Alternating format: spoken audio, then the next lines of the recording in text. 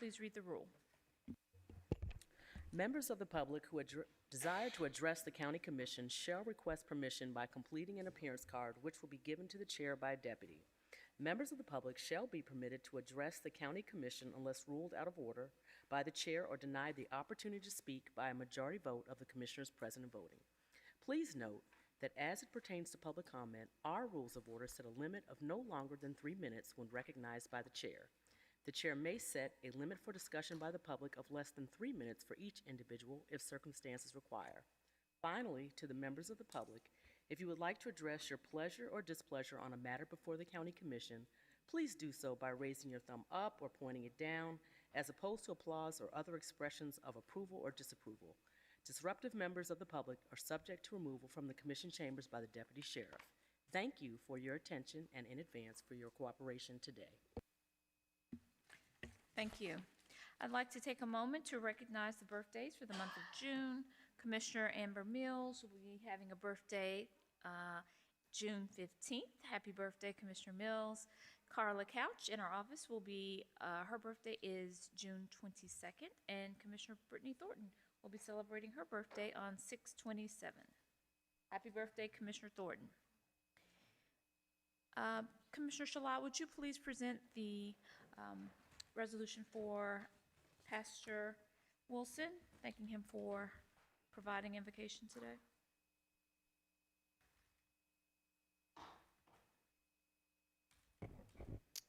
Repose in trust and confidence in the fidelity and ability of Pastor Marcus J. Wilson of Mount Olive First Missionary Baptist Church. We do appoint and constitute you chaplain of the Board of Commissioners to serve the 2025-2026 term of the Board of Commissioners at the will and pleasure of the chairwoman. This is the first day of June 2026.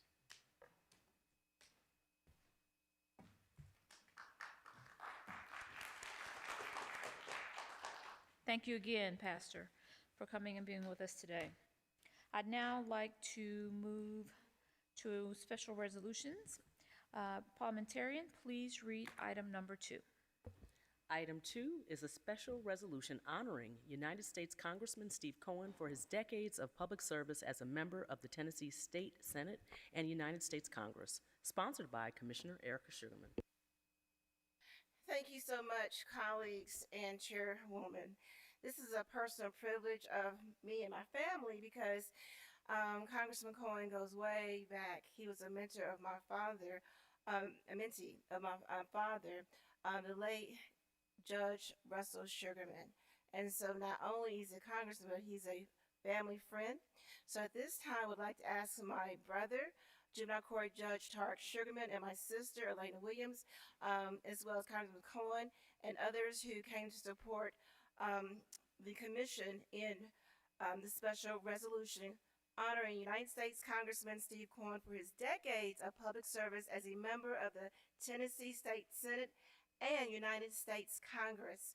Whereas the Shelby County Board of Commissioners recognizes and honors public servants whose leadership and strengthen Memphis and Shelby County through sustained advocacy, measurable results, and steadfast commitment to the people. And whereas the Honorable Steve Cohen is a lifelong Memphian, has served the public with distinction at the local, state, and federal levels, including 24 years in Tennessee Senate and service in the United States House of Representatives, representing Tennessee's 9th Congressional District.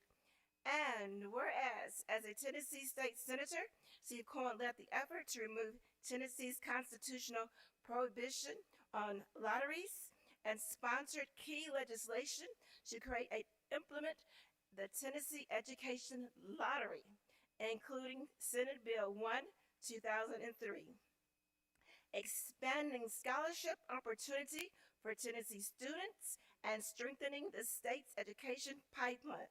And whereas, as a member of the United States Congress, Congressman Cohen has consistently secured and supported federal investments that strengthen Shelby County's economy, infrastructure, public health capacity, and quality of life, such as transportation, infrastructure, support for the Memphis region through U.S. Department of Transportation programs, including $1.15 million for the Memphis-based Mid-South Development District under the Regional Infrastructure Accelerators Program to advance local transportation infrastructure priorities.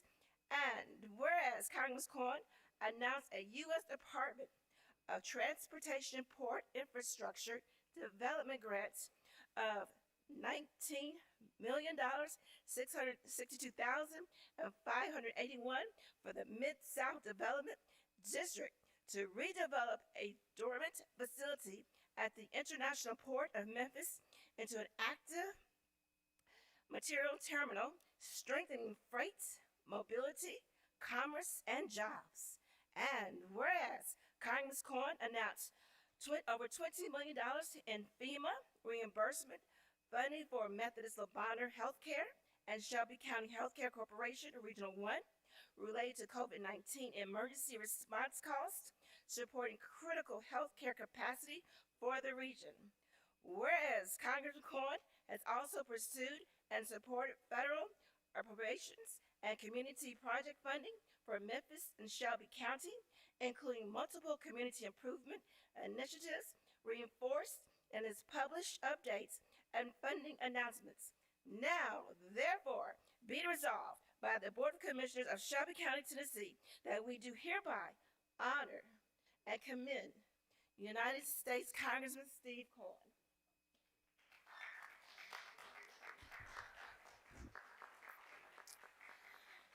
And Madam Chair,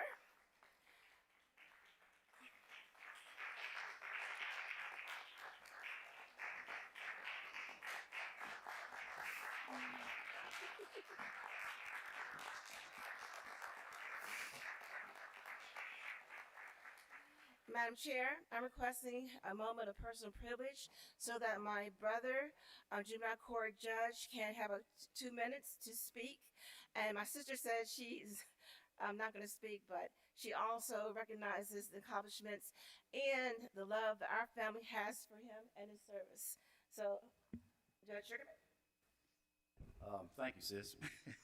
Listen, as the oldest surviving member of the Sugarman family, I want to thank Congressman Cohen first for the friendship he had with our family and our father all of these years, from the days at Bombay Bicycle Club, which we both remember fondly, as well as representing this county in the county commission, and then, of course, as a state senator, and then ultimately a congressman.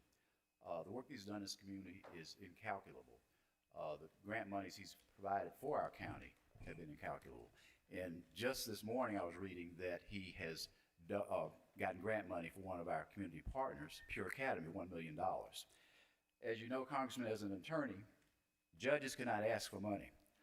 So Ms. Folsom, would you give him a call sometime soon and make that request? No, in all candor, he has been invaluable to our community, but more importantly to our family. I thank him for the years of friendship.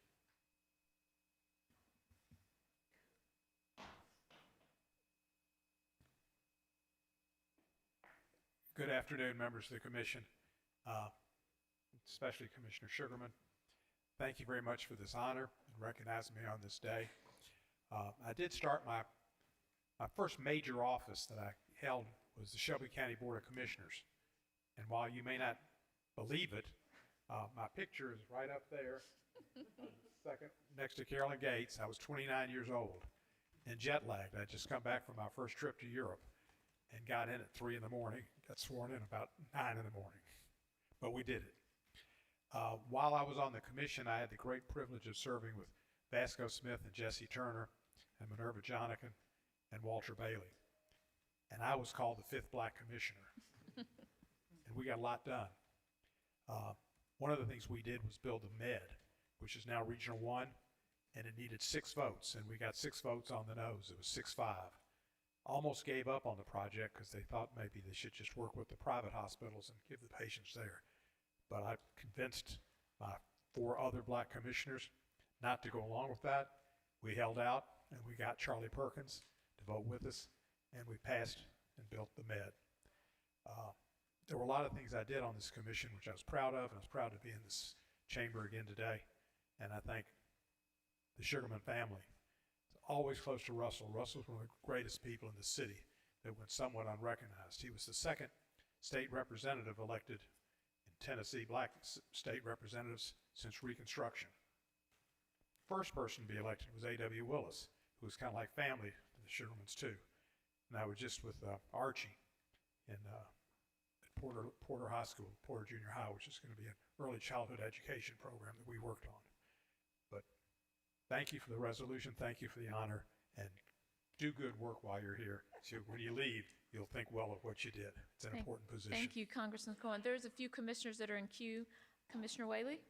Thank you, Madam Chair, and thank you, Congressman Cohen, for many decades of service to our community. I think, just what was listed out today is just a fraction of what you've somehow been able to accomplish, and what's really a relatively short period of time. It goes by fast, I'm sure. There's some days I'm sure you think it doesn't, but I moved to Memphis 20 years ago, the same year you ran and won Congress, 2006.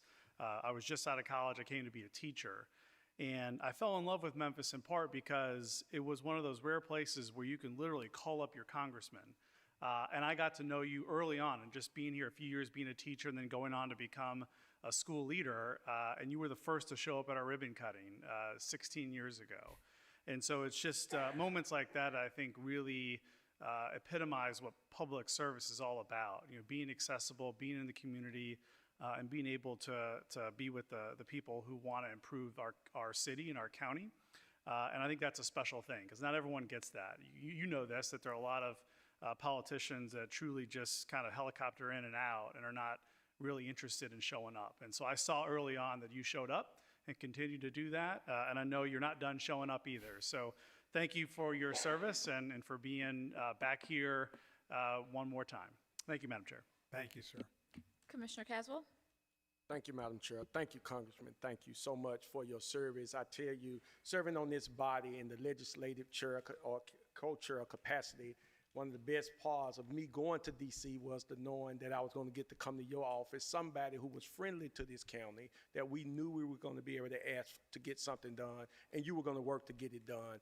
I think about the impact, even on my children's life, that's been able to go to college because of your fight for the lottery with the Hope Scholarships and the things that you have done. Your legacy is going to continue to live on great in this county. We thank you for the sacrifices, because we know it's been many to be the only blue person in this red state now.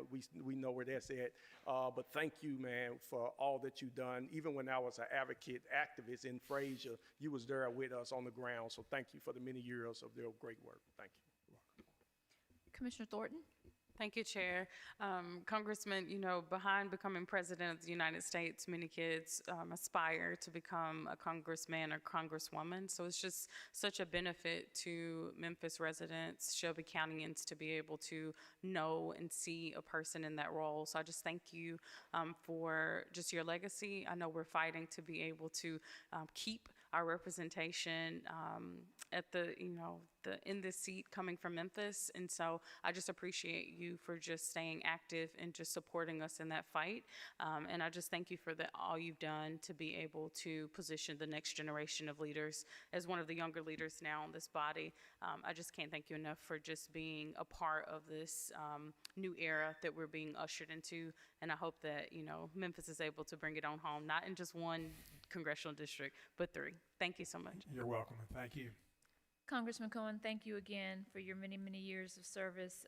It has been an honor to know you and to see how you have served this community, and we are forever grateful for all you have done for the 9th Congressional District. Thank you. Thank each and every one of you. I appreciate it. Thank you.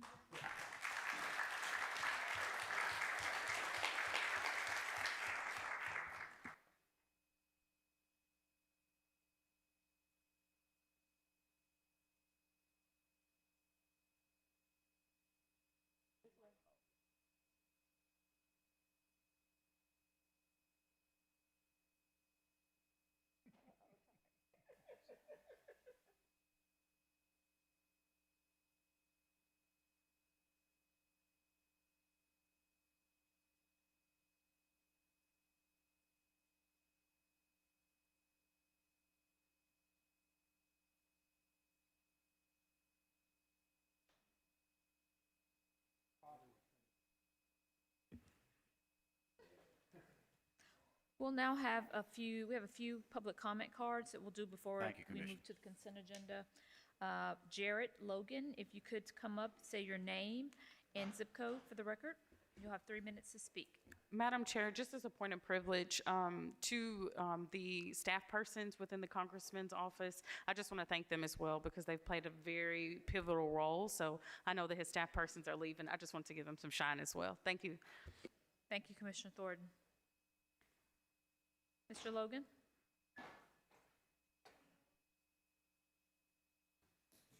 Good afternoon, everyone. I'm Terrell Richards, co-president of W&T Contracting Corporation. Good afternoon, Wiley Richards, co-president of W&T Contracting Corporation. Glad to be here. Excuse me. You gave some instructions and I didn't quite hear you. Can you repeat those Yes, for your me? name, zip code, and you'll have 3 minutes to speak. Okay. My name is Jared Logan, and again, I'm Jared Logan with W&T Contracting Corporation. I would like to bring forth an issue to the commission here that we have been dealing with. We are here today regarding the Whitehaven Clinic project number SBI 00928. W&T submitted a bid of approximately $19.6 million and was subsequently deemed non-responsive due to not having submitted a Shelby County business license with our bid and for not meeting the 20% LOSB goal. Note, we are not here asking for any type of special treatment. We are simply asking for a fair and transparent application of the solicitation documents as they were written.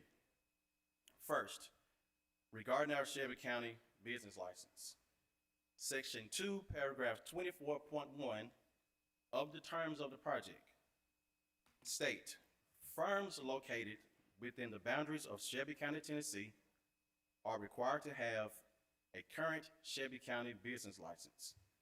At the time of bidding, W&T had a current business license, and that business license is still active. Additionally, Section 2, paragraph 24.2, page 9 states, successful bidders may be required to furnish a copy of their current Shelby County business license prior to the award of this bid or any part thereof. Now let's talk about the distinctions here. 24.1 requires possession of a business license, while 24.2 discusses furnishing a copy of the business letter later, not with the bid package. Excuse me. If W&T possessed a valid Shelby County business license during the solicitation period, then the position becomes we were compliant with 24.1 because we did have a valid license. If the county needed a copy of their license, 24.2 expressly states that the successful bidder may be required to furnish that copy prior to award. I'm going to move a little quickly because I know I'm running out of time. Secondly, and more importantly, is the LOSB participation issue. The county determined that W&T did not satisfy that 20% goal. However, Form A required that bidders provide a Shelby County BRNL number for the listed trade partners. The problem is that nowhere in the solicitation, addendums, questions and answers, or supporting documents have we been able to find where the county explains that a BRNL designation is equivalent to an LOSB certification or that BRNL status determines whether a subcontractor receives LOSB participation credit. Likewise, we were unable to locate any provision directing bidders on how to verify whether a subcontractor's BRNL status Mr. would Logan? qualify toward the 20% Yes. I'm so- LOSB goal. I'm sorry that your 3 minutes is up. I Sure. think there's some information that you passed around that we Yes. can make sure gets to each of the commissioners as well. Yes. So I would ask that each commissioner take a look at that packet that I left each one of you, and I'm going to stay around afterwards to see who will possibly be willing to take up my cause and investigate this just a little bit further. Thank you. Our next speaker is Richard Massey.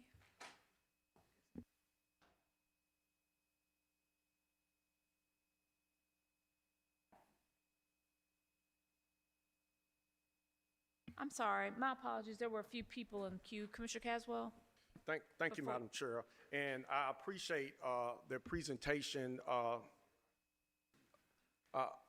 Yeah, I appreciate the presentation. I would like to say I appreciate you bringing that too. I know purchasing is here because I know this is another situation I had with another client where you broke it down to me to help me understand why she felt like her business license was not needed in the first place, right? Because it's saying, are you licensed in here? The second thing, like you said, if it was that the license should have been sent, that should have been done in 24.1.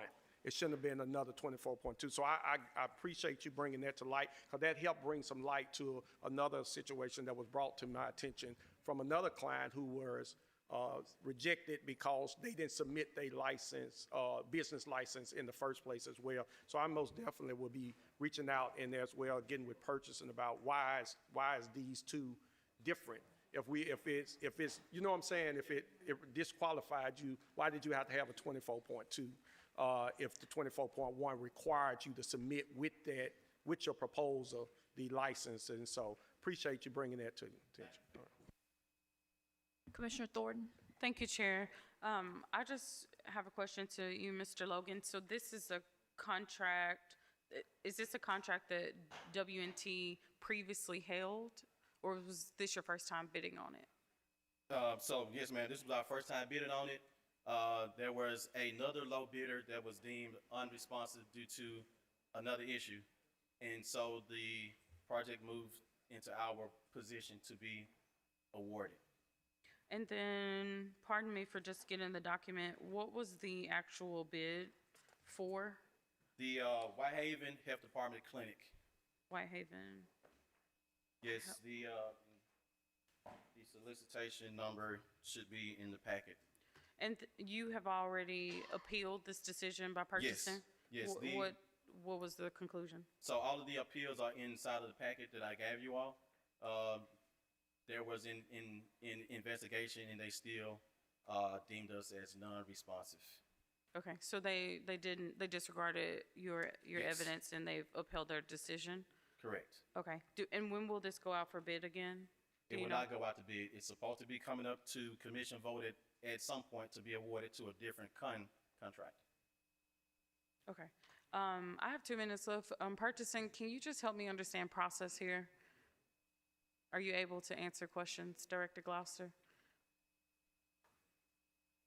I do think as he's coming down, we're starting to hear a lot more comments from local businesses that feel like our purchasing process is disfavoring them. We're not just creating a competitive and fair process. So I'm glad to see you guys come down to advocate for yourself and just to put us on notice to purchasing. So he said that he has appealed, your office has upheld its decision. Where are we at in the process? And to anyone on this body that wants to continue to investigate, because that's what he asked us to do, what is the recourse that we have to do that? James Gloucester, Administrator of the Person. Good afternoon, Commissioners. Right now, I do not have all the information in front of me to speak on it. It was an agenda item, and I wasn't prepared to speak on this. I am aware of the situation. We didn't disregard anything. We just looked into it and investigated and came with a decision. But based on different things, the policies, we need to get legal involved to look at certain things that's in the policy and to confirm certain things. But right now, I can't speak or answer anything. I don't have all that information in front. Okay, so hypothetically, if is there any way for him to challenge even your decision in the appeal process? Like, just tell the public what is the process. So you have a business owner here who has appealed, you've upheld your decision that he's non-responsive. Is there any more recourse that he has, that the commission has? Like, what can happen moving forward? But not far as from James Gloucester, Administrative Person. As far as purchasing goes, we went through the process when the vendors protest. We investigated, and we looked into it, came up to the conclusion that the bill would still be non-responsive based off the information that we didn't receive. So for each of the points that he lifted up in his public comment, did your appeal address each of those points? Yes, we looked into each point. But is it in writing that we could go back and find the counter from purchasing of each of the points that he's expressed today? Well, I sent an email back, responded via email. That was my response to after we investigated. So I didn't just talk to him and say it. I sent an email. Okay, with us looking into it. thank you. Commissioner Sugarman? Thank you. And so this is something that's ongoing. I'm hearing complaints. And thank you for having the courage to come up because we want more local vendors to be players as far as county contracts are concerned. And so I can do this one or two ways. If I asked before, if no responses, I need to know why. And so again, I could do it in the form of resolution. You know, I love writing resolutions. If we can have when there's non-responsive, can we have explanation so we can see what is going on so that we can have more local vendors participate? If it's something, for example, that's misunderstood, something that need to be streamlined, or whatever the auditors or processes are that need to be fine-tuned, that we can work together to make sure that we have more local vendors. We had, for example, a couple of local vendors come before you, and they were talking about certain issues, and I asked, you know, I would like to again see why they're non-responsive. The explanation you gave today, if you could start having it in writing, so we can see what is that we need to do so more local vendors can get contracts.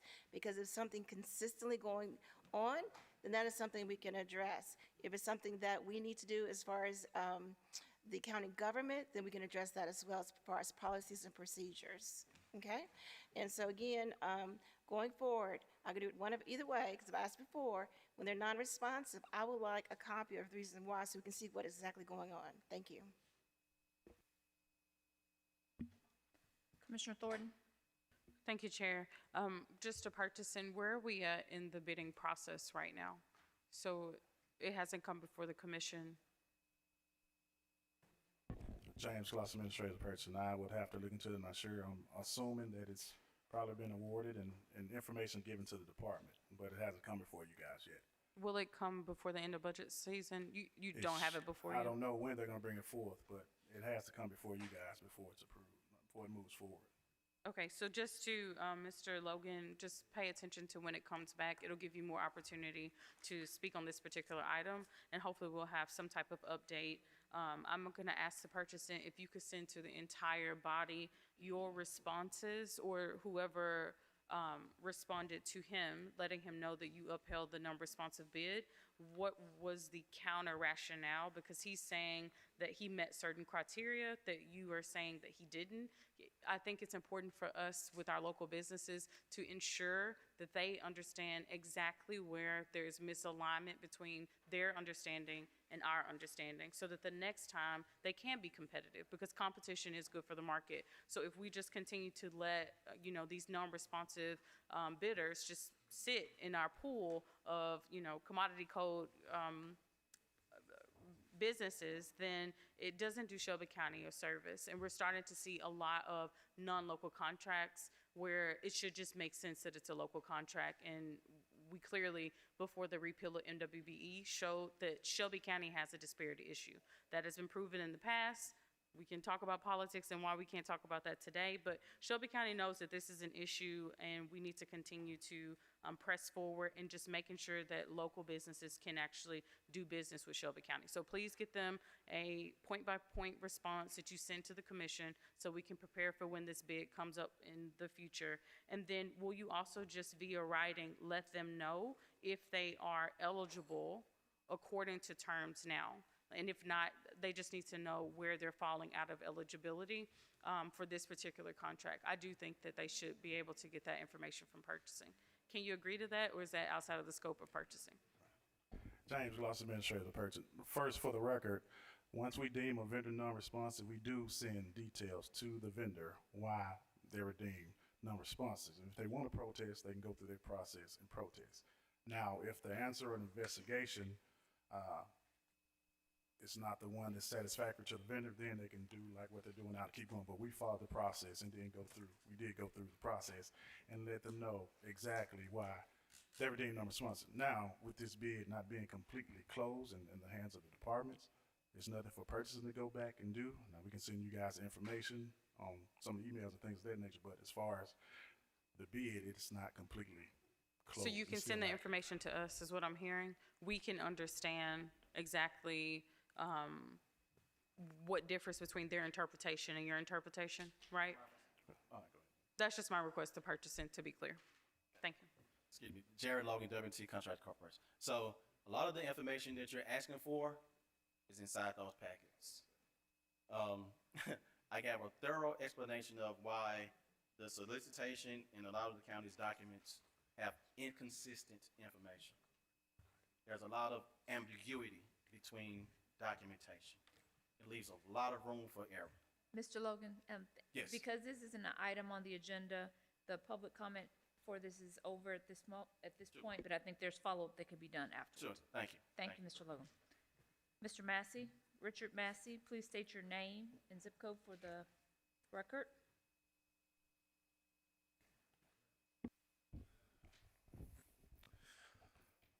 Richard Massey, 38111.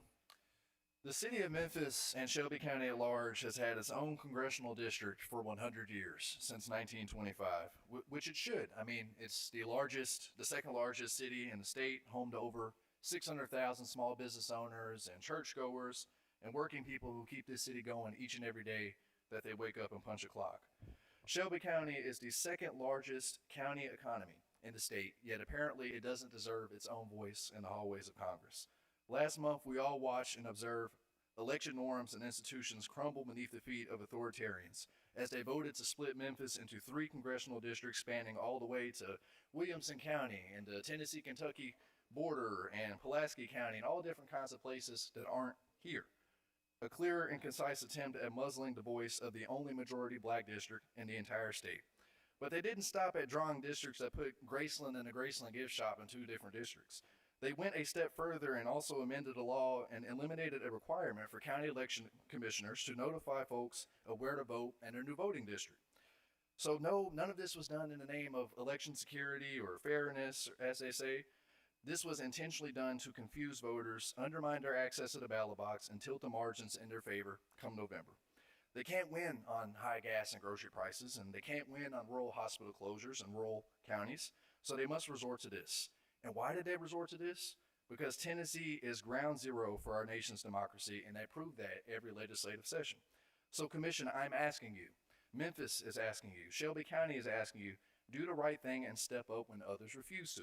Notify voters of their polling places, inform them of their new districts, show that the idea of democracy didn't die in Tennessee in May of 2026, but that this body stood up and filled in the gaps when there was a clear and obvious attempt to silence us for good. We are demanding that you put this effort on the agenda for the next meeting and vote to use the reimbursable funding offered by the state to disseminate crucial voter information to people across Shelby County. Thank you. Thank you, Mr. Massey. We have a few more public comment cards. Reverend Milo Lumpkin. You can state your name and zip code for the record. My apologies if I mispronounced your last name. Good afternoon, Commission. It's Reverend Milo Lumpkin. The I is short. Amen. I'm here to read the names of the people we lost inside the Shelby County Jail from 2018 to our present time.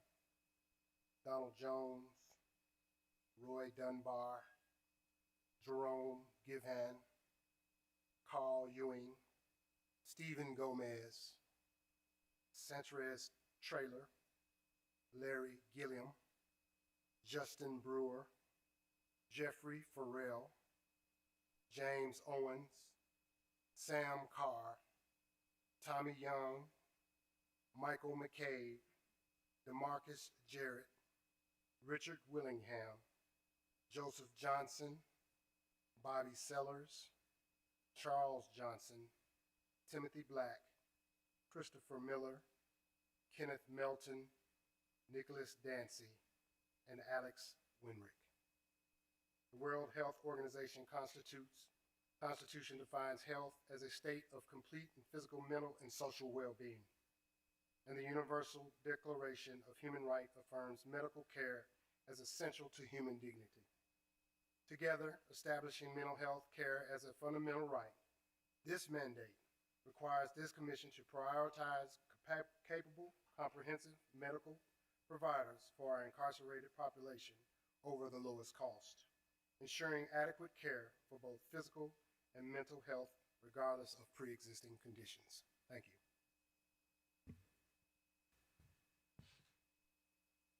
Our next speaker, Ethel Kilgore Ball.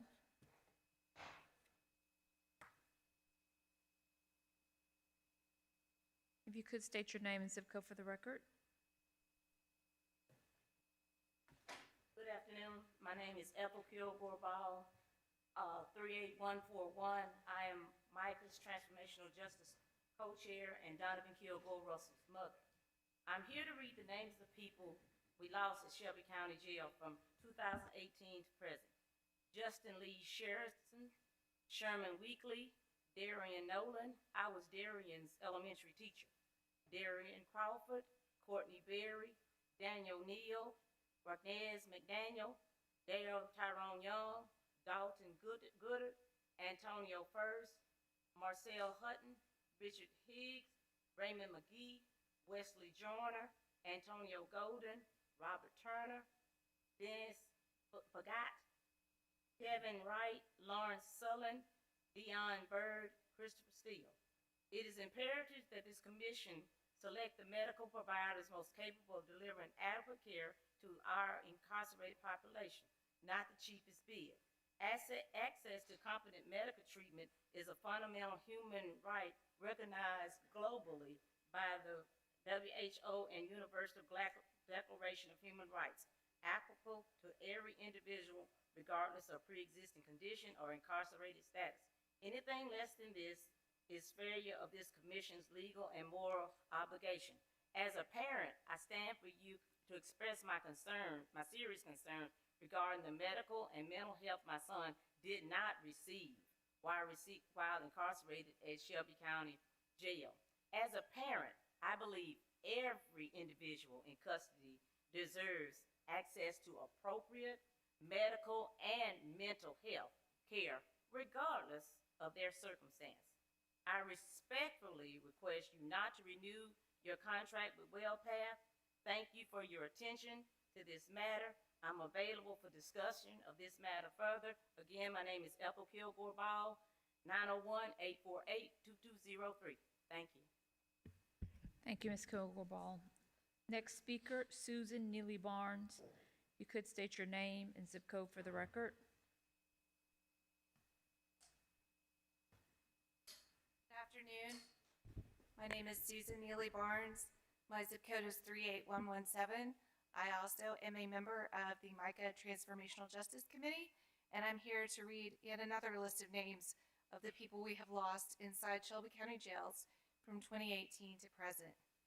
William Trentham, Jonathan Anguiano, Lamont Cummins, George DeClue, Tracy Gill, Martin Perez Estrada, Kimberly Clark, Tiffany Dukes, Malcolm Ford, Tiras Watkins, James Wilkes, Antonio Davis, Desmond Shipp, Stanley Campbell, Gershon Freeman, Demarion Walker, Leandro Isabel, Clintus Strong, Christopher Pettis, Avon Rollins, Jerome Mines.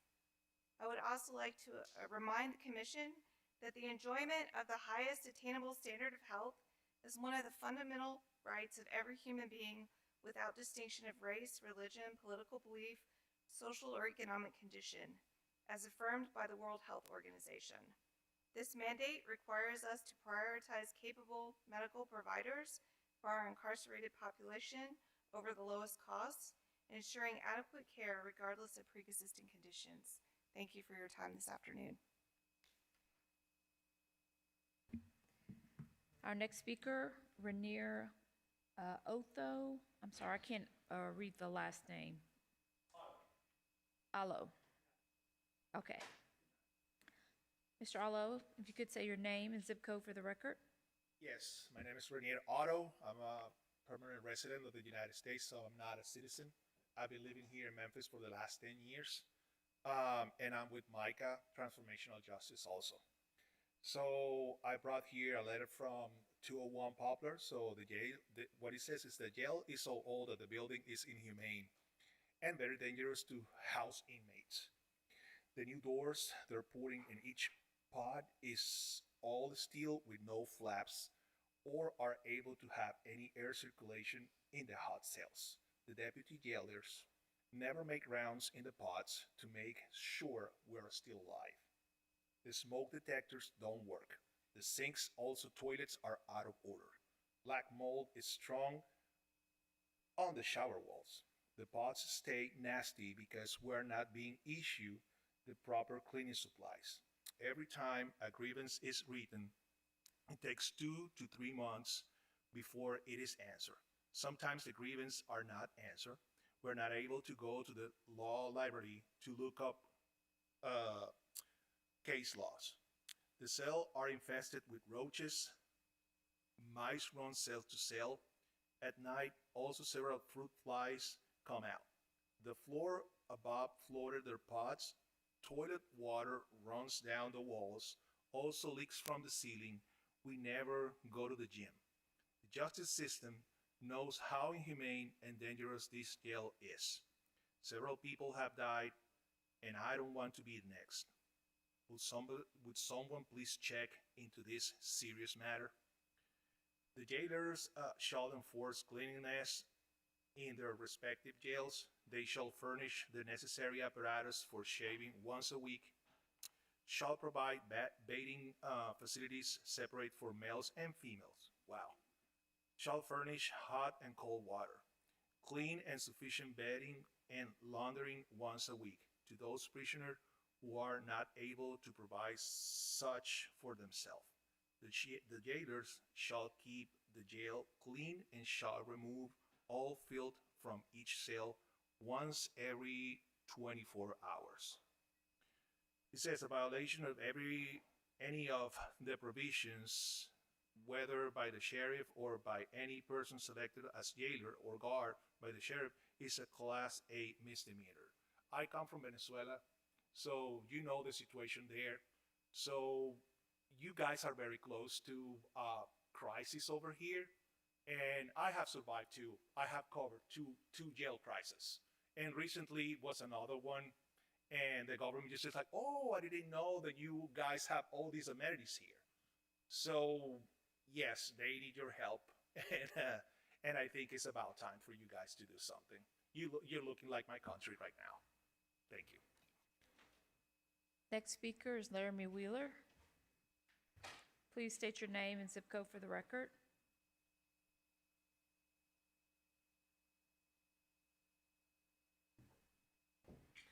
Hello, my name is Laramie Wheeler, 38107. I am the advocacy manager at Just City.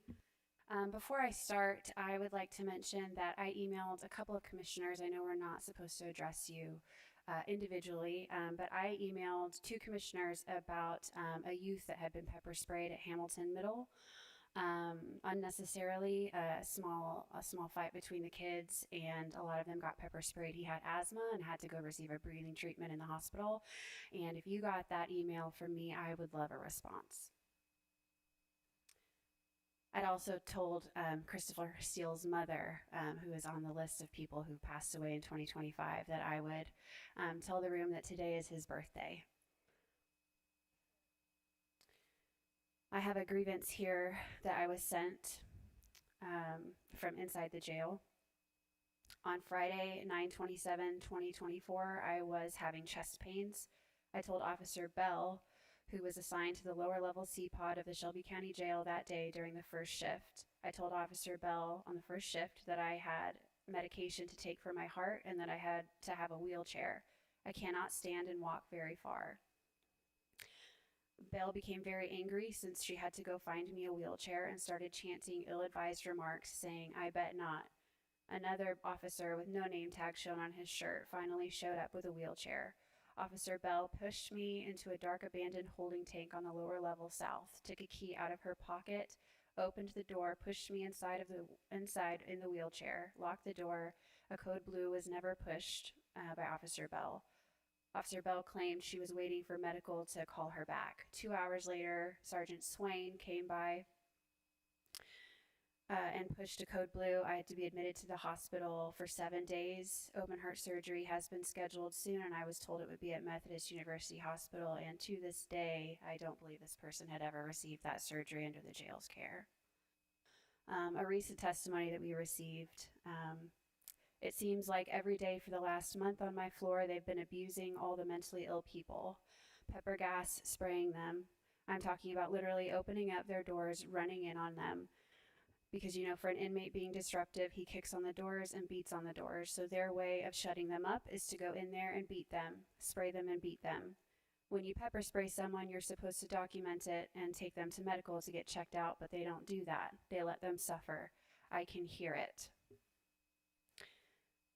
The World Health Organization Constitution defines health as a state of complete physical, mental, and social well-being, and the Universal Declaration of Human Rights affirms medical care as essential to human dignity.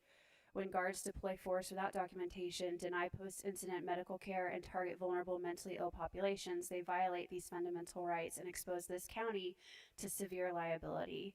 And I understand that everyone's busy. Respectfully, I hope that you're paying attention. We're asking for accountability. We're asking for mandatory mental health screening for Ms. all Wheeler, affected individuals. Thank you. Your time is up. Thank you. Our next speaker is Leona Venezia. My apologies if I'm pronouncing your name. If you could state your name and zip code for the record. That was pretty close. Thank you. My name is Leona Venezia. I live in Shelby County District 8, zip code 38107. I'm a leader with MICA's Immigration and Inclusivity Committee. I'm here because right now, thousands of my neighbors here in Shelby County don't know what their new congressional district is. The Tennessee General Assembly redrew our congressional districts and in the same bill eliminated the requirement to mail voters notice of their new district and polling place. I now share a congressional district with people who live near Nashville, but I'm in a different district from people who live less than 10 minutes away from me. When long-standing neighborhoods are divided up this way, confusion is inevitable. I believe that these district changes were designed to reduce Shelby County's voting power. We cannot undo the redistricting today, but we can help mitigate its impact by making sure that voters are informed and prepared. If Shelby County is going to have a strong voice in Congress, our residents need to know where and how to participate in the democratic process. Voter participation is essential to ensuring that our community is heard. This commission has the ability to help. The county charter gives you authority to appropriate funds for programs that benefit Shelby County residents. The state has also set aside nearly $1.9 million to reimburse counties that choose to notify voters. There is no reason for Shelby County to leave that money on the table. So I'm asking you to take 3 steps. First, urge the Election Commission to mail every affected voter a notice of their district and polling place. Second, provide funding for voter education through libraries, churches, neighborhood organizations, and other nonpartisan community institutions. Third, direct the county mayor to apply for available state reimbursement funds immediately. The August 6th election is only weeks away. We can help to mitigate the effects of this redistricting by ensuring that voters have the information they need before Election Day. Please act now and make this a priority for your next meeting. Thank you for your time. Thank you. Our last public comment speaker is Georgette Brooks.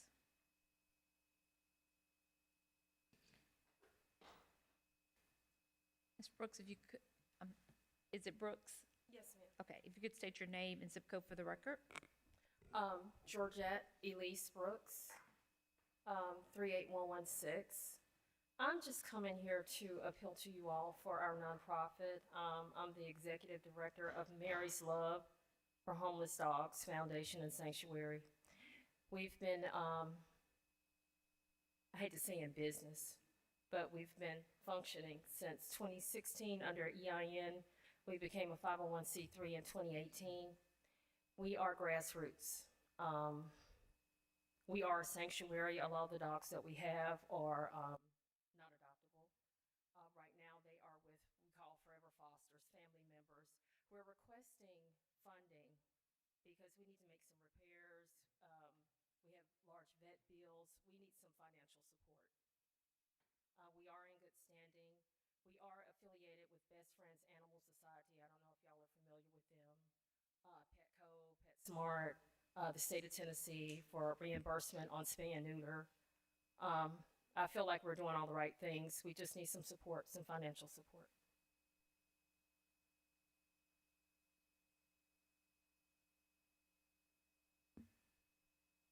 I have sent video of what we do a couple of times and a letter, just giving you a background. I've got no responses and no sponsors. I don't know how much more time I have. You have 1:33 seconds left. I normally can talk more. I don't know. Does anyone have any questions for me or anything? I'm normally, we need some money, y'all. We need some money. That's what it comes down to. We need some funding.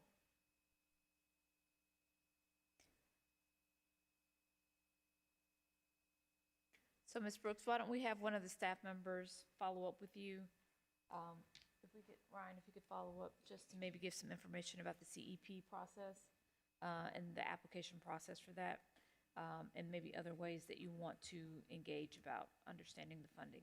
Now, I have done all that. Are you saying I need to do it again? Well, there's a process, and I'll have Ryan to go over that process with you. Okay. Should I wait, or will she She's going to contact? come down and speak with you now. Okay. Thank you. You're welcome. Thank you for y'all's time.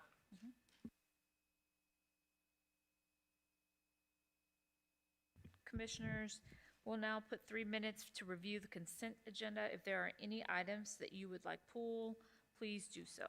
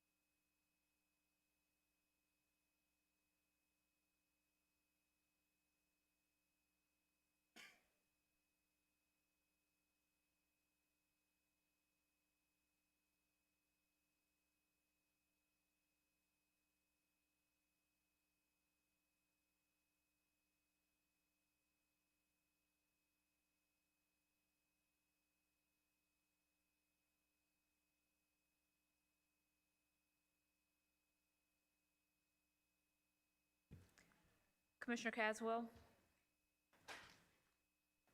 Thank you. Thank you, Madam Chair. I'm pulling item 31.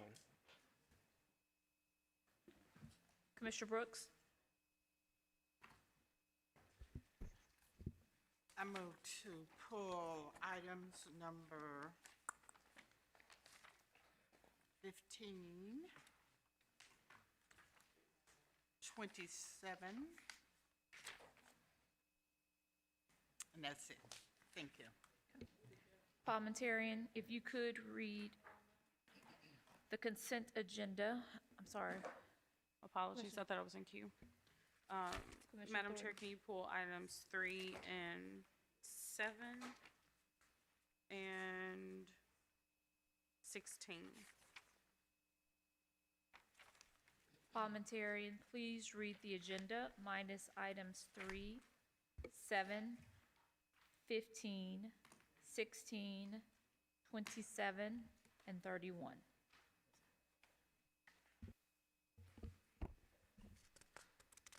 Items 4 and 5 come from the Budget and Finance Committee, which is chaired by Commissioner Whaley. Item 4 is a resolution receiving and filing the February 2026 monthly comprehensive financial update reports entitled Shelby County Government Monthly Commission Division Reports for the year ending June 30, 2026, sponsored by Commissioner Michael Whaley.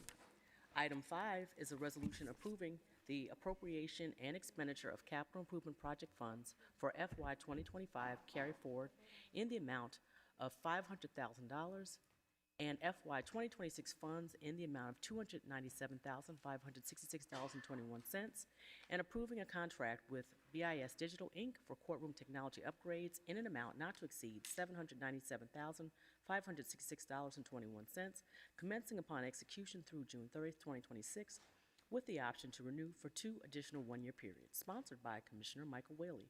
Item 6 is a resolution approving the purchase of 4 Chevrolet SUV emergency response vehicles from Wild Rose Chevrolet for the Shelby County Fire Department.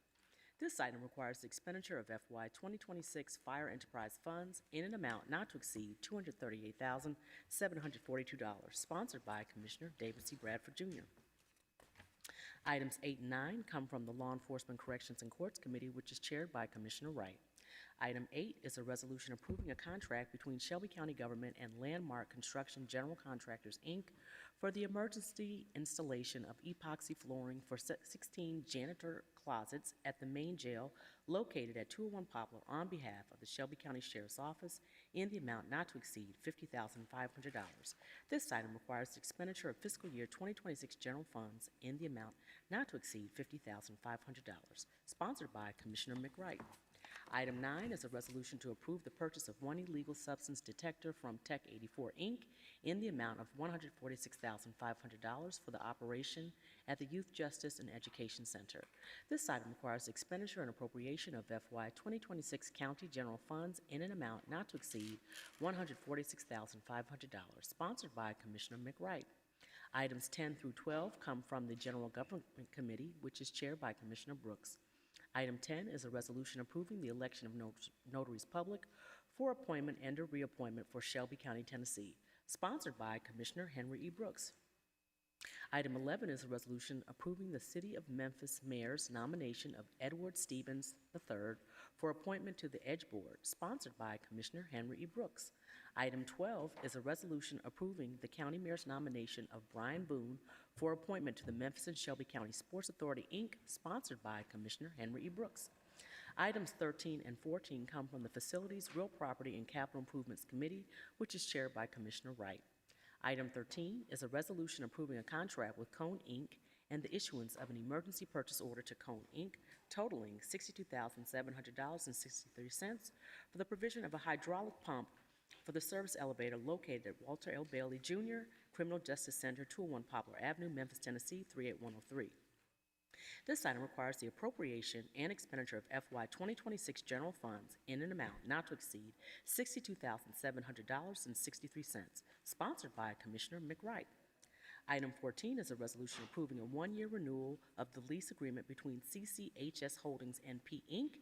and Shelby County Government on behalf of the Shelby County Mayor's Office of Innovation and Strategic Communications Shelby Cares Program for 3,155 square feet of office space located at 3362 South Highway 61, Memphis, Tennessee 38109, for the term beginning August 7th, 2025 through July 31st, 2026, with a partial payment of $1,882.82 for the month of August 2025, and with equal monthly rent installments of $2,431.98 beginning September 1, 2025, with the right to renew the lease for 2 one-year periods. This item requires expenditure of FY 2026 general funds in the amount of $26,202.62, sponsored by Commissioner Mick Wright, Commissioner Matthew Shalai, and Commissioner Charlie Caswell Jr. Item 17 is a resolution awarding, items 17 through 26 and items 28 through 30 and items 32 through 36 come from the Milton Community Enhancement Grants Committee, which is chaired by Commissioner Thornton. Item 17 is a resolution awarding county funds from the FY 2026 operating budget in the amount of $2,500 to National Tourism and Heritage Association, a charitable organization. This item requires an expenditure of $2,500 from the Milton Community Enhancement Program Grant Fund, sponsored by Commissioner Mikkel Lowry and Commissioner Brittany Thornton. This item was amended in May 27, 2026 committee meeting. Item 18 is a resolution awarding county funds from the FY 2026 operating budget in the amount of $1,000 to Tennessee First Responders Foundation, a charitable organization. This item requires an expenditure of $1,000 from the Milton Community Enhancement Program Grant Fund, sponsored by Commissioner Mikkel Lowry. Item 19 is a resolution awarding county funds from the FY 2026 operating budget in the amount of $1,500 to Code Crew, a charitable organization. This item requires an expenditure of $1,500 from the Milton Community Enhancement Program Grant Fund, sponsored by Commissioner Mikkel Lowry. Item 20 is a resolution awarding county funds from the FY 2026 operating budget in the amount of $2,000 to One Accord International, a charitable organization. This item requires an expenditure of $2,000 from the Milton Community Enhancement Program Grant Fund, sponsored by Commissioner Mikkel Lowry. Item 21 is a resolution awarding county funds from the FY 2026 operating budget in the amount of $2,500 to Show Up Collective, Inc., a charitable organization. This item requires an expenditure of $2,500 from the Milton Community Enhancement Program Grant Fund, sponsored by Commissioner Henry E. Brooks.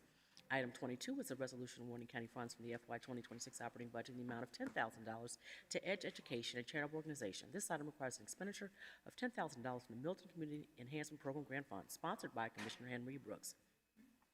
Item 23 is a resolution awarding county funds from the FY 2026 operating budget in the amount of $5,000 to Our Youth Memphis, a charitable organization. This item requires an expenditure of $5,000 from the Milton Community Enhancement Program Grant Fund, sponsored by Commissioner Brittany Thornton. Item 24 is a resolution awarding county funds from the FY 2026 operating budget in the amount of $2,500 to New Ballet Ensemble and School, NBES, a charitable organization. This item requires an expenditure of $2,500 from the Milton Community Enhancement Program Grant Fund, sponsored by Commissioner Brittany Thornton. Item 25 is a resolution awarding county funds from the FY 2026 operating budget in the amount of $5,000 to Street Impact, a charitable organization. This item requires an expenditure of $5,000 from the Milton Community Enhancement Program Grant Fund, sponsored by Commissioner Brittany Thornton. Item 26 is a resolution awarding county funds from the FY 2026 operating budget in the amount of $5,000 to In the Arms of an Angel, a charitable organization. This item requires an expenditure of $5,000 from the Milton Community Enhancement Program Grant Fund, sponsored by Commissioner Henry E. Brooks and Commissioner Brittany Thornton. This item was amended in May 27, 2026 committee meeting. Item 28 is a resolution awarding county funds from the FY 2026 operating budget in the amount of $20,000 to April 4th Foundation, Inc., a charitable organization. This item requires an expenditure of $20,000 from the Milton Community Enhancement Program Grant Fund, sponsored by Commissioner Matthew T. Shalai, Commissioner Miska Clay Bibbs, Commissioner Erica Sugarman, and Commissioner Brittany Thornton. This item was amended in May 27, 2026 committee meeting. Item 29 is a resolution awarding county funds from the FY 2026 operating budget in the amount of $28,500 to the Black Pearl Nail Academy, a charitable organization. This item requires an expenditure of $28,500 from the Milton Community Enhancement Program Grant Fund, sponsored by Commissioner Matthew T. Shalai, Commissioner Miska Clay Bibbs, and Commissioner Brittany Thornton. This item was amended in May 27, 2026 committee meeting. Item 30 is a resolution awarding county funds from the FY 2026 operating budget in the amount of $24,000 to Autism Advocates, a charitable organization. This item requires an expenditure of $24,000 from the Milton Community Enhancement Program Grant Fund, sponsored by Commissioner Matthew T. Shalai, Commissioner Miska Clay Bibbs, and Commissioner Brittany Thornton. This item was amended in May 27, 2026 committee meeting. Item 32 is a resolution warning county funds from the FY 2026 operating budget in the amount of $5,000 to Lee Jazz Omega, a charitable organization. This item requires an expenditure of $5,000 from the Milton Community Enhancement Program Grant Fund, sponsored by Chairwoman Shante K. Aman. Item 33 is a resolution warning county funds from the FY 2026 operating budget in the amount of $40,000 to Good Health Organization, Inc., a charitable organization. This item requires an expenditure of $40,000 from the Milton Community Enhancement Program Grant Fund, sponsored by Commissioner Henry E. Brooks, Commissioner Miska Clay Bibbs, and Commissioner Brittany Thornton. This item was amended in May 27, 2026 committee meeting. Item 34 is a resolution warning county funds from the FY 2026 operating budget in the amount of $5,000 to Mindful in Memphis, a charitable organization. This item requires an expenditure of $5,000 from the Milton Community Enhancement Program Fund, sponsored by Commissioner David C. Bradford, Jr. Item 35 is a resolution warning county funds from the FY 2026 operating budget in the amount of $50,000 to Historic Archives of Rosemark and Environs, HARE LLC, a charitable organization. This item requires an expenditure of $50,000 from the Milton Community Enhancement Program Grant Fund, sponsored by Commissioner Amber Mills. Item 36 is a resolution warning county funds from the FY 2026 operating budget in the amount of $5,500 to Ladies in Need Can Survive, Inc., a charitable organization. This item requires an expenditure of $4,500 from the Milton Community Enhancement Program Grant Fund, sponsored by Commissioner Charlie Caswell Jr., Commissioner Brittany Thornton, and Commissioner Henry E. Brooks. This item was amended in May 27, 2026 committee meeting. I just want to point out to the chair that there is an inconsistency in item 36, so. Can that be clarified? Is the amount 5,500 or 4,500? It's 55? Okay. Okay. We need to make an amendment now before we even gotten a motion. We haven't even got a motion yet. We can do that after. We can just pull that one, remove this one, Okay. or we can do an amendment and just vote on them all as amended.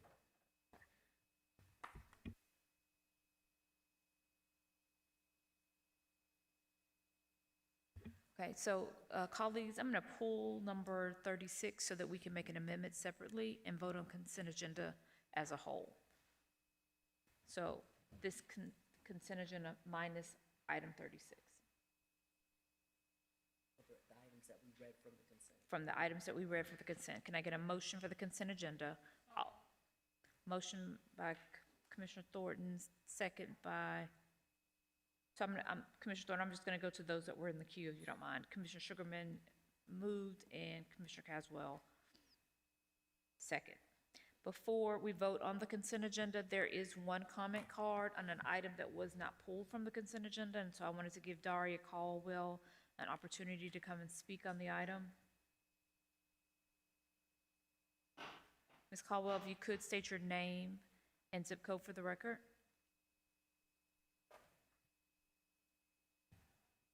Greetings, my name is Daria Caldwell, zip code 38116. I am the founder of the Black Pearl Nail Academy. The Black Pearl Nail Academy is the first full-service manicure school in the state of Tennessee and currently is the only strictly 501c3 nonprofit manicure school in the state. The nonprofit structure was intentional. I wanted to build a school that exists to serve the community and not exploit it. Unfortunately, we have all seen schools change outrageous tuition, consume students' federal funding, and leave them with debt instead of direction. The Black Pearl was created to do the opposite. We provide adult learners with specialized training that leads to real careers, entrepreneurship, and economic independence. Our students gain foundational skills, financial literacy, customer service skills, and stackable credentials necessary to become licensed nail techs, advanced medical pedicurists, and certified medical pedicurists. But we teach more than nails. We teach professionalism, ownership, and even confidence. We teach our students how to become fiscally responsible entrepreneurs who can successfully create businesses right here in Shelby County. And our numbers speak for themselves because in just 8 years, the Black Pearl has helped license more than 250 individuals across Tennessee, Mississippi, and Arkansas. With assistance from this council, we will give young people who are currently learning incorrectly an opportunity to learn professionally and legally. We can guide their entrepreneurial journeys and ensure they are operating legitimate businesses in Shelby County.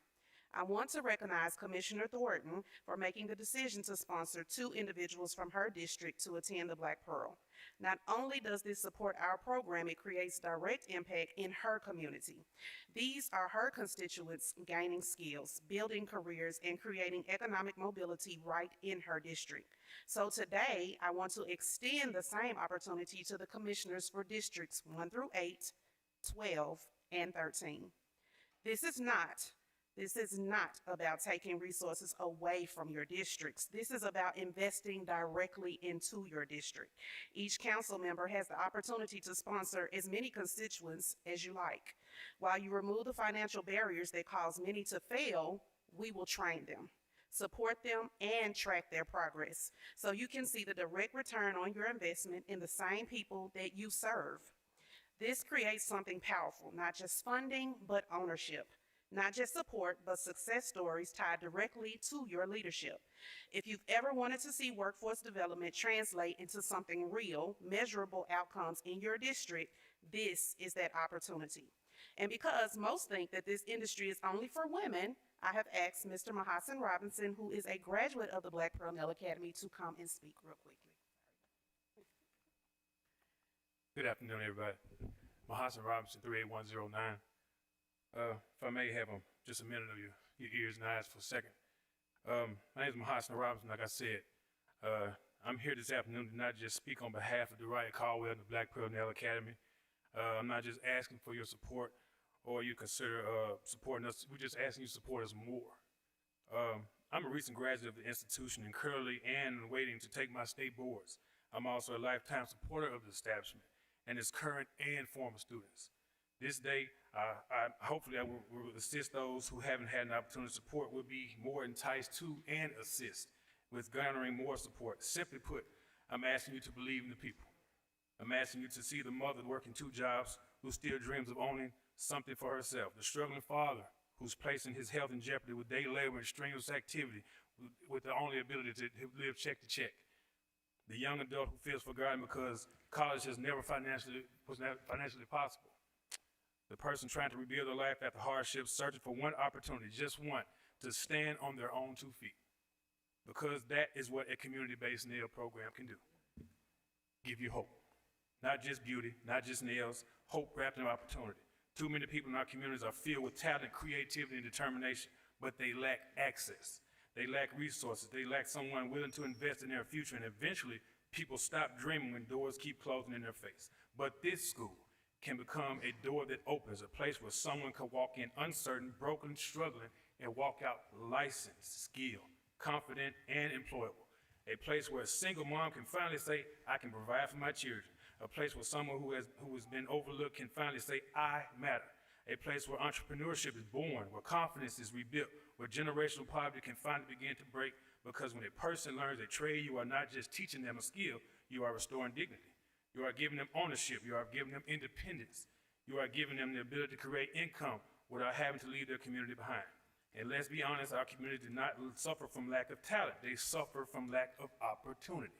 This school can change that. The support you provide today could become a future salon around anywhere in this county. A mentor teaching the next generation. A parent no longer choosing between bills and groceries. A business bringing money into the county, and last but not least, a life completely transformed. Thank you. I'm sorry. That's You didn't okay. pull a comment card, and her 3 minutes is up. I was trying to give That's you okay. latitude, but I appreciate your comments. Thank you. Thank We you. have 2 commissioners in queue. Commissioner Sugarman.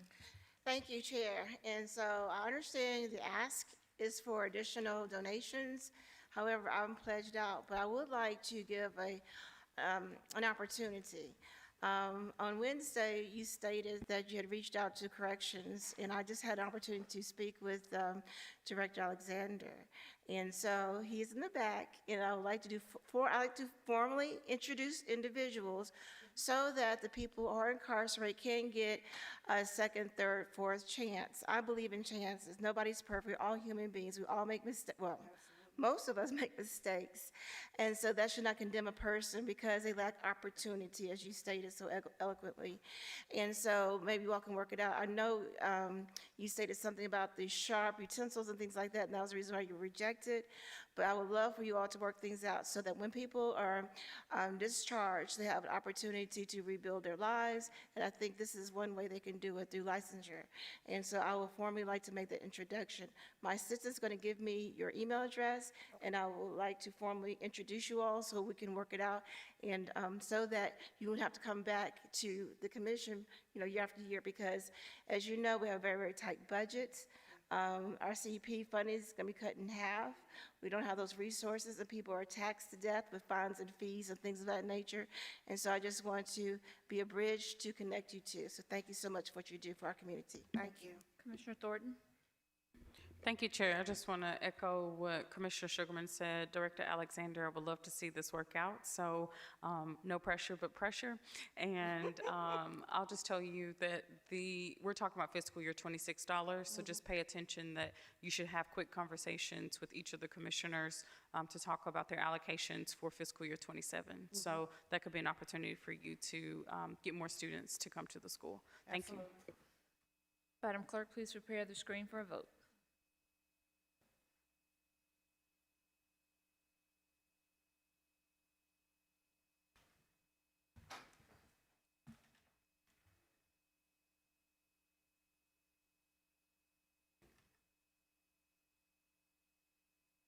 Madam Clerk, please report the vote.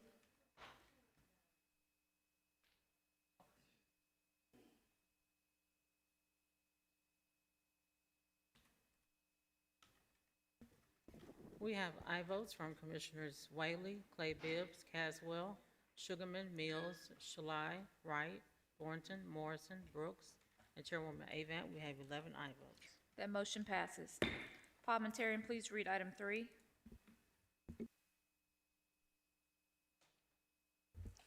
Item 3 comes from the Budget and Finance Committee, which is chaired by Commissioner Whaley. Item 3 is a resolution appropriating and expending fiscal year 2026 capital improvement funds for a previously approved contract with Axon Enterprise, Inc.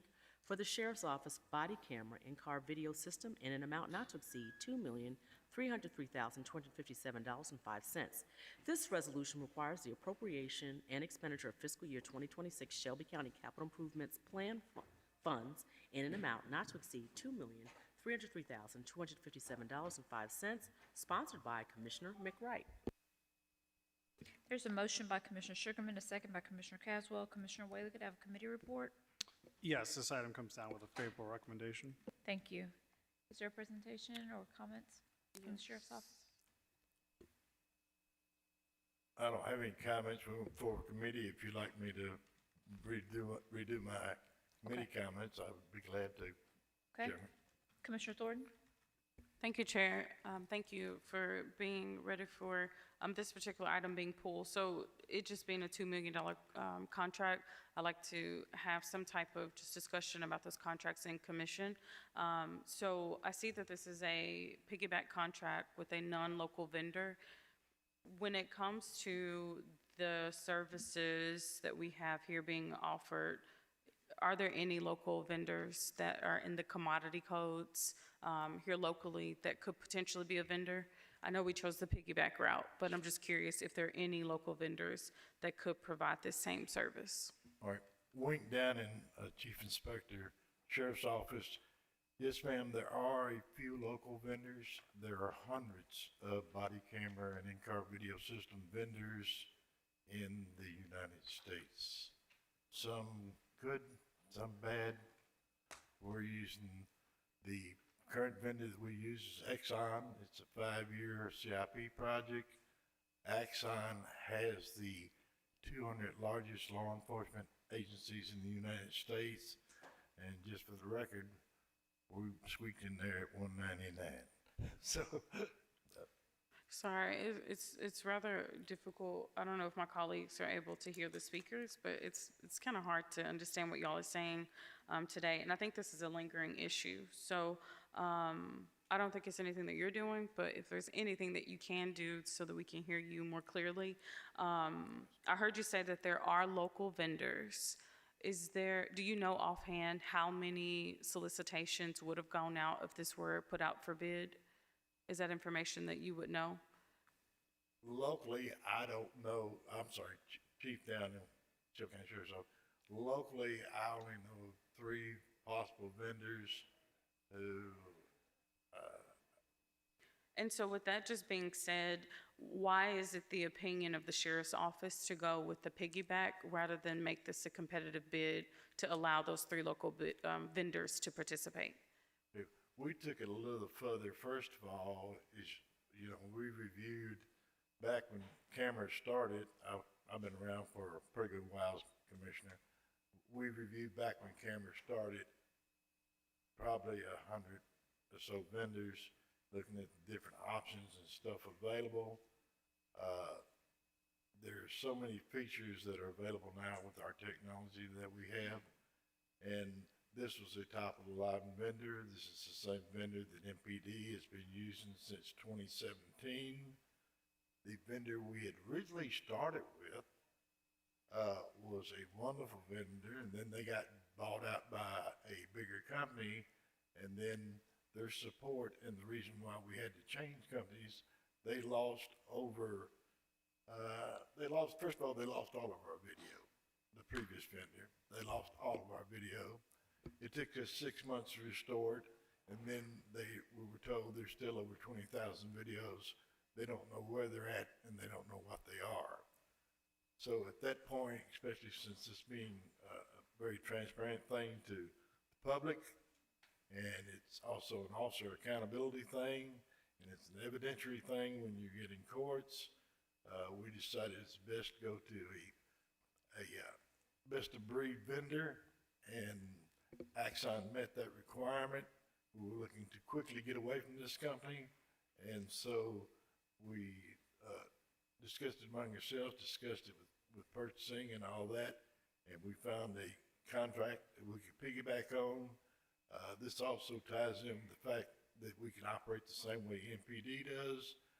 MPD provides their evidentiary videos to the Attorney General's office in a manner where they just have to search it, pull it up. We weren't able to do that. We were having to provide the personnel, which we were extremely short on, of pulling the video, rendering it to a thumb drive or to a DVD or something to get it. So this was actually a cost-saving matter, plus it kind of uniformed the way the criminal justice approach to how video is used in the courts in Shelby County and by law enforcement. Thank you. Commissioner Sugarman? Thank you, Chair. And so I'm just curious, and this is to the attorneys through the chair. It says a 5-year contract with Exxon Enterprise Incorporated. I thought we had a policy where we had like a 2-year max with, 1-year extensions. Is that not the case? Because it says 5-year contract with Exxon Enterprise. And I was just curious, why is it 5-year, not 2-year? Megan Smith, County Attorney's Office. I can check the permanent rules to see if that's a procedural item. There's no legal barrier to the 5-year contracting rule, so it is properly before you and available to vote up or vote down. Okay, and so again, going back to Wink, I'm really having problems with, local vendors being overlooked, and we don't know for sure that this is the lowest bid because we haven't put it out for bid. Piggyback also seems to me a way of getting around that fact. If it's not a case of emergency, then it's a piggyback, closed bid, and we're just continually to contract out local vendors. And so I'm not going to support this. And again, it's 5-year, not 2 years. So again, I will not be supporting this. Thank you. Yeah. The Chief down in Shelby County Sheriff's Office, Commissioner, I don't know how to say this, but I don't want to hurt nobody's feelings or anything, but we need the best technology available when it comes to doing our job, protecting our officers, protecting the public and all that. There's a lot of fly-by-night vendors. We had a top-of-the-line vendor until they were bought out by a larger company. It went south. we had what I call an expedient need to get rid of that vendor as soon as possible and get this going, and so we wouldn't have a lapse or any loss of any more video from this vendor that we were dealing with. We had an on-premise solution. The reason why this solution costs a little bit more is because it's a hosted solution in the cloud. The video's in the cloud. We don't have an on-premise server and storage area. And speaking to this commission approved a 5-year contract by waiving the commission rules and agreed with us at the time. And it's a 5-year CIP project. And the reason why it's a 5-year CIP project, because this type of technology is so expensive these days that we couldn't come up with general fund or 1 year of just CIP funds to fund it. So we convinced the vendor to spread the cost of this equipment out over 5 years and asked this commission to approve, spreading the cost out in a CIP project over 5 years.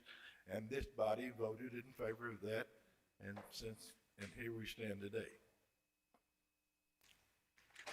Commissioner Thornton?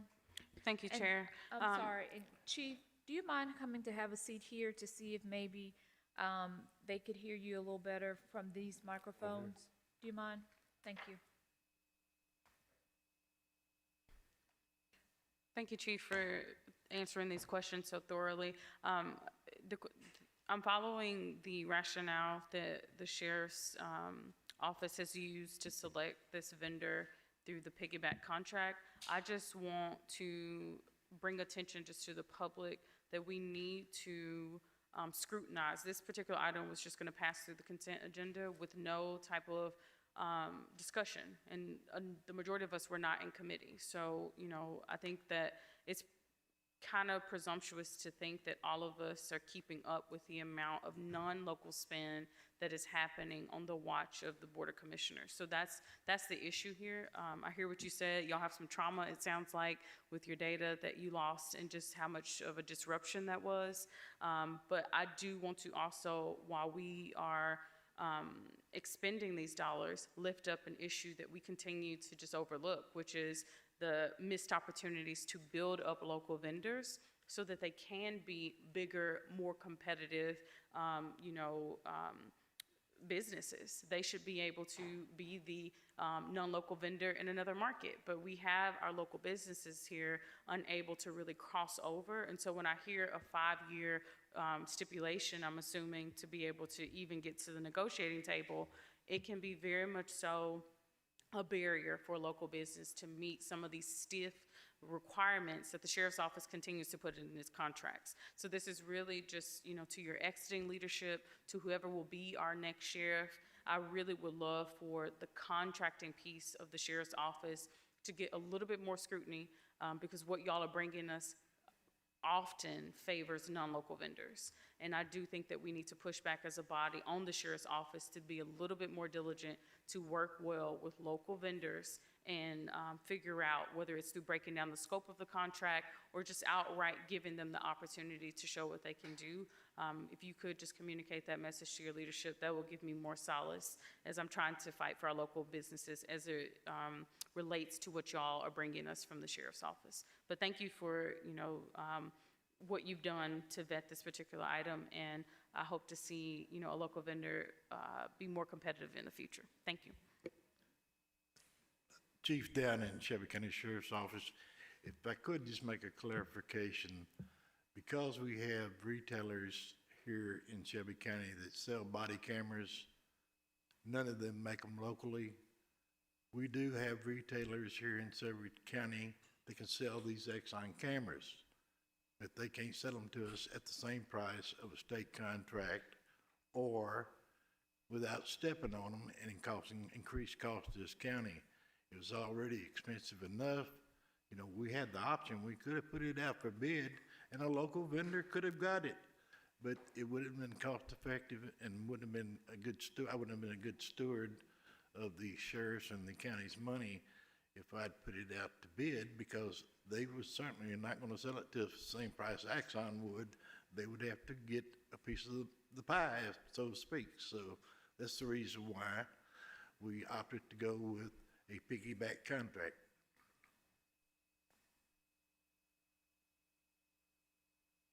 Commissioner Sugarman. Thank you, Chair. And so, so this is $2.3 million. Is that $2.3 million over a 5-year period? So is it 2.3 each year? Is that correct? Correct, Commissioner Sherman. So that would be a I'm total sorry. about $12 The first year million. was not that much because we didn't have that much in the CIP project. That, you know, you had to get approved 5 years ahead of time. So then we negotiated it, and then we were able to work with finance to get it into a 5-year CIP project, spread the cost over the 5-year period. So this is the second year, and for the third, fourth, and fifth year, it will be 2.3 million. Okay, so it's 2.3 million each year for the next 5 years for approximately about $12 million total. Is that correct? Okay. And again, you know, and so you're saying the 3 local vendors could not offer the things that this particular vendor, Exxon Enterprise, which is is it out of state or just out of county? Is it out of state? The contract, Yes. this contract was with the state of Nebraska contract, but the state of Tennessee had the very exact same contract, except for it expired before the 5-year period. So we did have a contract with the state of Tennessee? Is that what it's hard to hear. State of Tennessee contract is one, it was one we was gonna originally try to piggyback on, but it expired before the 5-year period. So we looked at other state contracts and we found the state of Nebraska had the same contract, but was So we're good for picking the back 5-year off period. of the Nebraska contract. Is that correct? Yes. Wow, so we had to go to another state to get a piggyback. And so these 3 vendors that you speak of, so none of the 3 vendors could offer the things that you all needed. Is that correct? Yes, they could offer the Axon cameras at a marked up price. Because sometimes, you know, I hear, you know, what's best, and if you go outside of the county, it's outside the state, okay, you're not building up the capacity here locally. And so when you don't do that, then you're talking about taxpayers' funding source. That's an issue. And so in the long run, it's more costly as opposed to the short run. And so many times we're short-sighted because we're overlooking at the people the vendors that are already here. And they're having to close down because they are not able to get these contracts. So again, I'm hearing over and over, it's more cost efficient, but is it? If you only consider the short run and not the long run, because we are losing individuals who are moving outside. We have companies that are leaving, and pretty soon our tax base is going to shrink to the point that we're going to be in dire consequences. So again, I cannot support this. Thank you. Commissioner Caswell. Thank you, Madam Chair.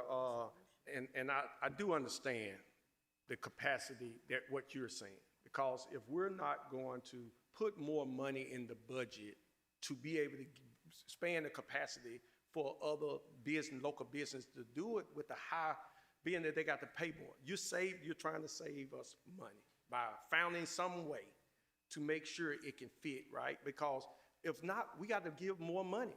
If we don't put more money in the budget, then we're going to be saying we got to raise taxes because we're not being competitive to found. Sadly, I know, and I hear my colleagues fully understand that we got to do something, but that something is put more money in the budget and then say, let's give local people the opportunity. But if we're not going to put more money in the budget to give you more money to be able to give local people that opportunity, what are we doing? Because we're going to ask you to go out there and pay more, but then we're going to tell the people we ain't got no money, we broke. Either we got money or we don't. And so I understand 100% what you're doing and why you're doing it. And I appreciate it being done. I hate that our local people are not able to compete, and I want to see that. But how we see that, we put more money in the budget and say, go compete locally. Thank you. Commissioner Sugarman, this is your 3rd time speaking, so you'll need to make a motion to suspend the rules. Okay, so moved. Thank you. Can we do that without, can we do that without objection? Seeing none, you're recognized. And I just want to say, we don't know if this is the lowest and best because it wasn't put out competitively. It was not, it was a piggyback. And piggyback just rides on another contract. And so I just want people in the public to listen. We don't know if this is the lowest best bid because it wasn't sent out. There was no RFP sent out. There's no RFQ sent out. So again, we got to be careful to how we convey to the public. We don't know it's a competitive bid because it wasn't sent out. And so again, this is a piggyback, not a competitive bid. And if there was a competitive bid, RFP, we would see the scoring card. And therefore, because it was a piggyback, there is no scorecard in the system. So again, this is not a competitive bid, this is a piggyback, which is a difference. Thank you. Madam Chair, may I speak? Wayne Down in Shelby County Sheriff's Office. Commissioner, I feel at this point it's important for me to tell this body that the last 2 years I have done good to pay maintenance on my technology projects. Buying anything has been out the door. This year's proposed budget by the administration doesn't look any better. I need more body cameras now, but it doesn't look like I might have the funding opportunity. We have been moving monies around. This new system's been a nightmare trying to get monies moved around to pay certain bills. And I appreciate what you're saying. I am a lifelong Memphian. I want to do business here in Shelby County with Memphians, but I also got to be like anyone else. And, you know, it's just like the family budget. You're going to try to spend the dollar that you're given most prudently as you can. I would love to have the money to go to a local vendor. But right now, when the first body cameras we bought, I'll just say the name of the company because it's no longer in existence. It's bought by a big company. WatchGuard. It was put out to bid. It was bid on by a local company who did absolutely nothing but get a check. Everything we did with WatchGuard, we had to do ourselves and go through them. They got paid for it, got their little commission off of it, and they were out of the business. Now, what kind of good business is that for Shelby County? That's not good business.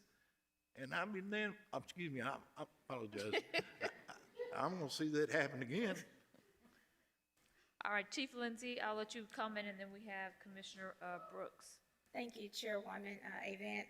I just want to bring to the Commission's attention that this is year 2 of a 5-year contract. So year 1 was last year, this is the second year, and there are 3 more years remaining. So I just wanted to point out that this is a renewal agreement. Commissioner Brooks. Just a quick question in reference to this piggyback. I heard the state of Nebraska mentioned. Is that where we're piggybacking from, or is that or is it Arizona? Yes, or is ma'am. it Nashville? If you're Wayne Down in Shelby County Sheriff's Office, if you're familiar with piggyback contracts, they are managed by different companies. There's only about 3 different companies that manage these state contracts. This particular contract, and I have to refer back to the original resolution, was managed by Omni Partners. In what state? They're just a company that does businesses with different states in the United States that Where are they manage their headquartered? state contracts, so Where are they they don't have to. headquartered? Pardon? Where are they headquartered? I do not know. Okay, so let me ask you this. I heard you say something, I don't know what's wrong with our system. It's a little muffled, so I'm not getting every word you say, but I think I heard you lambast the company because a local company, and it seemed like to me you were not going to do business or weren't excited about doing business locally because of this one bad experience with one local company. Did I hear that? You did hear that, Commissioner, and that's not the first time that's happened to us. Well, we have been forced to go with a local vendor. So what you're going who to does do nothing is, but- you're gonna, all right, well, hold on for a minute. So I want to understand. So what you're saying is that with your actions, that because of one bad experience with one local company, you are totally against doing business with any local companies? Is that what you're saying? No, ma'am. Okay, so what are you saying? What I'm saying is I'd be glad to do it if the commission would fund it. You know what I mean? Other than that, I'm gonna have to be, Okay. I'm gonna have to be good Just- with well, the dollars just I wanna got make and sure I spend them understand. wisely. Let me make sure I understand. So did you have an opportunity to find out if Thomas Consultants could do this work? I mean, there are several top shelf, highly rated, locally owned technology companies based right here in Shelby County. And this one just comes to mind, Thomas Consultants. Have you had an opportunity to do business with them? Yes, and we do quite a bit of business, Thomas. Okay, okay. So why did, you just help me to understand why we didn't do this business with them? Commissioner, you have to go back to the first of what I was talking about. The situation was accident.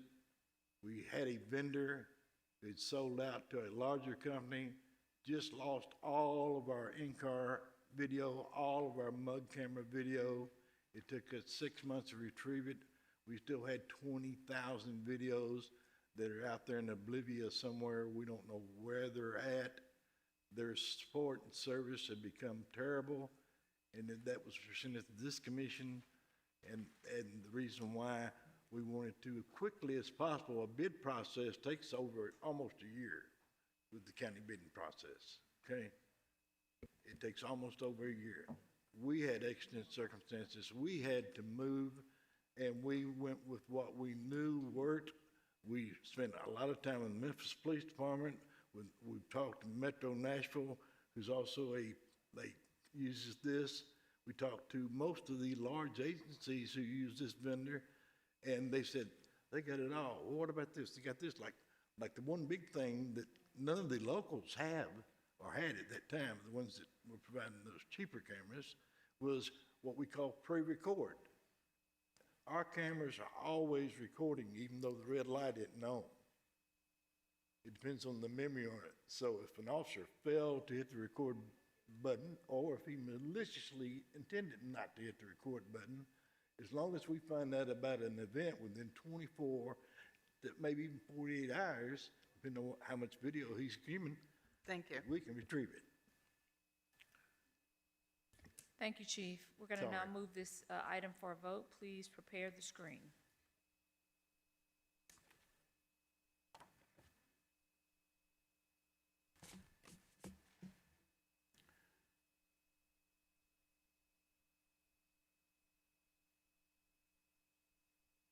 Please report the vote.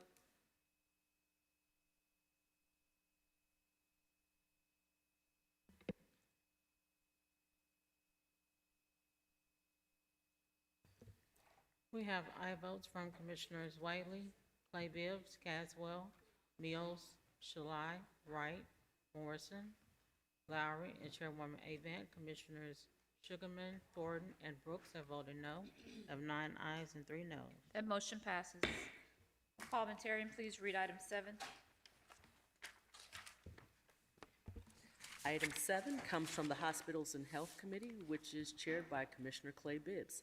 Item 7 is a resolution approving a contract between Shelby County Government on behalf of Shelby County Health Department and Shelby County Healthcare Corporation, DBA Regional One Health, for the provision of professional services for pharmaceutical services and medications for outpatients seen at the Shelby County Health Department for the period beginning July 1, 2025 through June 30, 2026, with an option to renew for 2 additional one-year periods.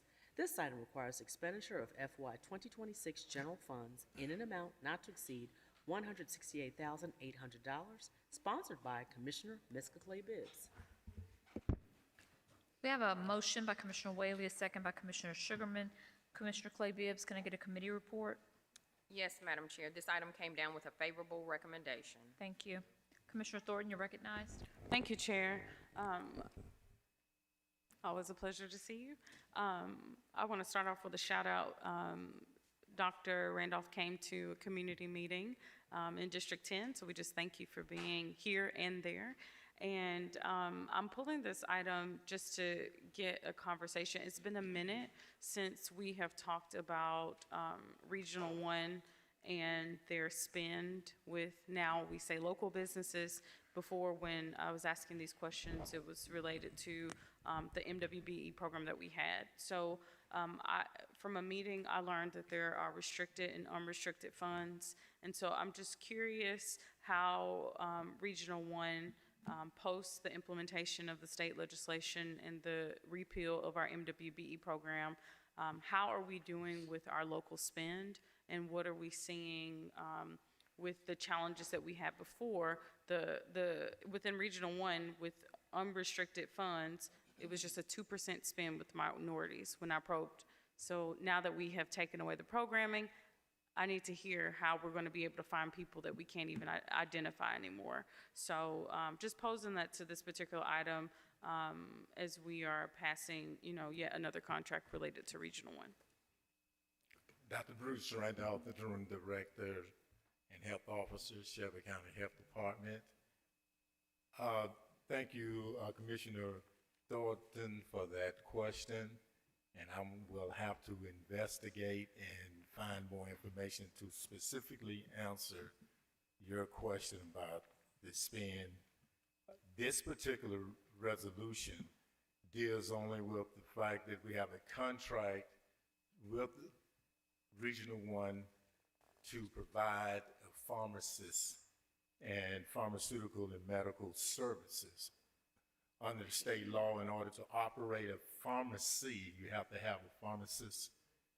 We do not have a pharmacist on our staff at the health department. We contract with Regional One in order to provide that service that's required legally in order for us to order and dispense medication. So this particular resolution is for that purpose, a contract that's been in place, I think, since 1990, where we've relied on the pharmacists and pharmaceutical department there at Regional One. Okay, if you could just get us that information and just send it to the entire body, that would be super helpful. It's something that I want to continue to track as we continue to see Regional One come on our agenda. Thank you. Thank you. Madam Clerk, please prepare the screen for a vote.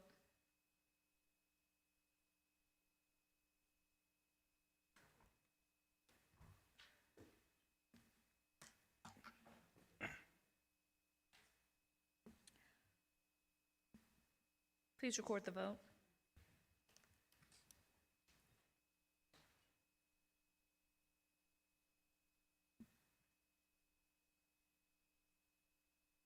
We have aye votes from Commissioners Whaley, Clay Bibbs, Sugarman, Mills, Shalai, Wright, Thornton, Morrison, Brooks, Lowry, and Chairwoman Avant. I have 11 aye votes. That motion passes. Parliamentarian, please read item number 15. Yes, ma'am. Item 15 comes from the Milton Community Enhancement Grants Committee, which is chaired by Commissioner Thornton. Item 15 is a resolution amending Resolution Number 18, adopted on August 25th, 2025, and the Milton Community Enhancement Program Guidelines to include a requirement that resolutions approving funding, grants, or other financial support to nonprofit organizations shall include Veteran Services Office's information for all recipients to disseminate. Sponsored by Commissioner Amber Mills. I have a motion by Commissioner Sugarman, a second by Commissioner Whaley. Commissioner Brooks, you recognize. Thank you. I pulled this item from the agenda because I have a concern, and this item seems to highlight my concern in reference to compliance with federal laws, particularly federal laws related to non-discrimination in federal funding. As we all know, any entity that receives federal dollars, indirect or directly, are required to comply with certain federal statutes, and the main one being Title VI of the 1964 Civil Rights Act. Mind you, we have no mechanism or an entity in place that is capable of monitoring compliance, monitoring for any kind of compliance at all. So we don't know whether they're in compliance or not. And one of the things that I've heard in my district, other than babies not being able to have enough food, I have a number of veterans who do not get any knowledge, any exposure, or any notification regarding programs for veterans.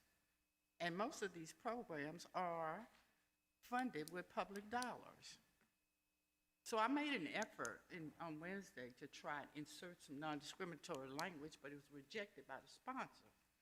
So what I want to do, I'm not going to try to bring that up at this time because the sponsor has shown that she rejects any language that has anything to do with non-discrimination. So that's that. We know that. But I do want to highlight for the public that it's time for us and my colleagues as well, it's time for us to start thinking about an entity that's going to monitor public money, where it's going, who is it serving. And so many Vietnam veterans, in particular, Black Vietnam veterans, are being totally neglected when it comes to these kinds of services. And they're not the only ones, but this is what we're dealing with now, funds for veterans. So I think it's just important that we think about an entity that's going to monitor all the money that's going out the window to these various organizations. We need to know whether or not they're legit anyway. We don't have money to just throw away. So we need to find out if the money is hitting the target, if it's intentionally doing something that is not right, or if it's doing something that is actually benefiting our Shelby County government. We do not know that, and we need to have some idea as to how our money is being spent. Thank you. Madam Clerk, please prepare the screen for a vote.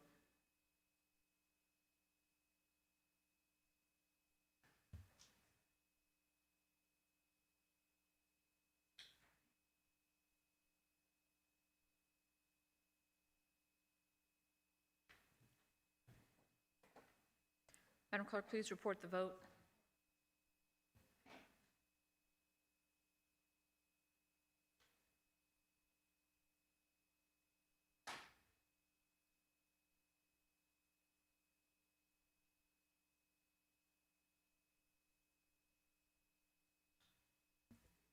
We have aye votes from Commissioners Whaley, Clay Bibbs, Sugarman, Mills, Shalai, Wright, Thornton, Lowry, and Chairwoman Avant. Commissioner Brooks has abstained. We have 9 ayes and 1 abstain. That motion passes.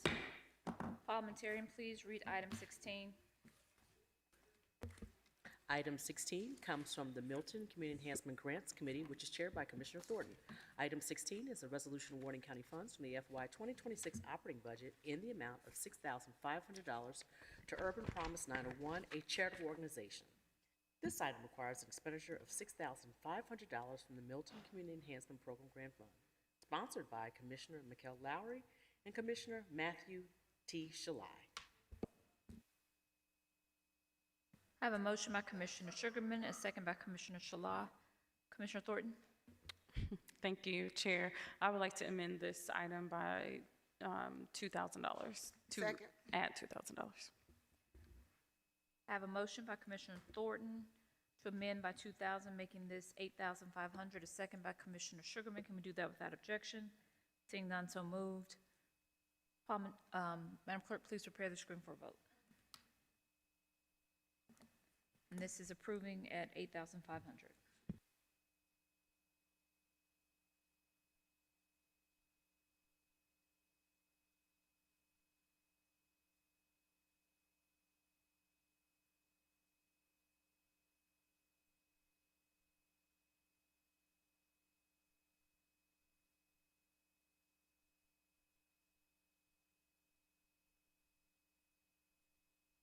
Please report the vote.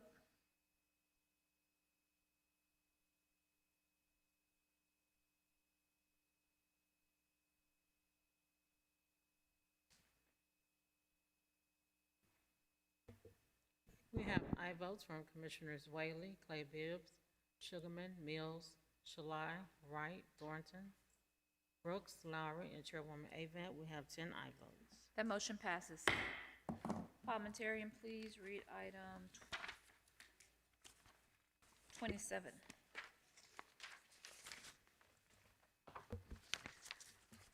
Item 27 comes from the Milton Community Enhancement Grants Committee, which is chaired by Commissioner Thornton. Item 27 is a resolution awarding county funds from the FY 2026 operating budget in the amount of $38,000 to Bartlett Chamber Foundation, a charitable organization. This item requires an expenditure of $38,000 from the Milton Community Enhancement Program Grant Fund, sponsored by Commissioner McWright. I have a motion by Commissioner Sugarman, a second by Commissioner Thornton. Seeing no commissioners in the queue, please prepare the screen for a vote.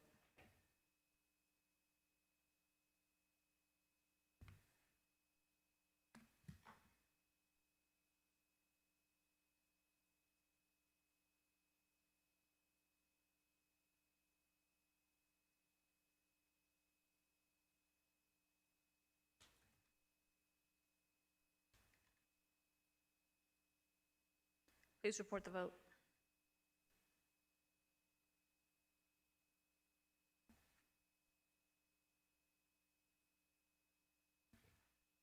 We have aye votes from Commissioners Whaley, Clay Bibbs, Sugarman, Mills, Shalai, Wright, Thornton, Lowry, and Chairwoman Avent. Commissioner Brooks has abstained. Have 9 ayes and 1 abstain. That motion passes. Parliamentarian, please read item 31.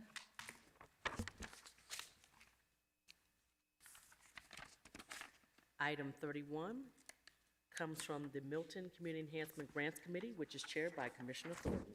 Item 31 is a resolution awarding county funds from the FY 2026 operating budget in the amount of $2,000 to IMSHE, a charitable organization. This item requires an expenditure of $2,000 from the Milton Community Enhancement Program Grant Fund, sponsored by Commissioner McKell Lowry.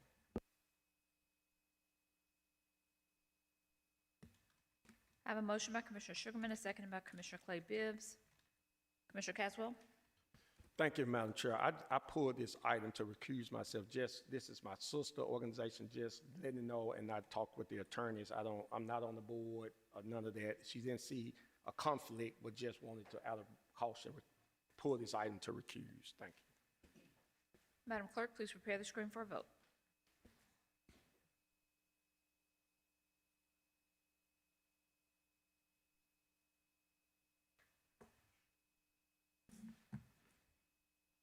Madam Clerk, please report the vote.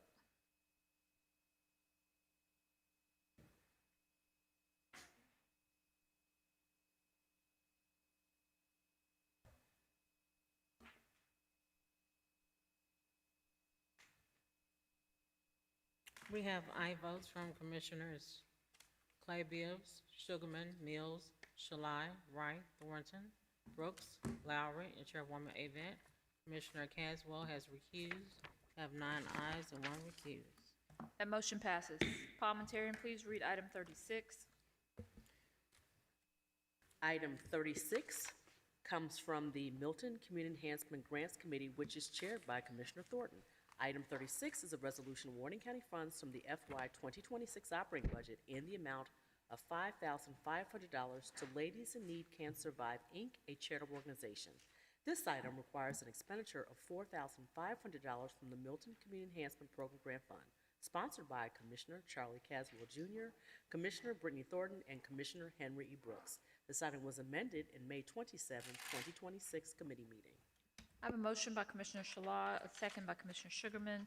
This item was pulled so that there could be an amendment that this item does require an expenditure of $5,500. Could I get a motion for that amendment? I have a motion by Commissioner Caswell, a second by Commissioner Sugarman. Can we do that without objection? Okay, could you prepare the screen for a vote for the amended item, which reads $5,500 to Ladies in Need Can Survive, Inc., and this item does require an expenditure of $5,500.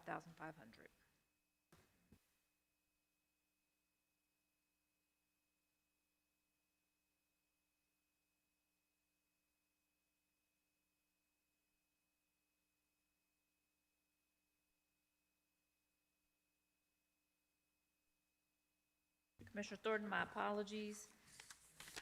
I forgot to call on you for your committee reports. Charged to my head, not my heart. Please report the vote. Let the record show that I was ready. Okay, thank you.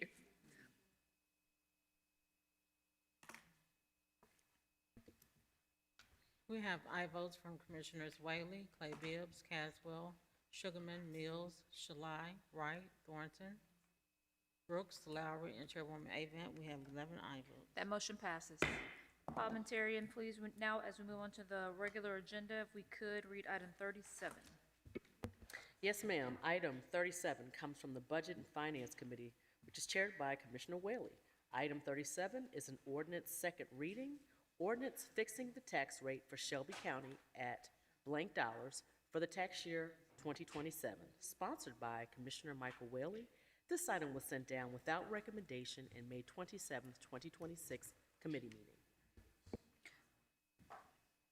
I have a motion by Commissioner Whaley, a second by Commissioner Caswell.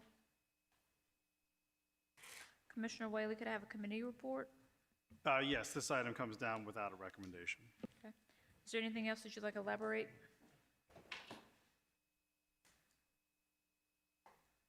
You're recognized, Commissioner Whaley. Okay, thank you, Madam Chair. So this is the second reading of the tax rate ordinance, and just kind of lay out where we're at, and we can decide how we want to act. I don't know, Director Tipton, if you had those fractional percentages, or the fractional pennies on the certified rate, but that's one option. So right now on second reading, so again, we can also modify on a third reading, but if we modify it substantially, it would require either suspension of the rules or requires a fourth reading. Our budget schedule is baked in a fourth reading. So we have a third reading at our next meeting, and then if we need it, we have a fourth reading at the end of June. So that is still possible. So it doesn't mean that we need to amend today. We can still do it at the next meeting.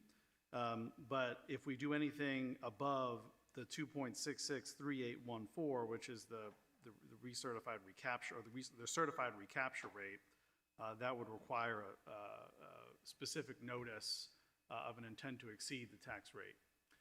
So that's something that would have to be intentionally done. And there's a certain, and we can go over that if we'd like. But the options are we can continue to leave it blank on the second reading, amend on the third, either suspend the rules or don't, and send it to a fourth reading, which is just fine. Or if we want to fill it in today, we'd have to fill it in at the recapture rate, which is a 2.663814. And if we do that, we need the fractional pennies for the education fund, debt service fund, and general fund, because that was not in the proposed budget. Okay. So that is where we are on that. Okay. Ms. Tipton?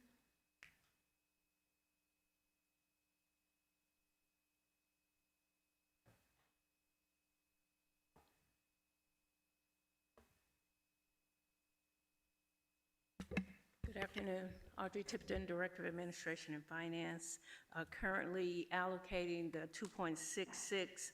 We have 1.16 going to the Education Fund and 1.20 going to the County General Fund and 0.30 going to the Debt Service Fund for a total of 2.66.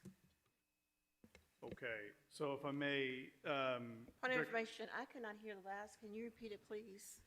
Director Tipton, if you could just repeat the amounts going to each, to the last one? Yes. 0.30, 30 cents. Okay. Going to Just- debt service. If you could just state them all, debt service, education fund, if you could just state it all for the record again, if you don't mind. Okay, Audrey Tipton, Director of Administration and Finance. Education Fund, $1.16, 1.16. County General Fund, 1.20, $1.20.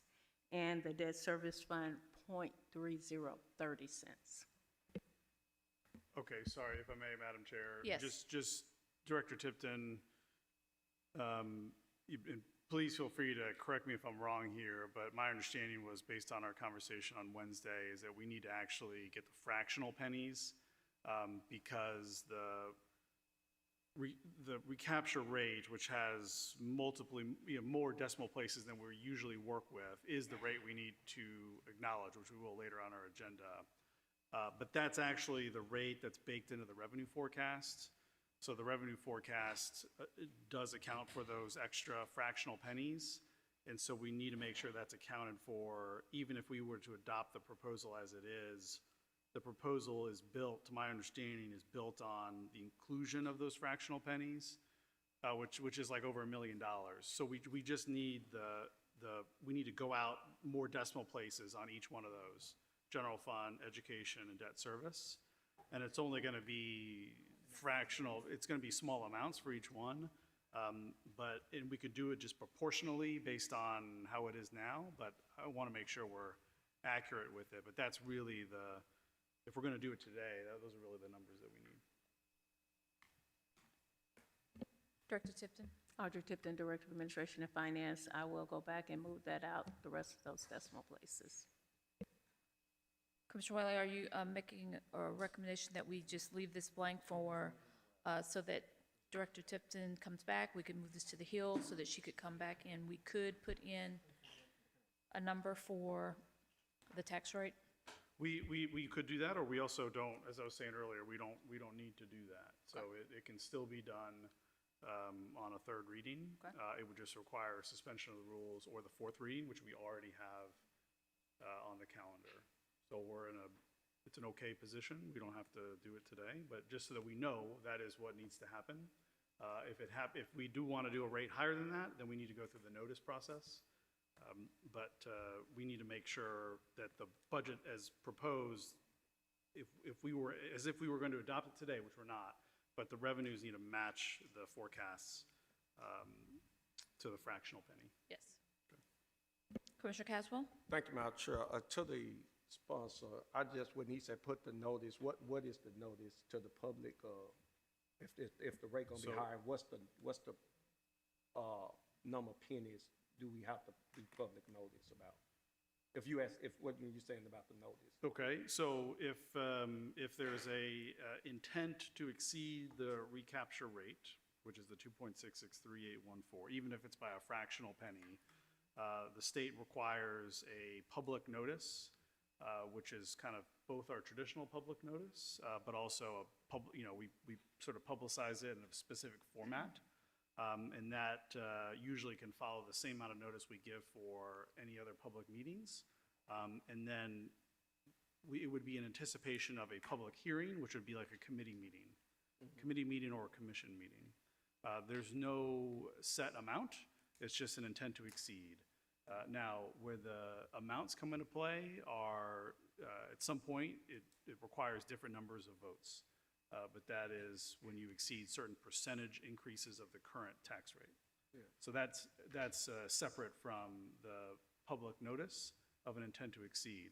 It doesn't mean that we have to, but it ensures that it can happen at a future meeting. Yeah. Thank you. And just for the record, just knowing, and Madam Chair, if you can, Director, if you can help, the penny is, for every penny deal is 3.1 million. Yes, Audrey Tipton, Director of Administration and Finance. I don't have the exact number, but it is 3.1 million. Yeah, I think too, to help us in, as we think about what that future tax rate is to think about too, where we were last year when we had to come and borrow money from the reserve to be able to pay. Are we projected to be in that same place this year? That I know we got another item may determine later with the Sheriff Department, but are we on task to be in that same place, or did we cover that and we're going to be able to pay our bills the rest of the year with what we got? Or are we going to be able to have to go to reserve for the next administration or what have you? Are we going to be looking at that in the future as our future forecast when it comes to where we are? And if you can answer the question, just where our general fund, where our reserves are where are we with our reserves as far as the amount of money we have in the reserve? Audrey Tipton, Director of Administration and Finance. Currently, our general fund unassigned fund balance as of FY25 was at about $75 million, which is below our policy. The proposed budget that the mayor presented was a balanced budget to utilize how much revenue we're anticipating getting with this we did it based on 2.66. It covers all of the basics and some added amendments, which were the modifications that came in. So to say if we've covered all of our bases on what we need going forward, yes, the budget is balanced and it covers the basics. Okay, I'll wait till you're back. Commissioner Clay Bibbs? Thank you, Madam Chair. Director Tipton, so you just said that we're at 75, correct? 75 million, okay. That's correct. And we're still under the policy. Yes, that's correct. What is the number that we need in order to be at the correct policy threshold?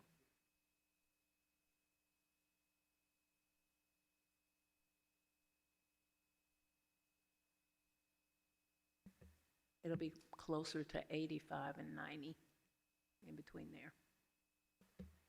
Can you work on the exact number? Because there is a difference between 85 and there is a difference between 90. I just want us to be really exact in what our target is. Okay, thank you. I'll get back to you with the You exact can number. send it to me or send it to all of us. Thank you. Commissioner Caswell? Thank you, Madam Chair. And Director, and again, appreciate you sharing like where we're going to be with the basics being taken care of, but what we're looking at in the potential of what the sheriff needs are now. We got the task force and the needs are continually growing, whether it's more arrests and more people in jail and more food, all these other issues that come in us. It's just to me like, where are we thinking about looking forward other than the basics to where what's being projected as overtime and all of these things are? Because if we don't get a solid number here and we do the same thing we did last year, just the basics, we're going to find ourselves continually going through the same cycle all the way. And I think it's going to be worse when this new administration comes, because we're not investing towards that future. So I just hope we can get some clarity out so we're not here in the next meeting till 5 in the morning trying to figure out like why we stuck where we are as a county, why we continue to be involved with poverty and all of these other things, mental health issues, all of these other things that we keep kicking down the road to somebody else addressing. And that's my concern. We just heard all of these people talk tonight about all of the death and things that's in the jail. I know a lot of that ain't just happening in the jail, it's happening in our communities before they get there. But if we don't talk about real numbers to invest, just doing the basic is not changing Shelby County. It's just keeping us in the national news as somewhere, a place that's not going anywhere. So I just, again, those numbers are needed. I think that for us to be able to look at where do we go in the future, how do we really invest towards, and I heard one of my colleagues tell me that if we raise taxes, people are going to move out. Where we stay where we are, people are going to move out. Bartlett took another route. They raised taxes and people moving in. Collierville, they're moving in. Why? Because they're seeing investment and they're feeling the safety of our community. I just hope that we as a county understand that we can't, we can't keep taking the rim that we keep going down, but other suburban communities around us are going up. And they're raising their taxes up while they go up. Their children are having the best of the best, and our children in the community keep seeing the less. So thank you, Madam Director, but I just hope that we can really get the right numbers so we can know how we move forward the right way. Thank you. Commissioner Whaley? Thank you, Madam Chair. Yes, really wanted to quickly clarify some of these numbers. So the penny value is forecasted now at 3.314 million, so it's a little bit higher. I think we said 3.1, so it's a little, which is good. So it's a little bit higher. The current tax rate, of course, is 2.69, and so it'll be reduced by about 2.7 cents. So that, just so we understand, that difference is about 8.7 million. So the difference in revenue between the recapture rate that we'll have to adopt later on, and we could adopt here, and the current tax rate is about 8.7 million in revenue. The unique thing about this year, and you know, I think sometimes we get caught up in the semantics of, is it really is it a reduction, is it a raise, and all that. It's important to understand that this particular situation this year is unique because because it's not a reappraisal year, it's simply recapturing excess that was held back for appeals that didn't happen. So in essence, if the rate were still at 2.69, that every individual property owner who's paying property taxes would pay the same amount because their assessed value, unless they appealed, has not changed from the most recent assessment, right? The next assessment will be in 3 years. So that's different than the situations like last year, right, where we had a reappraisal year. We had to set the rate down because the values went up and the penny values went up. But any increase above that, indeed, for many, would cause more payments out of their yearly property tax. This year is different. So take that as you wish, but I think that's a unique distinction in the situation this year. That's all. Thanks. Thank you, Commissioner Whaley. Madam Clerk, please prepare the screen for a vote. Can I just say one thing? Director Tipton. I just wanted to say one more thing. Audrey Tipton, Director of Administration and Finance. What I have provided for you are the modifications that we received and the ones that were presented in the budget hearings, and those are the numbers that we have in front of us that the body is saying we need. So I was hearing what you were saying, Commissioner Caswell, as far as correcting things. If they're not included, the things that you're talking about, the improvements or whatever you're talking about, is not included within those modifications. They're not going to be in my numbers. So my numbers are exactly what we calculate from the tax rate that we've received. That's the revenue that we have. And the expenditures are all the modifications, whether accepted or not accepted. That's what we have. So as far as correcting the problem, that's not what you're going to find in the numbers that I'm presenting. Yes, to answer your question, Commissioner Lauer, the motion had already, we've already had the motion before us. Please prepare the screen for a vote.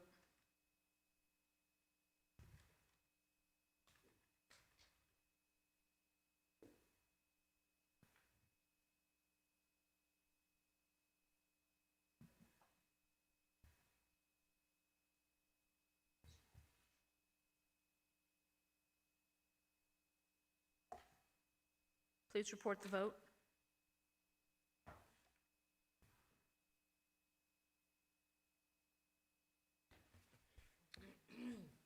Chair, I'm an aye. An aye. No.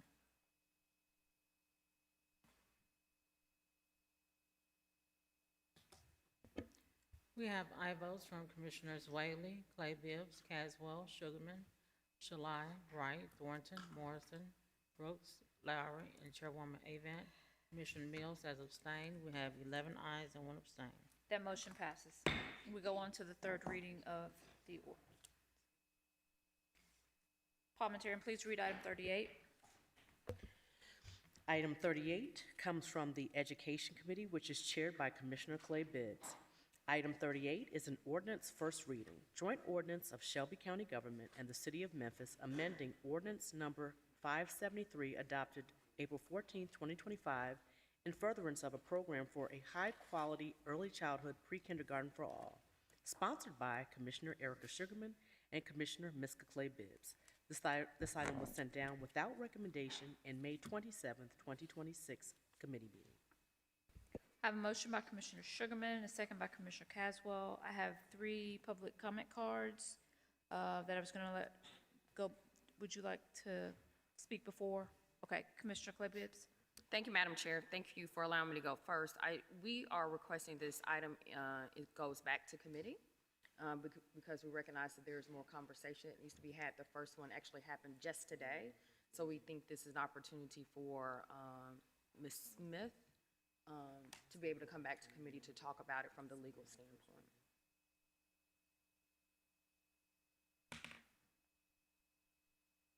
So you do not want it voted on, this Correct. first reading voted on today? No, we do not want it voted on today. Okay. We want it to go back to committee, back to discussion. And so you do not want it to proceed to a second reading? No. No. She's saying no. So a motion to refer the item to the June 10th committee meeting? And that was the second by Commissioner Sugarman. Can we do that without objection? Okay. I have 3 comment cards. Candace Thomas, if you could say your name and zip code for the record.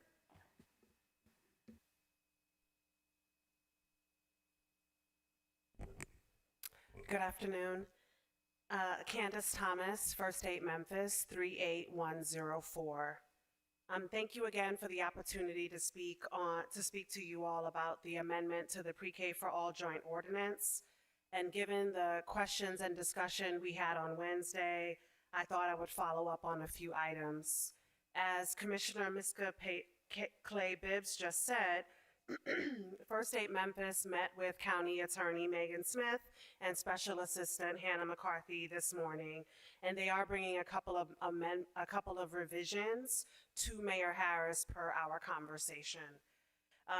First, we recommended that we remove the term entities in the amendment so that there is just one entity, one fiscal agent whose job it is to invest the funds that you and the city invest into early learning, in particular pre-K, into the community.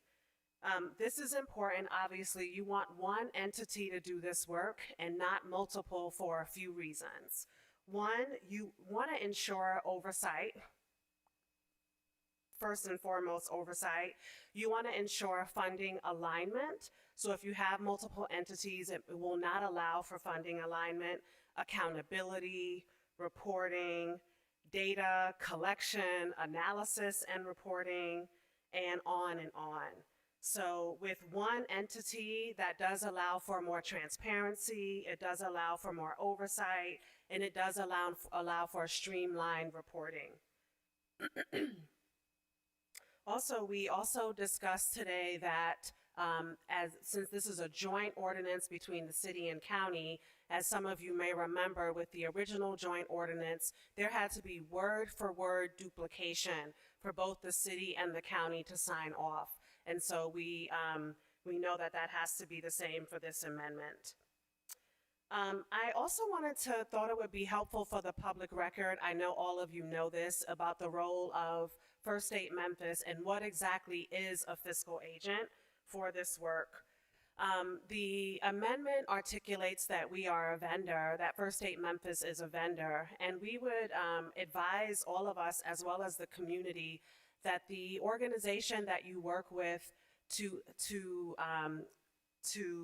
invest the pre-K funds should actually be seen more than a vendor. It should really be seen as a community institution for early learning. If you remember, this work started in 2019 when you all decided, along with folks at the city, that it would be important to have a fiscal agent who is a neutral party in the community, who does not currently have pre-K seats themselves, but could work with a majority of the organizations. So school boards, charter schools, and privately owned operators. It was decided at that time you needed an independent fiscal agent to do this work without compromise in the community. And that also allows for more community buy-in, because your fiscal agent shouldn't have any stake in the game. You shouldn't be paying a fiscal agent who right now runs pre-K, who right now have pre-K seats, or paying a fiscal agent who is not considered neutral to your interests. And so first, your fiscal agent should be neutral. Ms. Thomas, I'm sorry, your time is up. Is it? Okay. Yes. Thank you. We'll talk again on June 10th. Thank you. Our next public comment card, Bob Nardo.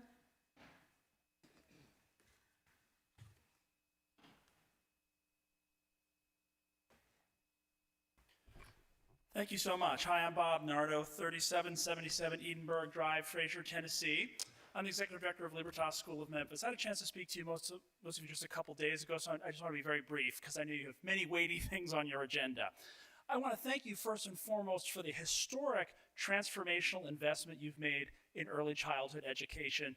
Over the last several years, but especially last year, this body stepped up and expanded the eligibility and the investment. We have one of the largest early childhood programs in Memphis at Libertas up in Fraser. And I want you to know that our students are finishing their pre-K year in the 55th national percentile for reading.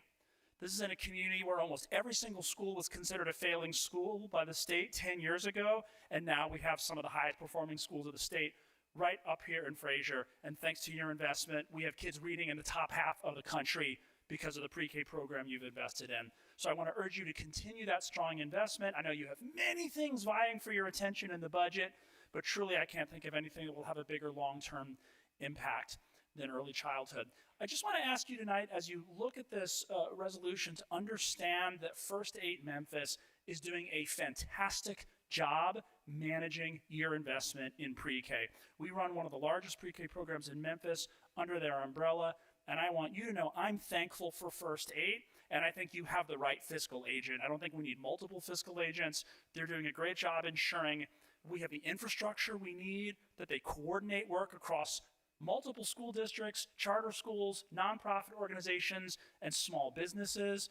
In fact, Commissioner Thornton and others were talking earlier tonight about the importance of local organizations, and I think First Aid has done a great job building up small, local, and mom and pop childcare providers, giving them technical assistance so that they can do high quality education just like charter schools like us.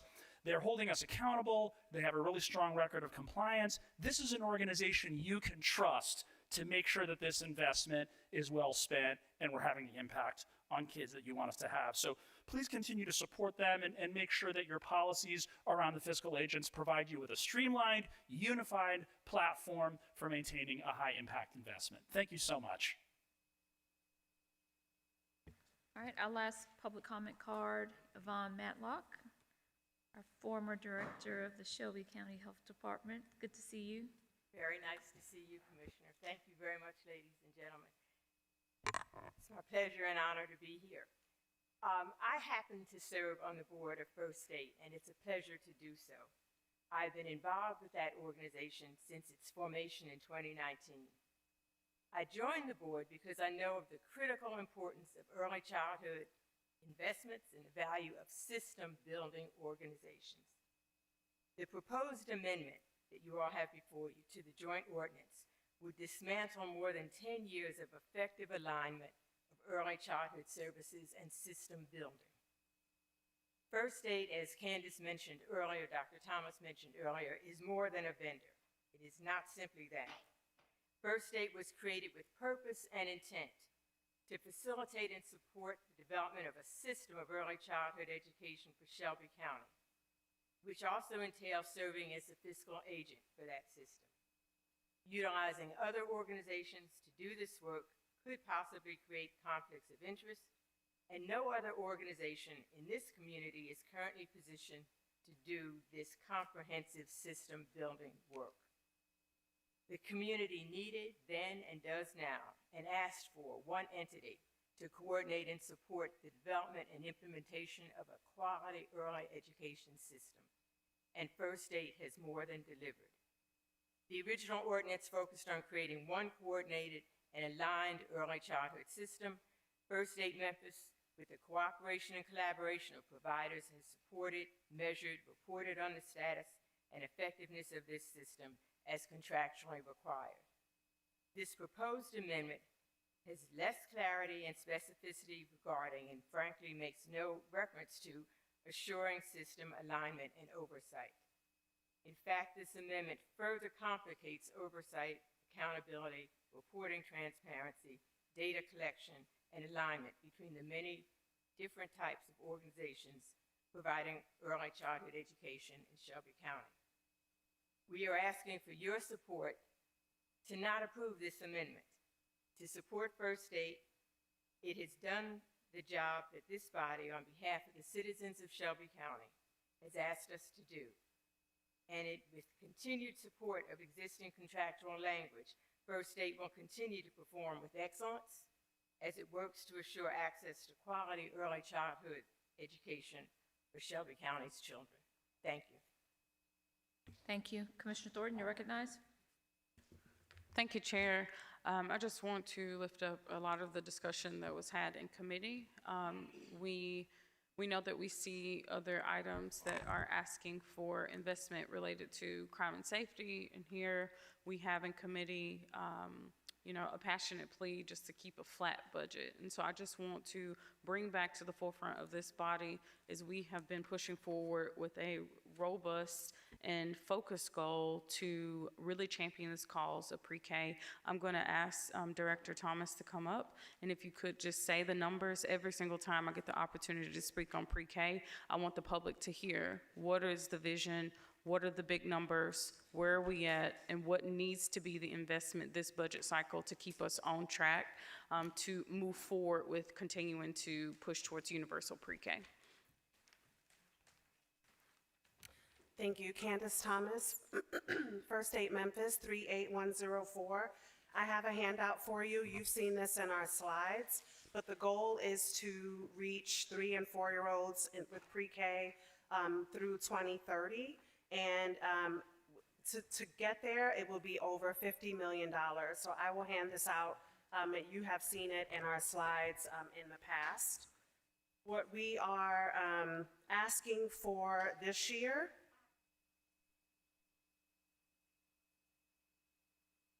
would be to increase per the plan for pre-K for all. So to continue to increase access for 300 seats every year, that would cost $22.5 million for fiscal year 27.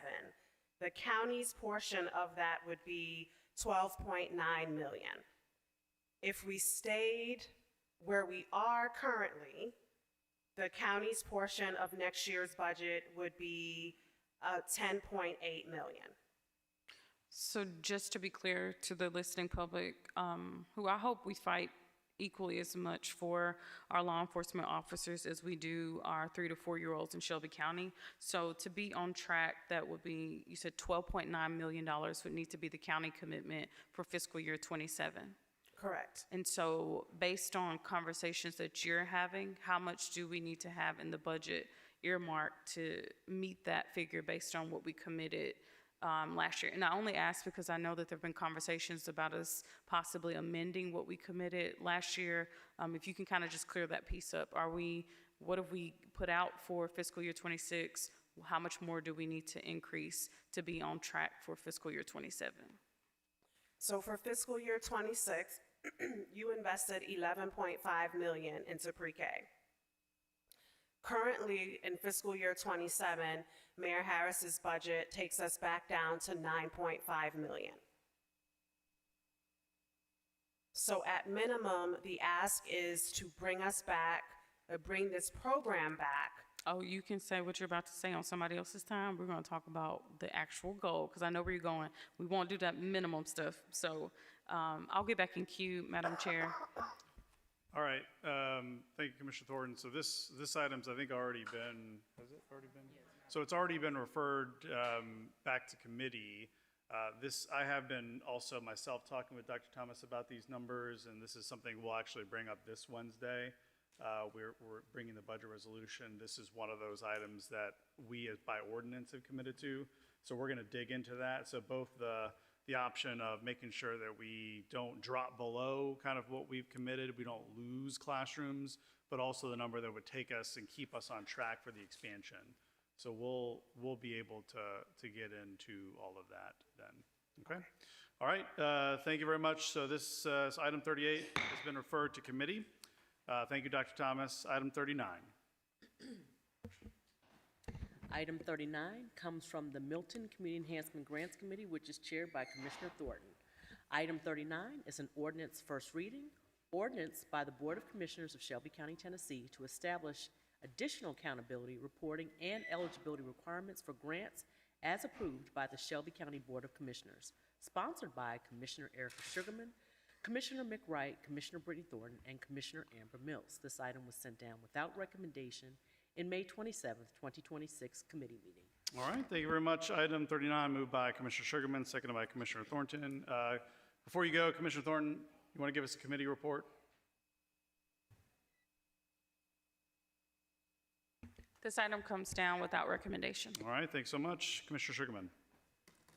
Thank you, Chair. And so I've been listening to the people in the public as well as my colleagues for the past few years about grant funding and the lack of oversight, transparency, et cetera. And so what this ordinance does is bring to the table those things. For example, is listening audience may remember, we asked RISE to come forth to explain to the commission what did they do with the $600,000. And it was very shocking and surprising to at least me about what they did with the funding. And so again, if, for example, there are nonprofits or organizations who are not doing what they're claiming they're going to do, then there needs to be some type of clawback of taxpayers' funded money. Another issue was the Chamber of Commerce, when we asked them to come before us 3 times, and 3 times they did not show up. And so again, when we have rules, you know, we expect everybody to abide by those rules. When we ask them to come and do the reporting to see what has been done with taxpayers' funds, at the very minimum, they should send us the reports. And that has not been the case. But not only those 2 organizations, RISE eventually did, but some others have not. So again, this is just for the public as well as my colleagues to make sure that not only do we hold people, organizations, nonprofits accountable, but also make sure that they do the reporting as we request. And so again, I urge my colleagues to support this. And again, it's going to go through 3 readings. And this is only the first reading. Thank you. All right, thank you, Commissioner Sugarman. You're good? Okay. This is items on first reading, so we can prepare the screen to vote on item 39.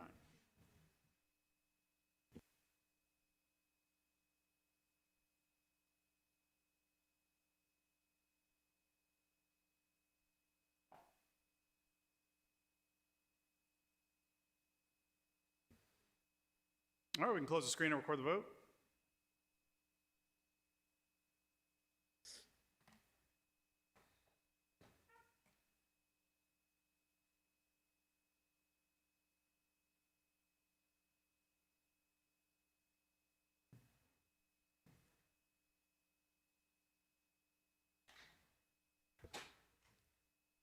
We have aye votes from Commissioners Whaley, Sugarman, Chalai, Wright, Thornton, and Brooks. Commissioner Caswell has abstained.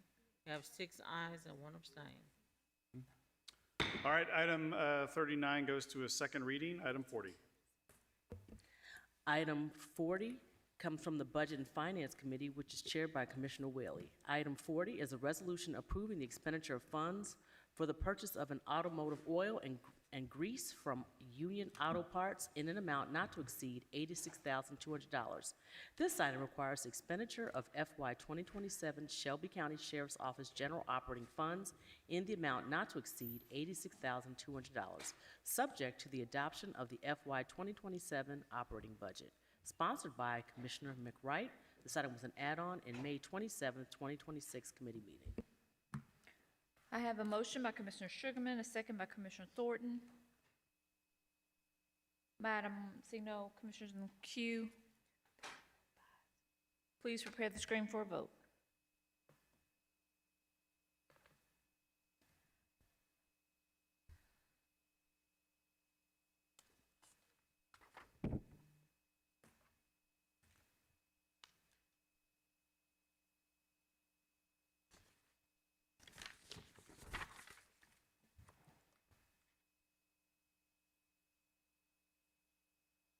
Please report the vote.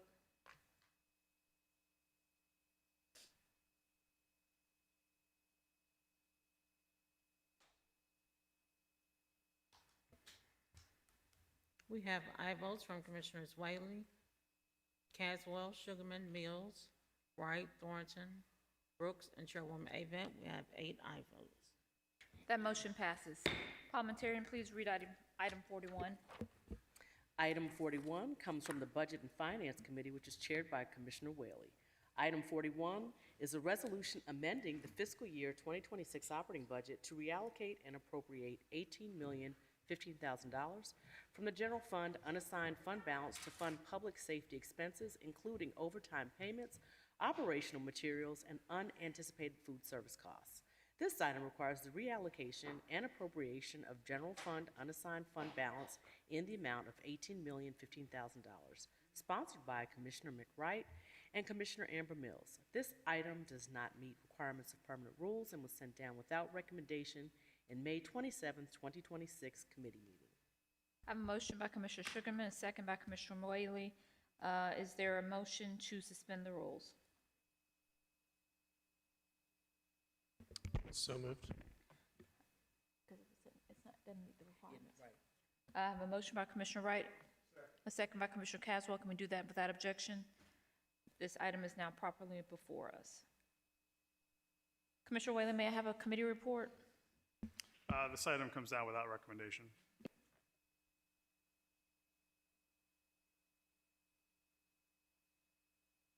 Seeing no commissioners in the queue.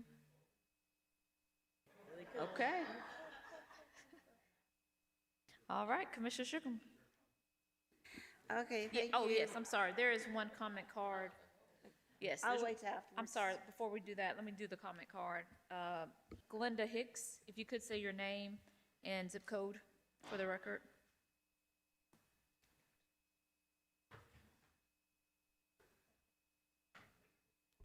Good afternoon, Glenda Hicks, 38109. I came before you all the last commissioners meeting regarding this issue. Very, very concerned that we're talking 18 million in the hold. And one question that I had was, what portion of this 18 million will be or has been utilized by the task force?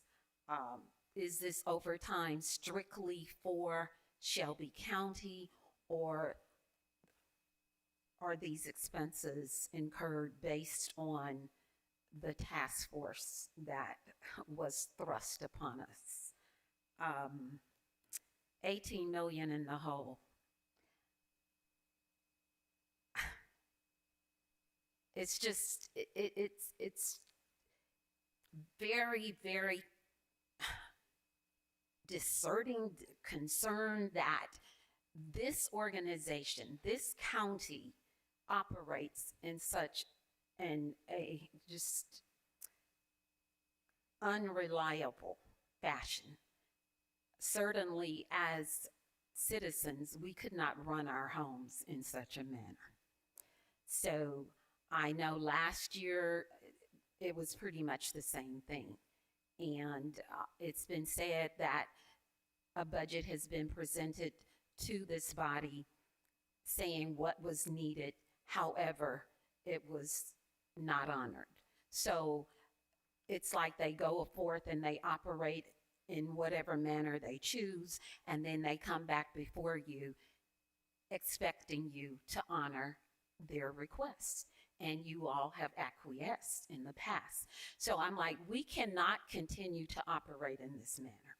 This is just fiscally irresponsible, plain and simple. And it's not fair representation of the citizens nor the hardworking tax dollars that are put in your hands for you to operate in behalf of the citizenry. So this issue is a deep, dire concern, and we simply cannot continue to operate like this, plain and simple. So I would like my question answered as to what portion of this is covering expenses for the task force. Please. Thank you. The task force that was thrust upon us, what portion of this 18 million is covering expenses that they caused?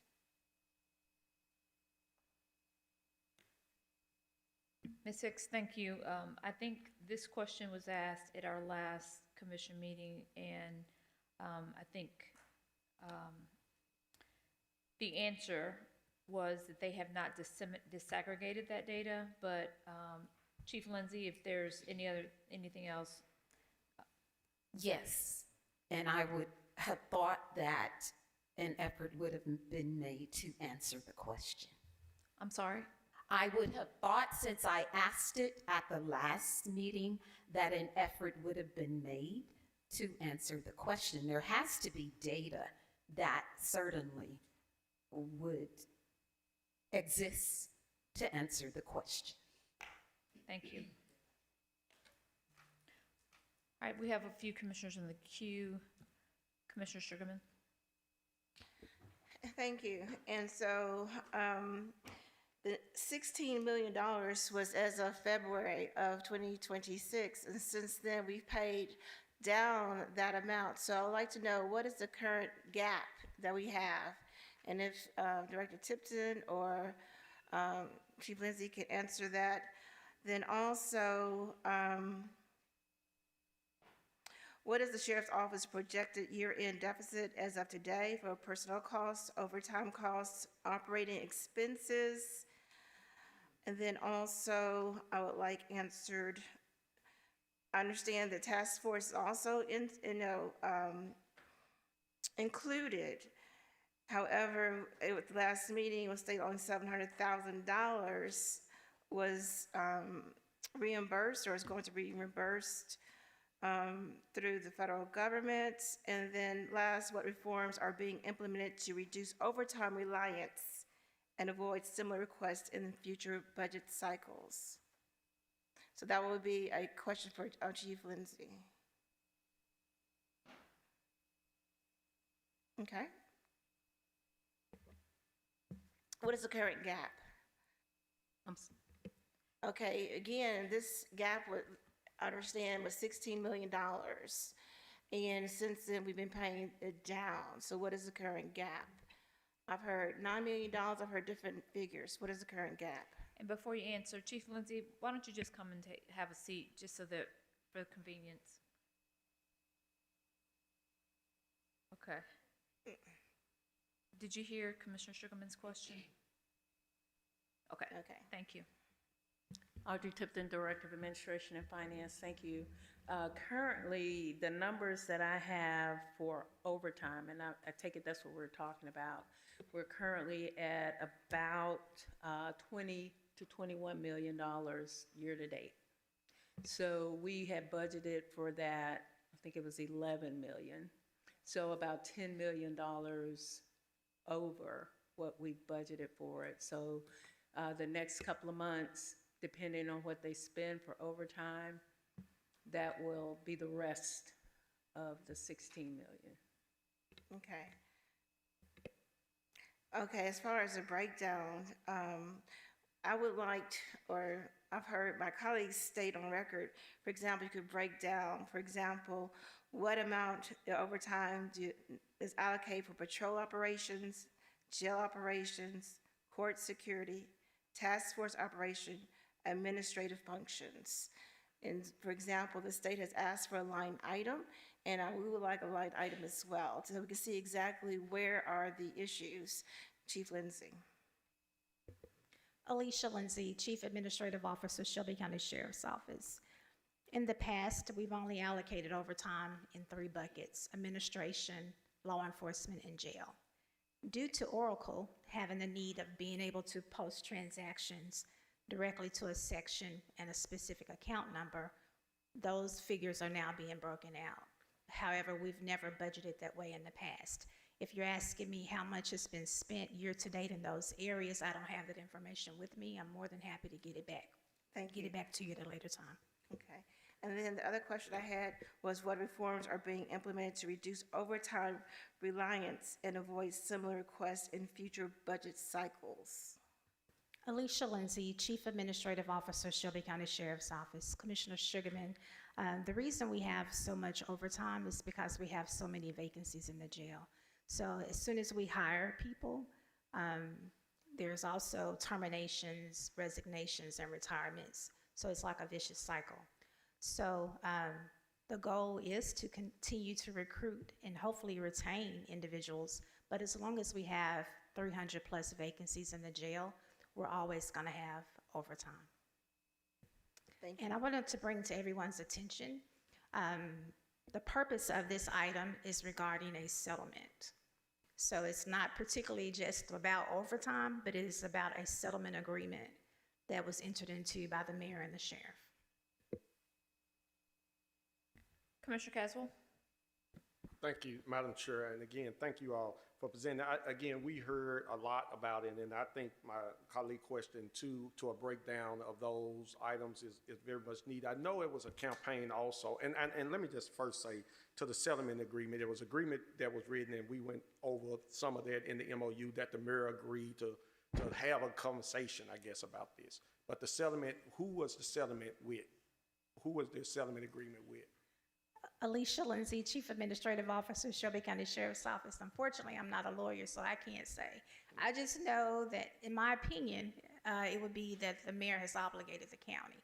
But I would rather defer to Attorney Megan Smith, and she can answer that question. Madam Chair, if I may, to the Yes. county attorney. Megan Smith, County Attorney's Office. My preference would be not to discuss settlement agreements in public, but in terms of what you're being asked for today, specifically an obligation, you're being presented with a resolution as you would in the normal course. You have the ability to consider that resolution and vote on that resolution. All right. Thank you. And so just consider this obligation. I think that where my colleague was too leading to say, the number is saying 16, 18 million. And the last report was February. Where are we now with that number? Is it, because are we going to reach the whole, for your forecast, the 18 million by the end of this budget season? Alicia Lindsay, Chief Administrative Officer, Shelby County Sheriff's Office. I only have information through February. I haven't looked at, the payroll is delayed in posting to the Oracle General Ledger. So I haven't seen information for March, April, May, and June. Even though March may have been posted, I just haven't seen the data. And I think through February, we were already at 17 million, but I hear Ms. Tipton saying that we're at a higher number to date. But yes, our forecast is that we're going to get up to about 27 to 30 million in overtime this year. And I hear you say that a lot of that overtime is in jail. And I heard a constituent asking the question, is there no way we can correlate? Is it that the overtime, because we're looking at 1,500 more people? I mean, I guess since September, October, they say there are 7,000 arrests by the task force. How can we connect the dots between that increase? Because again, if we need to be asking to the federal that we're again, I appreciate criminals getting off the street and all of those factors are happening, but this is what we're being faced with as a county that we already talking about. And again, I've talked to the director, she said about 75 to 80 million was the reserve. I think it's 110 million is where we're supposed to be at. So we way behind in our reserves, and we keep going this route.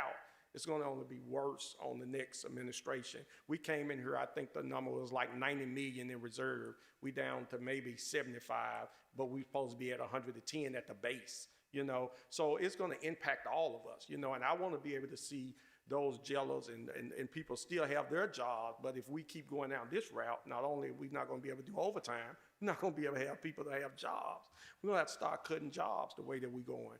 And so it's just that I just hope that I get back in the queue, but that we can really look at how do we get there. And I'll say this lastly, Cheryl, that when Commissioner Whaler was kind of going down the road talking about maybe in the the restricted funds of the employees, that may be a route for us. Have you all had a chance to discuss that, the administration and the sheriff department? The vacancy savings, I'm sorry. Alicia Lindsay, Chief Administrative Officer, Shelby County Sheriff's Office. Commissioner Caswell, there were quite a few questions you had there.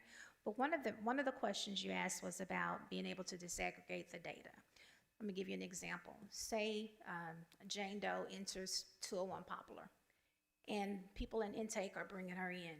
We don't know if that person was brought in by the Memphis State Task Force or if she was brought in by MPD, DeSoto County, whomever. We don't know who brought the person in. So if the data set has not been created to begin with, there's no way to get that data out. So as it relates to patrol officers that work specifically with the Memphis State Task Force, we're able to code their payroll information specifically to the Memphis State Task Force. But there's a difference between anyone else who may be working. We're not able to disaggregate that data because we haven't created those data points. So your next question about other options, other options to plan use of fund balance. So I had an opportunity to think about what Director Tipton said the other day. So if the Shelby County Sheriff's Office increased its overtime budget and then also reduced its salary restriction, what Director Tipton said on Wednesday was that if the Sheriff's Office continued to exceed overtime or even spent overtime, then it would come out of fund balance, meaning that there would not be a budget associated with that additional spend. But to directly answer your question, no, I have not had the opportunity to meet with Director Tipton to see what the offset of any other adjustment would be. So the only place that I can consider or think about or bring to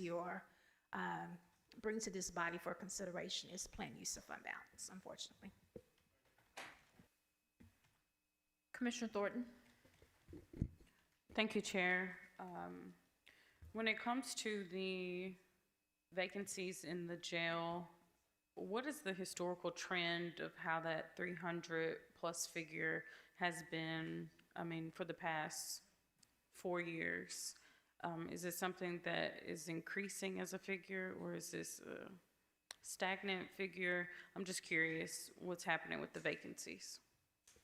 Alicia Lindsay, Chief Administrative Officer, Shelby County Sheriff's Office. Commissioner Thornton, back in 2020 during COVID, that's when we had about 520-something corrections deputies in the jail. How many? I'm sorry. About 520. I have a chart, I just don't have it with me, that I'm happy to share with you. And since that time, it's been decreasing where the inmate population has been increasing. So it's like an inverted. The decline in employees and an increase in detainees. And how many do we have presently? I can give you that information tomorrow. I don't have it with me today. My computer died. So in your professional opinion, I don't know if y'all do any type of exit surveying to figure out why people will be transitioning out of the role, but is the condition of the facility a factor in the vacancy, downward trend? Alicia Lindsay, Chief Administrative Officer, Shelby County Sheriff's Office. Commissioner Thornton, that's a great question. So there's the Division of Corrections. They have a correctional facility. There's the Youth Justice Education Center. And then there's 201 Poplar and Jail East. So we lose a lot of people at times to one of those organizations.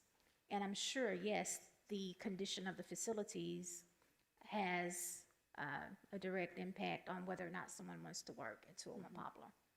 So, I know earlier today we heard public comment just talking about the amount of people who have died within the jail, and it's just further another data point to show that we need a new facility because the issue that we have, we can't correct it without some type of better offering. And I did make this point earlier as we're adding on a new mental health facility and just making overhauls to other facilities. I made this case over a year ago that it would be a challenge to maintain those who are employed in the jail when they have other options, because why would you choose the jail over, a new facility? With the 20 seconds that I have left, and I'll get back in queue, this $18 million figure, I'm told that you have been made whole to the tune of $7 million in this figure. So if we were to pass this particular resolution today, would it still be an $18 million price tag? Audrey Tipton, Director of Administration and Finance. There is one thing around that I need to be clear on. If this is a one-time fix, so we wouldn't have the $18 million price tag July 1 if this is a one-time fix and we're not carrying forward any of these dollars, if that makes sense. So I'm going to get back in queue. Hopefully another commissioner will queue up your response. Thank you. Commissioner Sugarman. Thank you, Chair. And so I've got 3 questions for Chief Lindsay. Number 1, what percentage of overtime expenditures are attributable to staffing shortages versus special operations, like the task force? Let's see the next one. How many deputies are assigned to the task force? And the last one is, would you voluntarily submit to an independent audit of task force expenditures? And then the last one is for Director Tipton. If we use, for example, reserve vacancy savings, would that impact the fund balance? Audrey Tipton, Director of Administration and Finance. If we use vacancy savings, yes, that would impact fund balance, because now you are reducing your vacancy savings, and the offset of that is to go against fund balance. So vacancy savings is basically like a credit to the expense. It lowers what they can spend. Okay, so having said that, would that impact the maintenance of effort for the Sheriff's Department? Would it increase the maintenance of effort for the Sheriff's Department if we use vacancy savings? Audrey Tipton, Director of Administration and Finance. My understanding is, now I've spoken to our attorney about this, if this is one time, if this is $18 million to increase overtime, or $16 million to increase overtime for fiscal year 2026, it does not impact maintenance of effort because it will not repeat in 2027. Okay, thank you. Okay, so then I added a 4th question for you, Chief Lindsay. Is this a one-time ask? So if you could answer the first 3, and then I added another one since Director Tipton stated that if it's a one-time thing. Is this a one-time thing, or is this going to go on to the future? Alicia Lindsay, Chief Administrative Officer, Shelby County Sheriff's Office. Commissioner Sugarman, I don't consider it to be a one-time ask because nothing has changed. We haven't increased the number of corrections deputies that we have. The Memphis Safe Task Force is still here. We still have sequestered jurors. So every time that a court jurors are sequestered, that requires overtime of deputies. So nothing has changed. What we do know, and I think Director Tipton explained to you all, that overtime has been increasing over the last 5 years. But also, the salary restriction has also increased over the last 5 years. It has gone up over 271.5%. If the Sheriff's Office had its full budget and there was no salary restriction, we wouldn't have this issue. Or if we had a lower salary restriction, we wouldn't have this issue. But as long as we have a $50.8 million salary restriction or more, you're going to have the issue of overtime, because as long as we have vacancies and as long as you have a salary restriction that pretty much equals the value of those vacant positions, then basically you have no choice but to have overtime. Thank you. And Chair, she didn't answer about three questions, so do I need to get back on the queue, or can she answer those 3 questions? I'll get back in the queue. First of all, it's very hard to hear you all, even though that It's we're hard to hear sitting you all, right too. here. It's difficult to make out what they're saying. Yes, so my apologies. We're still working on that. We will have an updated system. I think this is just technology that is very dated. So my apologies that you can't hear. So if you could answer the other 3 questions. I'll repeat them. Thank you. Okay, can you identify the total overtime expenditures? Wait a minute. Oh, I'm okay. sorry, that's not it. What percentage of overtime expenditures are attributable to staffing shortages versus special operations? The next one, how many deputies are assigned to the task force? And the last one is, would you voluntarily submit to an independent audit of task force expenditures? Thank you.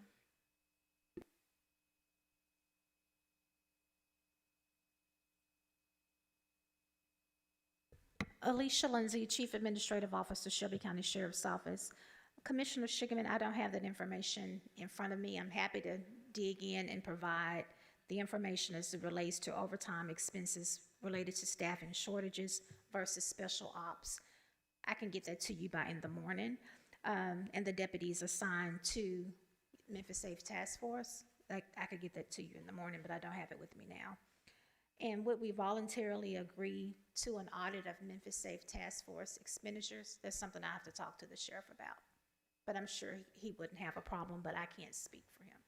Thank you. Yes, Director Tipton. Thank you. Audrey Tipton, Director of Administration and Finance.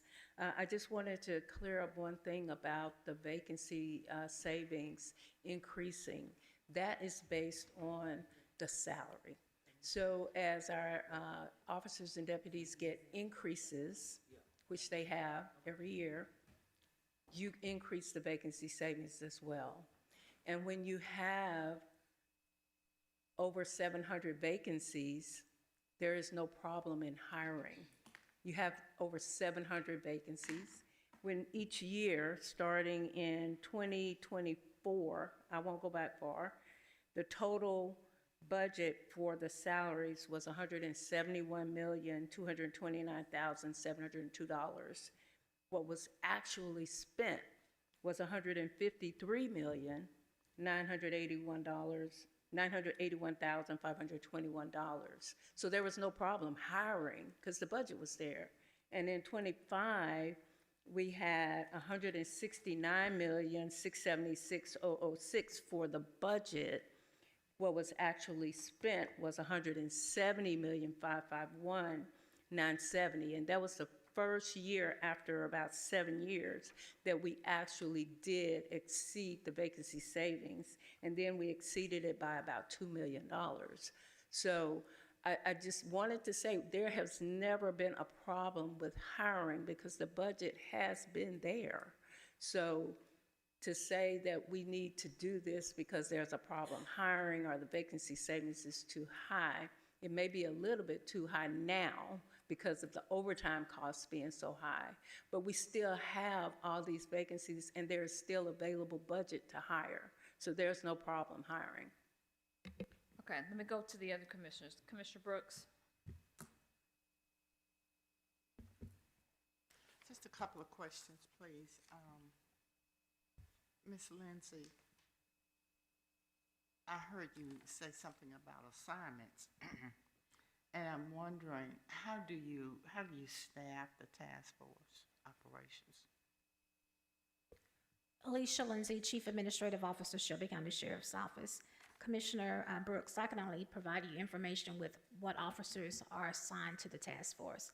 As far as the task force, the Shelby County Sheriff's Office is not over the Memphis Safe Task Force. There's another agency that's over that, so I can only tell you which of our patrolmen are assigned to that task force. No, I didn't ask that, and let me try again. I know we're having some problems. I was wondering, how do you staff the operations? Because I know you make assignments. I heard you say that and just kind of brought this to mind. Do you have a formula?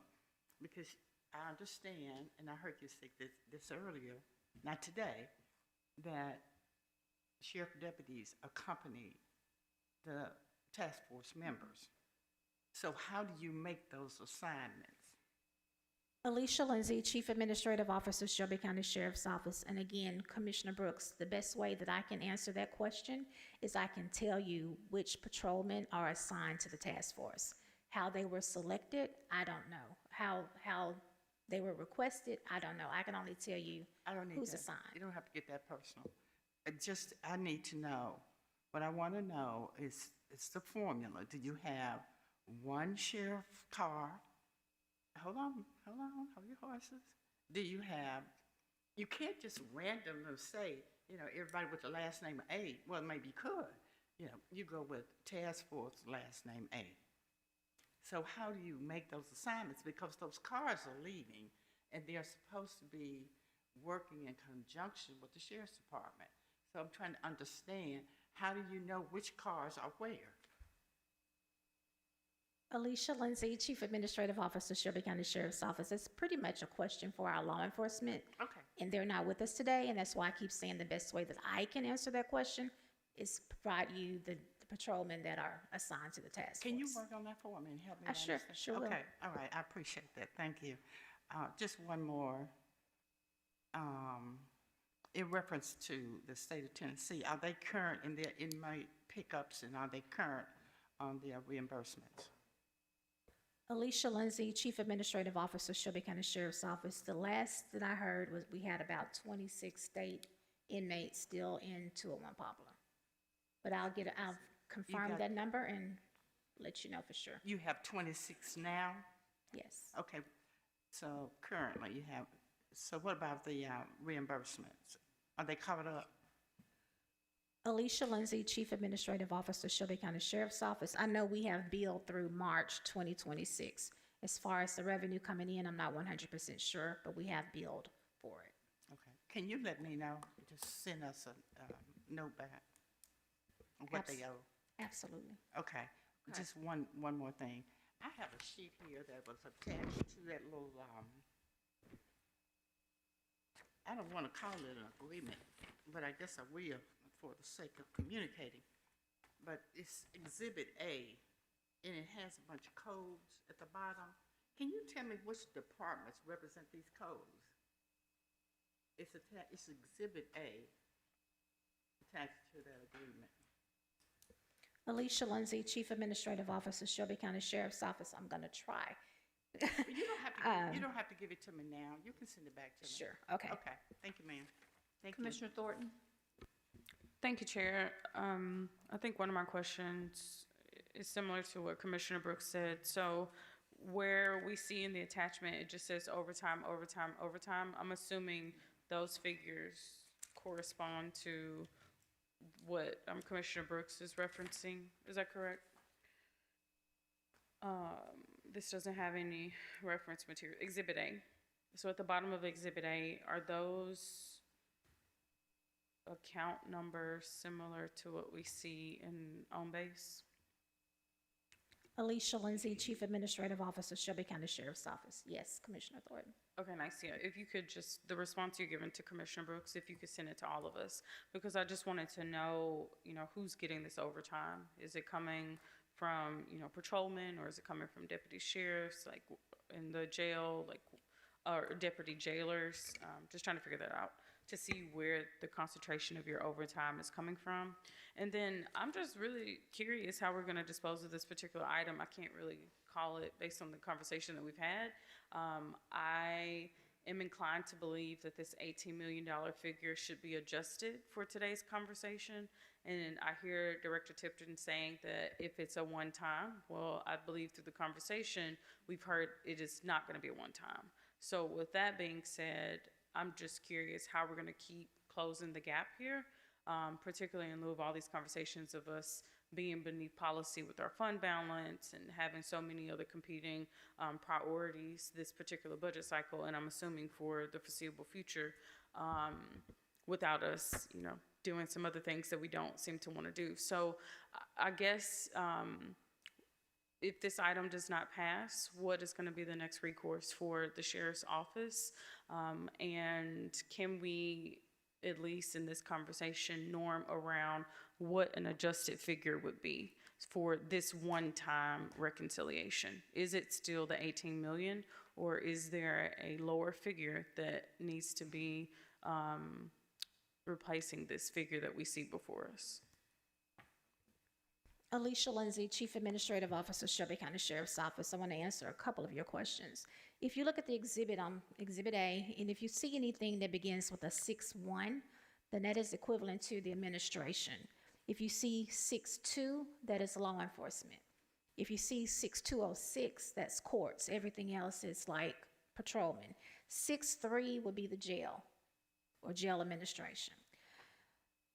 I also wanted to point out, I want to make a correction to what Director Tipton said regarding the salary restriction or vacancy savings, and bring everyone to the remembrance that in fiscal year, at the adoption of the fiscal year 26 budget, no, 25 budget, 24-25, there was an arbitrary amount of $11 million added to our salary restriction.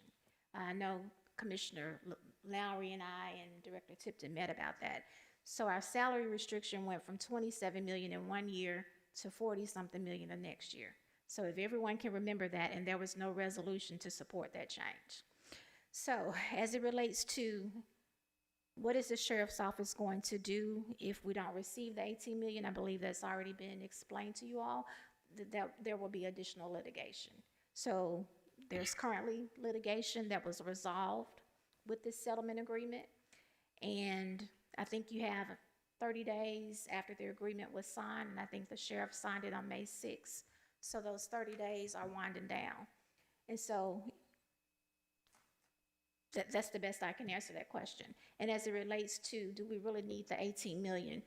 That's really a question for Director Tipton because of Oracle, the way Oracle operates and having to post transactions, you have to have sufficient budget within the line. And because there was not sufficient budget within each line for overtime, they have increased some of our budgets for personnel, including overtime, and offset it with a salary change account, which is not necessarily a one-to-one match. There may be an overall increase. So when you say, we understand 7 million has been added, but that 7 million may have already been offset.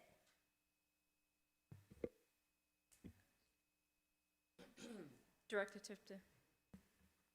Thank you, Audrey Tipton, Director of Administration and Finance. I need to explain how the budget works. So in the past, before Oracle, pre-Oracle, you had a budget for all field positions, which is currently this year $143+ million. Then you also had a budget for overtime, you had a budget for all of your benefits and everything else. That's their total salary budget is $177.3 million. In the past, what the county would do is look at the pool. So, like last year, when overtime came in at $27 million, which was more than what was actually budgeted on that line, we collapsed everything and took everything they had and paid the 27 million overtime, okay? So they did not exceed, well, I think they exceeded the vacancy savings by like $2 million. But that was the first year that that happened. This year, we're at the same place with their field positions, 143 million, the overtime budget on 11 million, 11.7 million, and benefits and everything else at 72 million, and a vacancy savings of 50 million. That gives them the net 177. What Chief Lindsay is saying, that one line, that's 11.7 million, she wants that to be now 27 or 26, $27 million. But she doesn't want to take it from any place else. Where we used to do that in the past, we used to take that budget and we would utilize it, therefore not having to go to fund balance. But by upping that number now, by the 18 or $16 million, we're now going to have to hit fund balance. If that makes sense. If that's clear. That's the difference right now. In the past, we could use anything that was left over anyplace else. What we're being asked to do right now is to put $16 more million on that line and not utilize the money from the vacancies, from the positions that haven't been filled, not utilize the benefits money that's not going to get used, not utilize anything else, just put the money there. Commissioner Whaley. Thank you, Madam Chair. Director Tipton, I think, kind of hit at what I've been trying to, I think, get at for a few weeks now, which is like and I was hoping that we would have something a little more intricate here around the funding sources, because I agree that is how it was able to be done. And you would find, we talked about the pool resources to be able to cover things like this and make those shifts.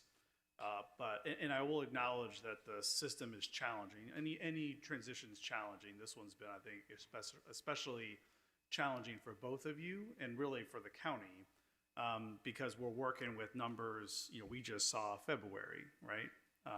And you're trying to project this year. I mean, you're trying to project literally overtime that was already spent. And that's a very difficult thing to forecast.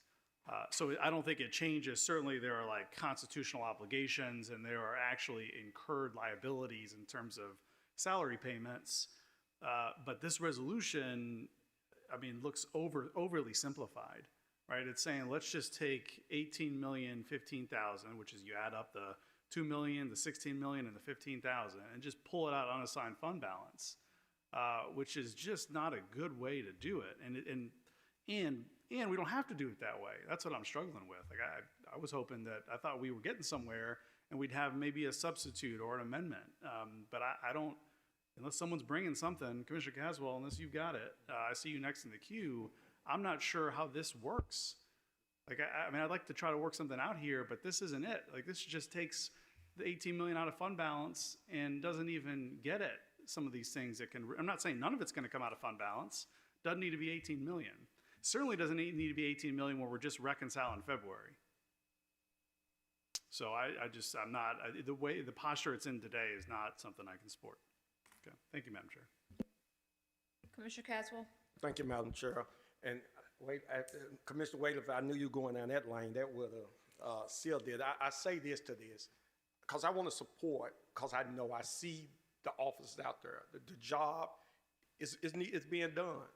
The thing is that I just can't sleep knowing that I sit on this body, it already in position to be here again, right, in September, knowing we putting ourselves in this type of hole. If there is another way, I'm sure that the sheriff don't want to see this county being left in a bad place after getting ready to leave. It should be, I don't see why we cannot, if the director is saying there's another way, we found that other way. Because if we go down this road, if we're already at 75 and we're supposed to be at 110 million in reserve, we're putting the county in a bad place. And I just think that, I'm just hoping that, is there some, CAO, if you got something. I do. Alicia Lindsay, Chief Administrative Officer, Shelby County Sheriff's Office. I know we're not supposed to talk about this settlement agreement, but the settlement agreement does say that the sheriff will bring a resolution, which is what we've done. I have not heard anyone say that they have a better solution. So I have purview of the Shelby County Sheriff's Office budget. I do not have purview or view or oversight of the entire county general fund budget. So if there is a better way or a better alternative, I certainly would like to hear it. But based upon the limited information of financial information that I have, this is the best that I can do. I appreciate that. And again, I just heard from our finance office, and I kind of heard, I thought before, even in committee, that we had another way. And so to that point, I see Commissioner Lowry in there. I was going to ask that we go and get this other way and send it back to committee and get the other way. Because I know we don't have it here today and we got to draft that up, but really getting with both you, the director, and getting that pathway forward that we can both get the sheriff in the overtime taken care of and other obligations that are there, but not by putting us deeper in the hole with our reserves if there is that other way. So I know I got Commissioner Lowry, if he, see where he'd go with it in there. Thanks. Commissioner Lowry. Thank you, Madam Chair. Yeah, you could have kept talking. You were going down the line. So we'll make a motion because I would like to hear what the options there may be as well. Because I understand that there's some system limitations and everything else, but it doesn't seem like we should let a systems issue get in the way of doing something that we can do funding where I think we want to be supportive. Well, I know I want to be supportive, but at the same time, honestly being fiscally responsible for understanding where our general fund is. So I want to be supportive, making sure that we can find whatever the avenues that may be, that we've done this in the past, but now that we have a new system, it sounds like that's handcuffing us, if I understand that. So I'm going to make a motion to refer this to committee, no one asking for there be some possible solutions put on the table by the CFO. Madam Chair, I can't. There's a motion on the floor from Commissioner Lauer. There's a second from Commissioner Caswell for the Juneteenth meeting. Can we do that without objection?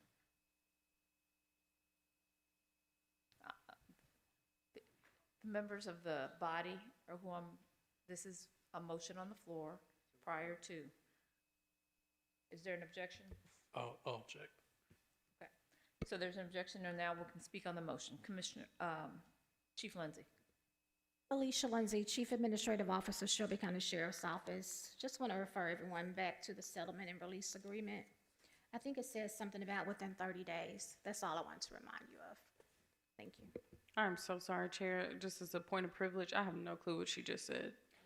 So she's referring to the documents that you all received in executive session, which was a copy of it was the actual settlement, and it refers to the language within the settlement, which was 30 days. So if people, that's what she's referring to, you all can read that. If you have any other questions, you can ask Attorney Smith outside of these quarters, because all of that was shared within the executive session.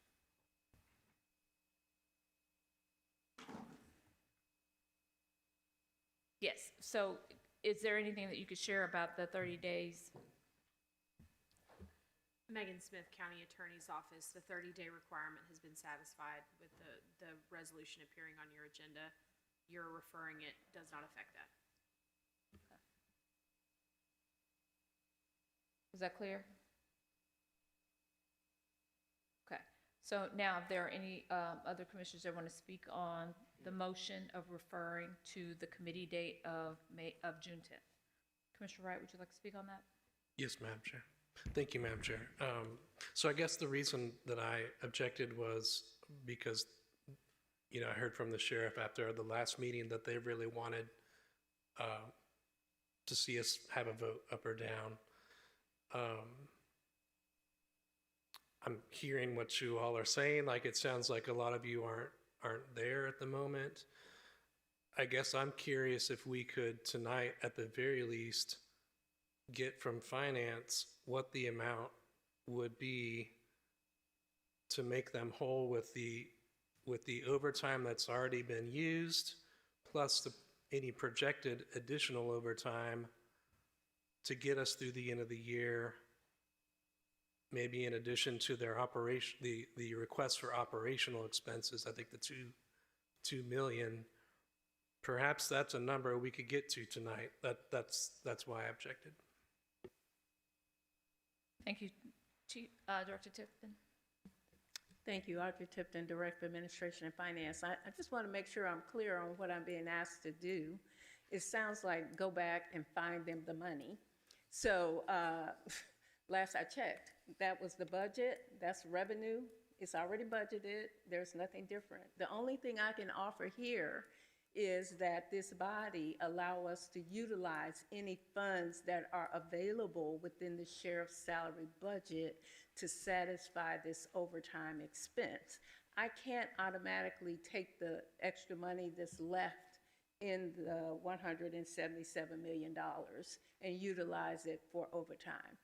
This body can say that. So that's not for me to go back and figure out and try to do. I know what can happen. That's what we've done in the past. So I'm asking, maybe you consider that, but now. And Commissioner Wright, did that answer your question? I think it doesn't. I'm sorry, Madam Chair. No, that doesn't. I wasn't asking you to come up with special money.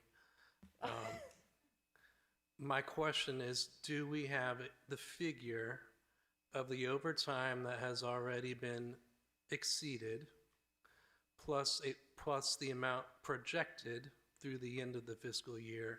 Do we have that total so that we maybe we could consider taking that total out of fund balance? Because I think we'll have to anyway. We'll have to cover that amount no matter what. Director Tipton. Yeah, hold on one second. Audrey Tipton, Director of Administration and Finance. I did do like just a really high level projection, And from my projections, we're going to spend $177,789,000, which is $453,000 over what we have. So to project out, that's like I said, it's high level, that's a cookie cutter allocation of what we've spent already and forecast that out 12 months. We're going to be at 177.789, which is over what they have budgeted by about $453,000.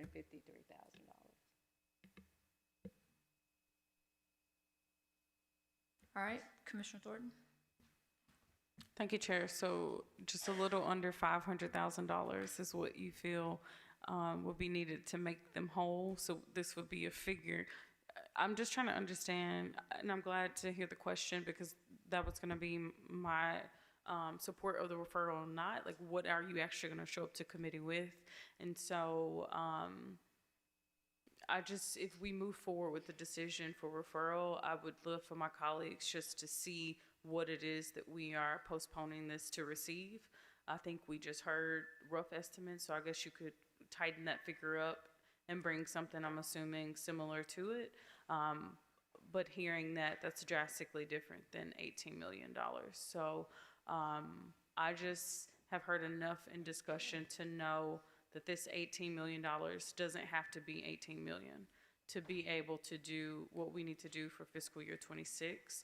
And that's personally what I'm interested in hearing, because I don't only want to spend conversations investing into law enforcement and not universal pre-K and MSCS's budget. So I'm not hearing balance in our conversations this budget season, and that's what I will need in order for me to support this. So I'll support the referral, but I just want to make sure that, we have something to actually digest when it gets to committee that could be an alternative. And what I hear today, it doesn't seem like the sheriff's office is going to be okay with around $500,000 as a amendment to this item. Thank you. Commissioner Caswell? Thank you, Madam Chair. And I think that the number is not just getting 500,000, right? Chief, you're talking about, and I know CAO, you will have to be on, the sheriff will have to be on board with what she's asking. At this point, I see that's the path forward. Again, if the sheriff has in his budget still unspent dollars that's going to be unspent because of those vacancies, what have you, that we use those dollars plus the reserve that she's talking about, and it just make that whole. You use the dollars that's there. To come here and say that we're gonna keep our dollars, plus you're gonna give us the 18 million, that becomes a problem for this body because it's become a problem for the county. I think CAO, is that not what you're hearing? Let's help me now. Alicia Lindsay, Chief Administrative Officer, Shelby County Sheriff's Office. Commissioner Caswell, if February 28, 2026 was June 30th, we have already exceeded the budget by $2.4 million on our personnel. That's over If February 28th was June 30th, we had already exceeded the 171 million. Well, no, just say for 8 months out of the year, you allocate your budget for 8 months. So, yeah. So I get it, CAO, but you said you don't have the numbers that the chief financial officer, she have it.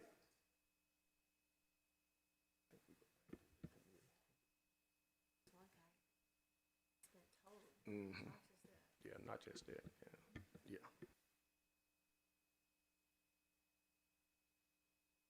And I know this my time, and this is what reason Commissioner why I think Caswell, we're going to pause the time so that you don't lose the time.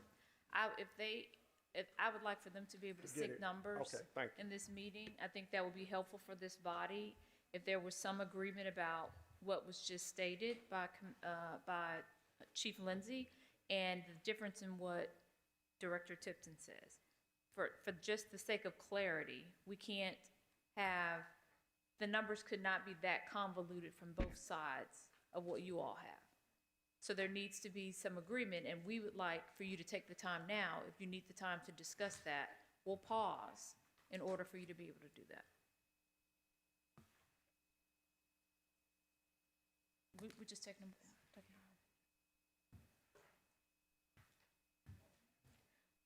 Colleagues, in the interest of time, let's take a 10-minute recess.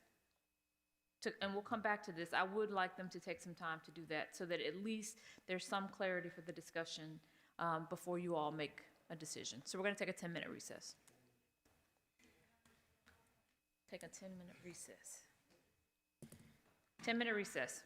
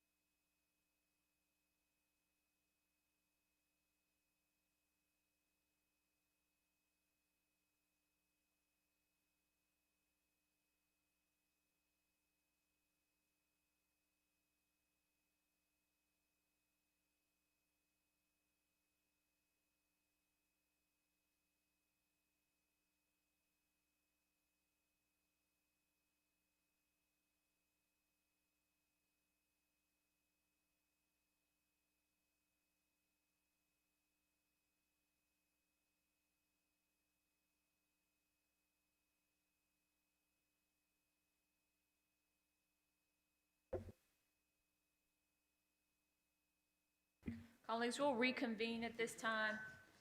If I could get a motion to move this item to the Hill to allow them more time to discuss, I'm not trying to rush your process, but if I could get a motion to move, I am just gonna move this item. This item will move to the Hill and we'll go back to our regular agenda. We're gonna move this item to the Hill and we'll go back to our regular agenda Okay, to try to get. I'll make the motion to move Okay, to the Hill. thank you, Commissioner Whaley. Second. A second by Commissioner Shalai. No objections? Okay. All right, we're gonna, parliamentarian, move to item number 42. Item 42 comes from the Budget and Finance Committee, which is chaired by Commissioner Whaley. Item 42 is a resolution to amend the fiscal year 2026 operating budget to reallocate unspent funds of $186,000 from the Tuition Reimbursement Fund and to approve a grant to Community Legal Center, sponsored by Commissioner Erica Sugarman and Commissioner Brittany Thornton. This item was amended in May 27, 2026 committee meeting. I have a motion by Commissioner Whaley, second by Commissioner Shalai. Commissioner Whaley, can I get a committee report? Yes, this comes out of the favorable recommendation.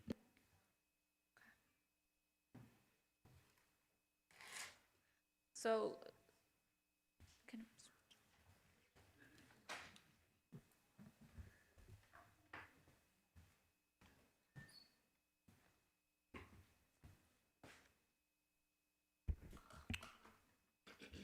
Chairwoman Avant? just a question, the funding source for this particular grant, and I know this, I'm just sensitive to this because we're about to go into budget season, and as we're making grants or that could be possible budget amendments, I just needed to know how we came up with the actual funding source for this. Yep. To the sponsor. So I know this is Commissioner Sugarman's item. I can give a brief overview and then you can fill in the gaps. So this is, there was significant underspend in the tuition reimbursement line item. So this is a small percentage of the remainder, which I think from a fund balance perspective is a good thing. And then the other component of this is that in the proposal, it's also at an elevated level that's more than what it was, more than what was spent in this fiscal year.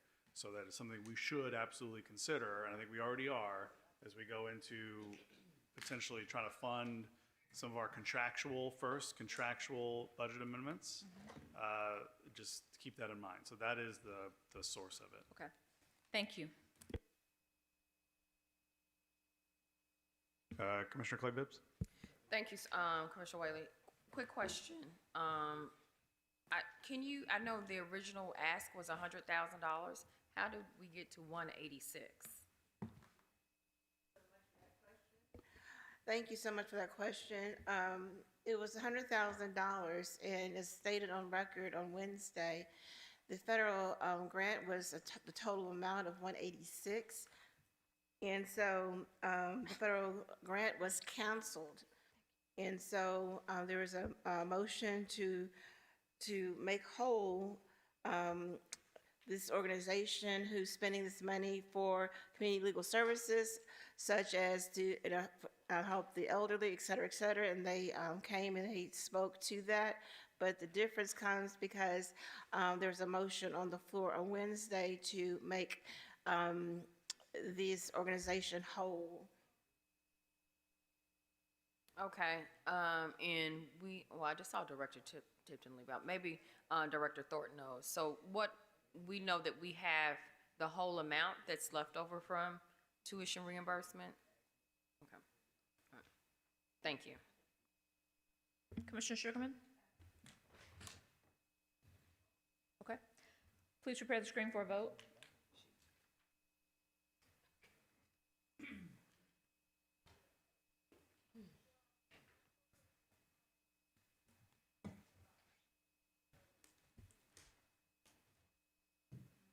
Please report the vote.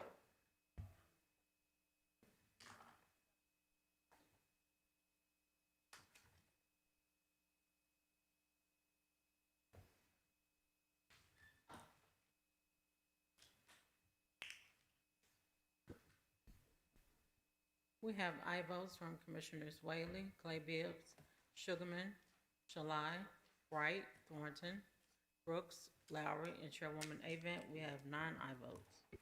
That motion passes. Parliamentarian, Chairwoman Avan, if there's no objection, can we read 43 and 44 at the same time? Because I'm going to move to refer those to the June 10th committee. okay. Parliamentarian, please read item number, you said 43 and 44? 43 and 44 together, please. Items 43 and 44 come from the Budget and Finance Committee, which is chaired by Commissioner Whaley.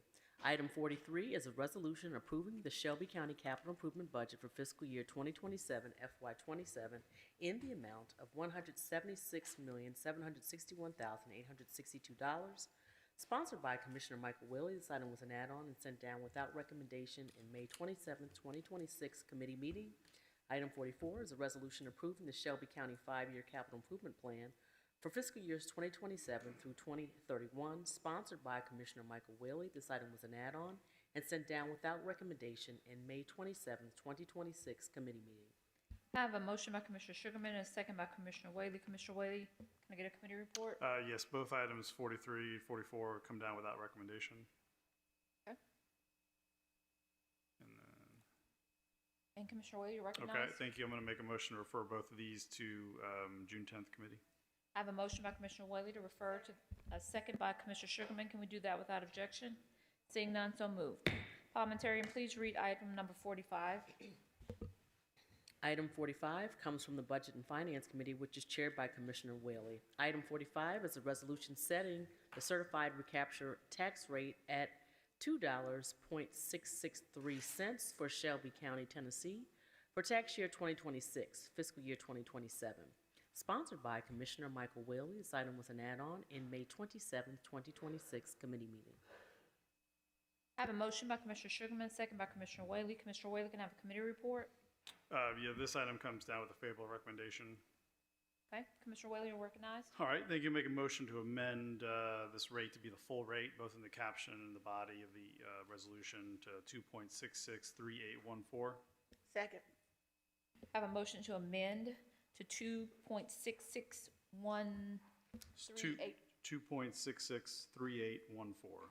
2.663814. Both in the caption and Both the in the body. caption and the resolution. I have a second by Commissioner Sugarman. Can we do that without objection? Seeing none, so moved. Madam Clerk, please prepare the screen for a vote.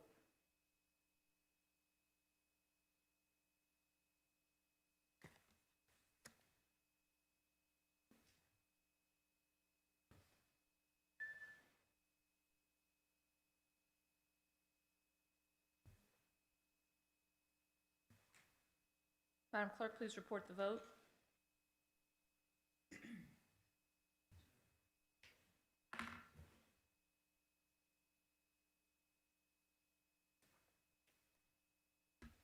We have aye votes from Commissioners Whaley, Clay Bibbs, Sugarman, Mills, Shalai, Wright, Thornton, Morrison, Brooks, Lowry, and Chairwoman Avent. We have 11 aye votes. That motion passes.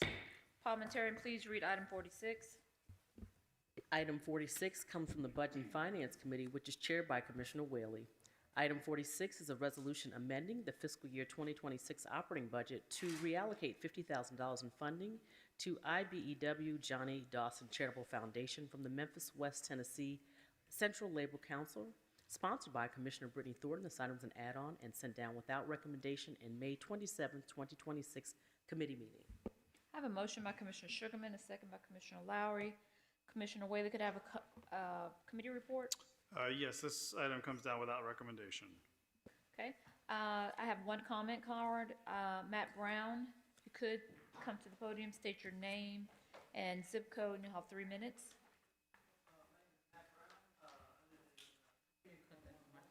Mr. Brown, I think we cut off the microphone. Could you, no. There's a switch to your right on the side of the microphone for you to turn it back on. I have Okay. a green light. Okay? All right. So I'm Matt Brown. I live in 38111. So I'm with the Memphis Labor Council and the Building Trades Council. We run a pre-apprentice program, which we're asking. This has been passed before, but we're coming back to get the money. The money hasn't arrived yet. So our pre-apprentice program is taking folks from our county who aren't ready yet to be union electricians, union plumbers, union carpenters, and we give them a 4-week crash course in construction math. We give them OSHA certification. We give them a first aid certificate. And then once our students graduate, we work with the union training programs, the JATCs, to get our students placed into those. And since we've come before you, in fact, I just got texts from 2 more students who are hired today to be laborers and electricians. So successful program, happy to report it's growing.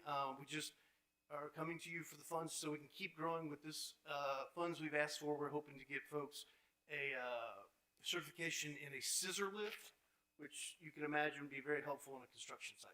So I'm available to answer any questions you have, but that's what we're here to talk about. Okay, thank you, Mr. Brown. All right, Commissioner Thornton. Thank you, Chair. I would like to make a motion to substitute this particular item. I believe everyone has been provided with a copy. Second.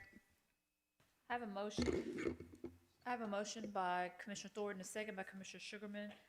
Procedurally, we will need a majority vote in order to accept the substitution. Do we need to do that by roll call or just by? No, it can be done without objection. Oh, okay, can we do that without objection? Okay, seeing none, so moved. I just want to notate that on the substitute, the reviewer line is not filled in, but I understand that it did complete a legal review. Okay, and so can we just take that up as a Scrivener's error and then just add, I believe the reviewer is Craig Barnes? Okay, is that correct, Craig? Okay, thank you. The reviewer is Craig Barnes, so we'll just take that up as a Scrivener's error and just add that.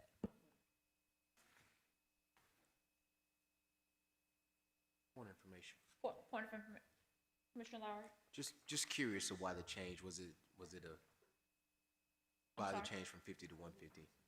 Was there? Yes, just, so the substitution, yes, this is substituted the red line items. And so okay. Commissioner Thornton, point of information, this amount is changing in this amendment? Yes, so the amount is changing. Legal did not, or they weren't aware of a subsequent resolution that awarded this particular receiver with an additional $100,000. So when it came before committee, it was just for $50,000 in error because it should have been a total of $150,000. So this cleans, the substitute today cleans up that figure.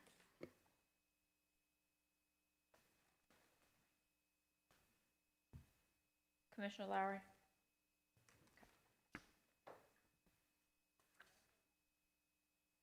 Okay, can we accept the substitution without objection? Okay, so move. All right, Commissioner Thornton, did you want to be recognized? No, that's it, Chair. Thank you. Commissioner Sugarman? Yes, I have a few questions. Okay, and of course, I'm in supportive of this. And so you said it's certificate. How about licensure? Does you all have an opportunity to have individuals to receive their license through this program, or is it just for a certificate? And then the other question is, how many young people will be able to benefit from the additional funds? Is it? So I'm not sure I understood the first question, so I'm going to ask you to say it again, but I can answer the second one. We're currently graduating classes of between 5 and 7, and what we want to do is double and perhaps triple that for the rest of this year and next. So we're hoping to go from 5 to 7 to 15 to 21 students. We're doing one a quarter, so you're the teacher. So 4 times 17, 4 times 15. That's what we're hoping to. Okay, great, 68. And so I love this So is it in any type of trade or is it electrical trade? And then also they're receiving certification? And what about licensure? Is there a pathway to receiving licensure, or is there such thing as a licensure in like electrical and things of that nature? So the OSHA 10 certification they'll come with will be applicable to anything in the construction field. The first aid certification and CPR certification obviously will go to anything in the field. The scissor lift certification will just, that would be applicable to any trade that would use that, which would be the majority of the trades. And so yes, so we are now engaged with 9 different training centers and 11 different trades. So that would be the whole, almost the whole gambit of skilled trades in the Memphis area.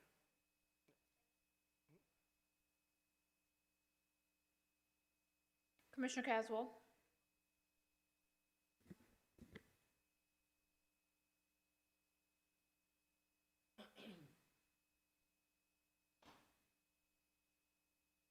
Point of information to the sponsor. The red line substitute from Glamour Grooming and Boarding, and then it goes to West Tennessee, and it says from.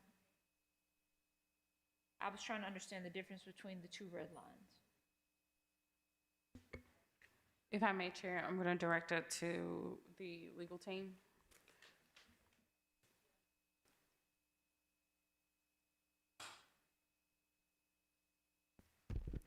Megan Smith, County Attorney's Office. The operative change is simply the amount. There is a large portion of the resolutions that are formatted differently. I would say that the substitute before you is more standard in terms of making a grant resolution. The original made large references to Budget Amendment 52E and includes a lot of information that you don't really need in order to make this decision. So this now is reformatted in your standard grant contract or grant resolution and changes the amount to $150,000. Okay, I guess the clarifying question. These were funds that were once allocated to the others that are mentioned in this resolution, the red line? Megan Smith, County Attorney's Office, yes, ma'am.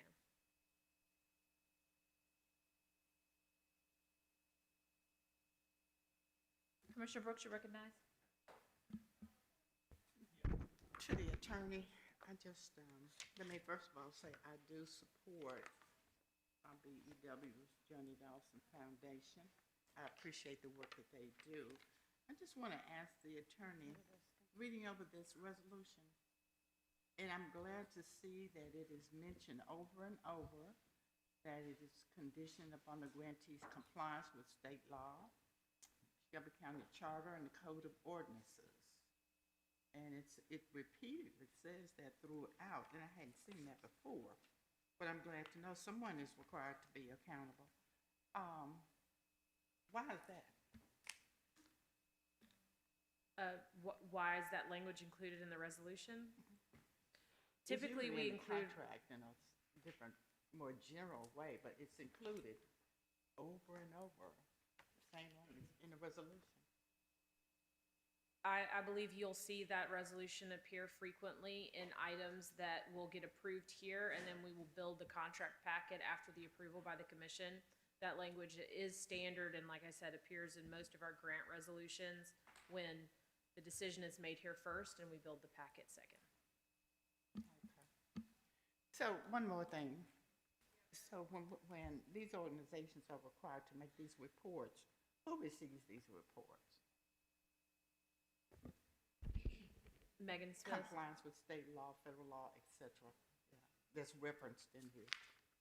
Okay, so I obviously those references are large, large labels for large bodies of law, and I would say that it depends on which version. We have a Title VI compliance office. We have a contracts administration office.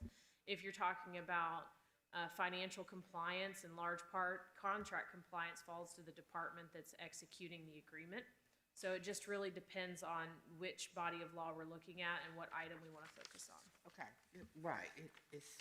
Title VI is not a large body, but let me just ask, I just want to be able to find it. The physical office where these reports would be stored. So who's monitoring compliance to assure us that XYZ, IBEW, AFL, ABC, and XY, all of those are actually complying with state law, federal law, resolutions, and ordinances? Who's monitoring? Megan Smith, it depends on which type of enforcement we're talking about. So we do have a Title VI compliance office. We do have a charter. We have a Title VI compliance office? Yes, ma'am. Oh, okay. And we do have an EOC empowered by the charter. Financial compliance falls in a few different capacities, as well as contract compliance. So it just really depends on what type of reports we're talking about at any given point. Well, let's just use this one, and that way I'll be able to hunt down the rest. I need a model or a template. So if we can use this resolution, and you can tell me where to go and find these reports or compliance monitoring. I have several templates. I'm happy to share them. No, I need to know the office.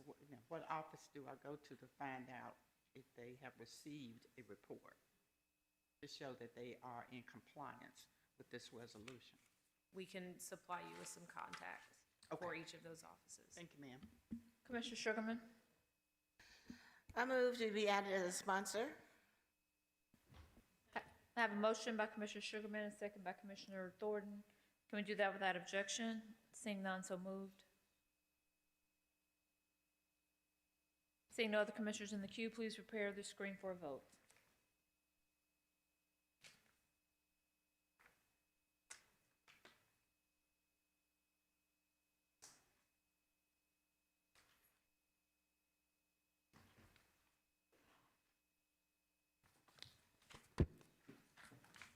Please report the vote.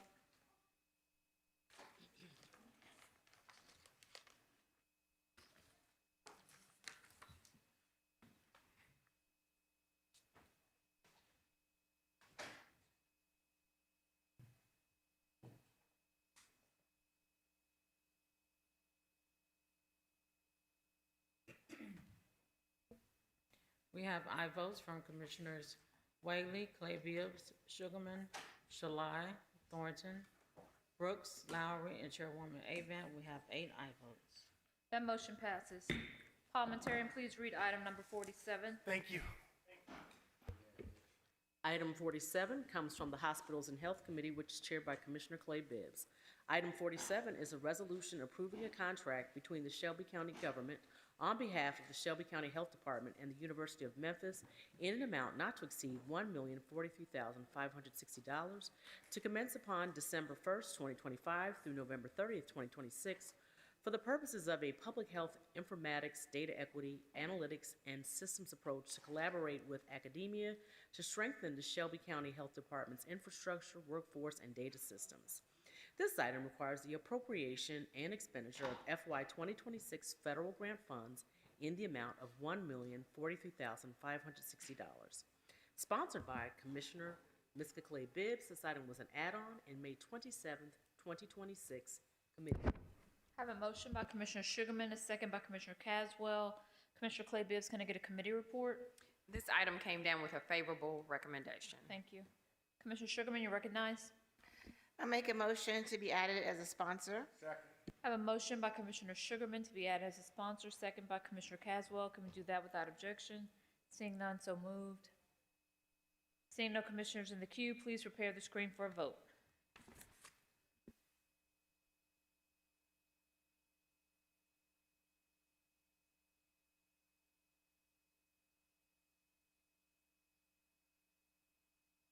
Please report the vote.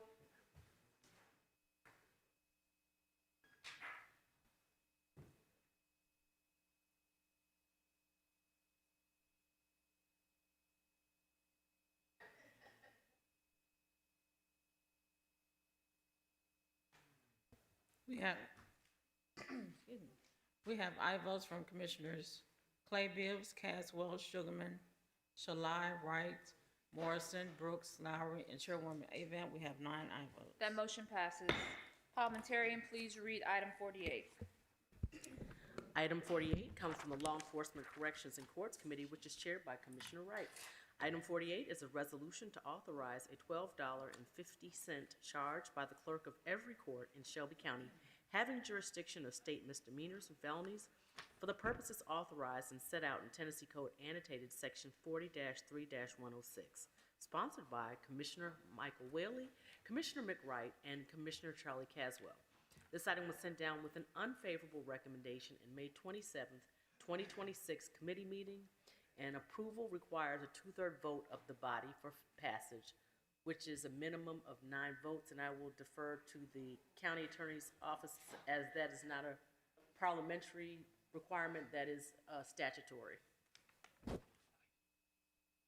have a motion by Commissioner Sugarman, a second by Commissioner Caswell.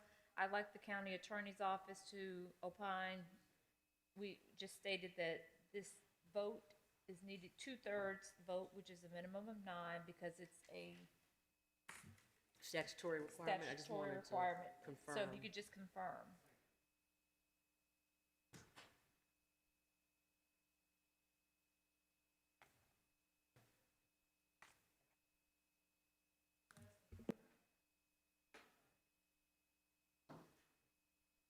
And Commissioner Wright, in the meantime, could I have a committee report? Yes, Madam Chair, this comes down with an unfavorable recommendation. Thank you.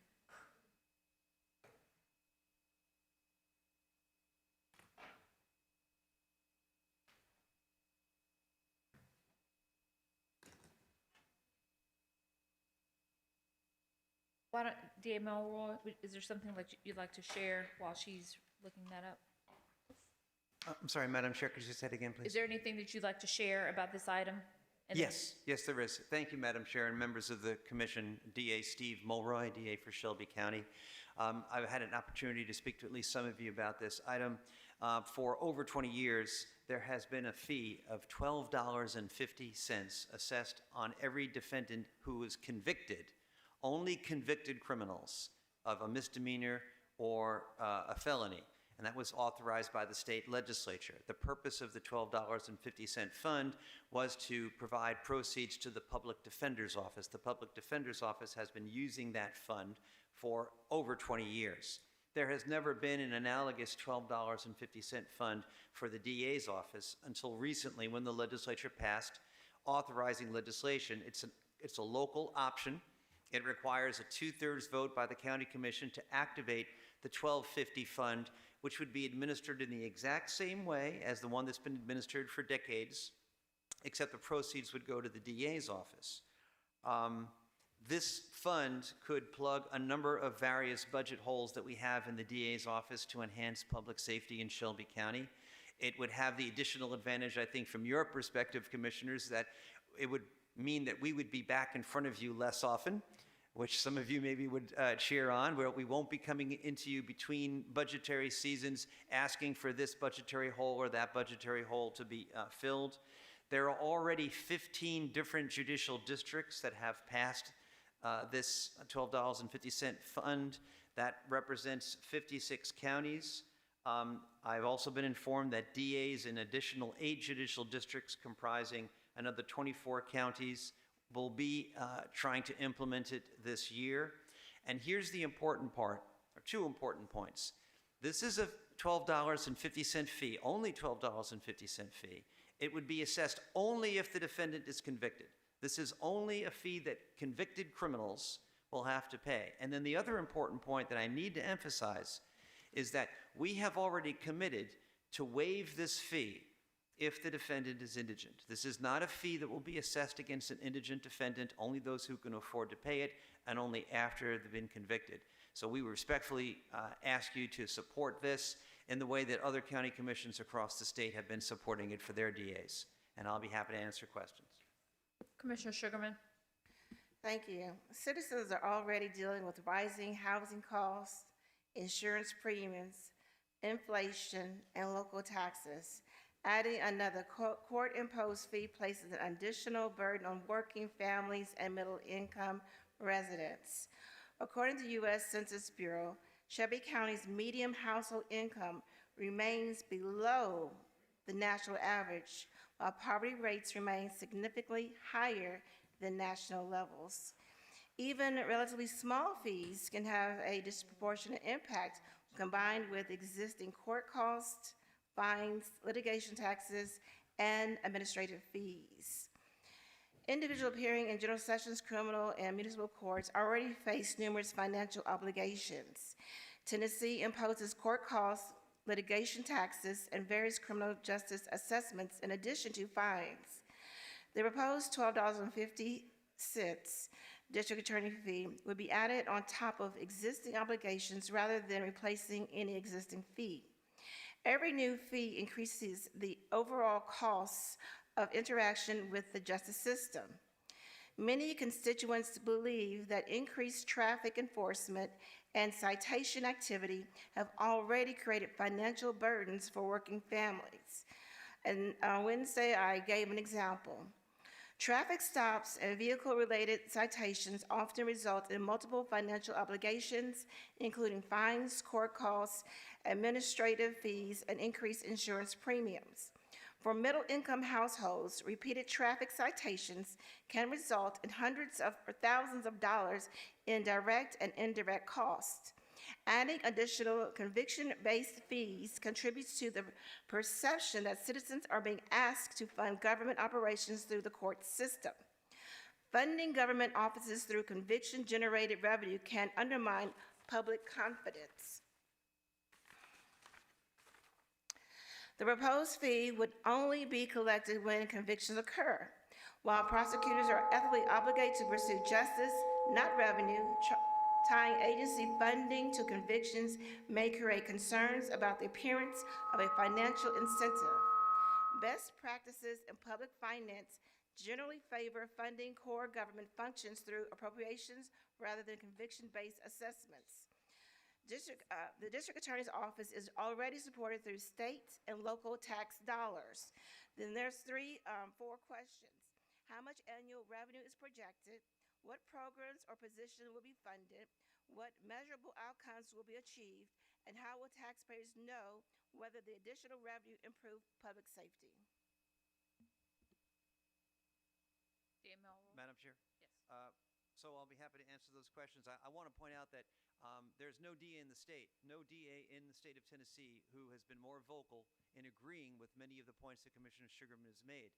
I did a press conference with the head of Just City 2 years ago in which we announced that our policy was we would be waiving fines and fees to the extent that we could when the defendant was indigent. And we're going to add this $12.50 fund to that same thing if it is passed. Also, there's no DA in the state who's been more vocal about the problem with traffic stops, particularly traffic stops that are overconcentrated in low-income neighborhoods for non-public safety-related things like equipment violations and expired tags. We've also been speaking out about that as well. Please But ask the question. But as to the three questions that are asked, we asked the public defenders what income their fund generated to them, and it was a little under $100,000 last year.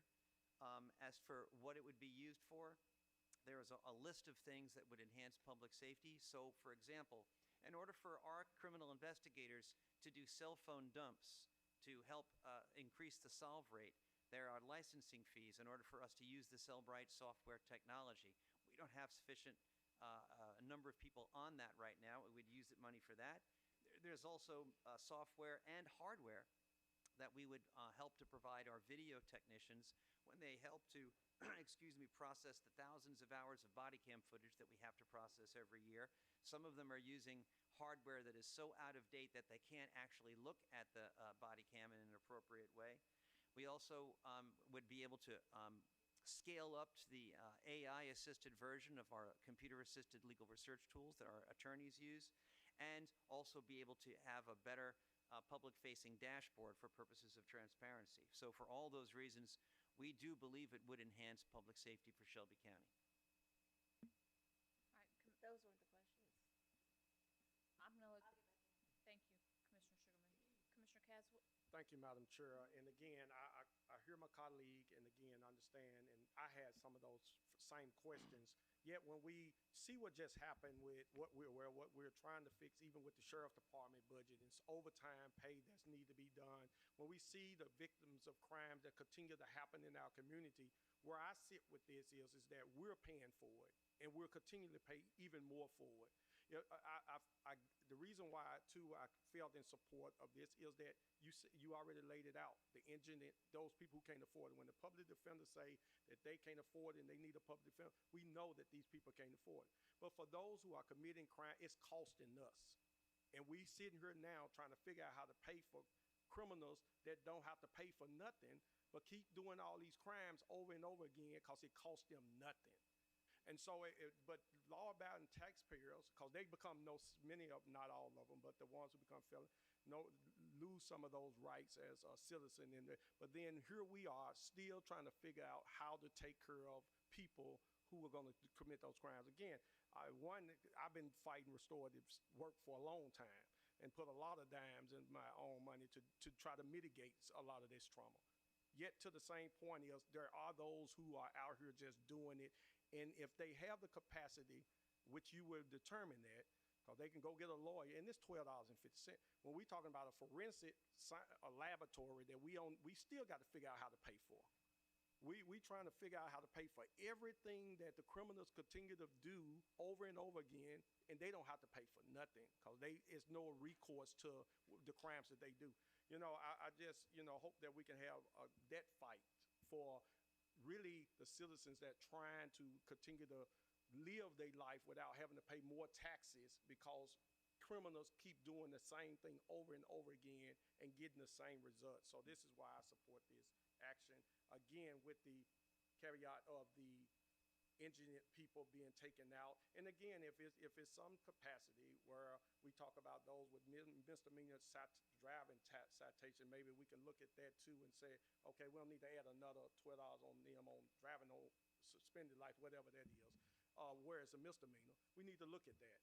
But for these individuals just out here committing crime over and over again, it need to be a charge. So that's where I stand. Thank you, Commissioner. Commissioner Thornton? Thank you, Chair. So I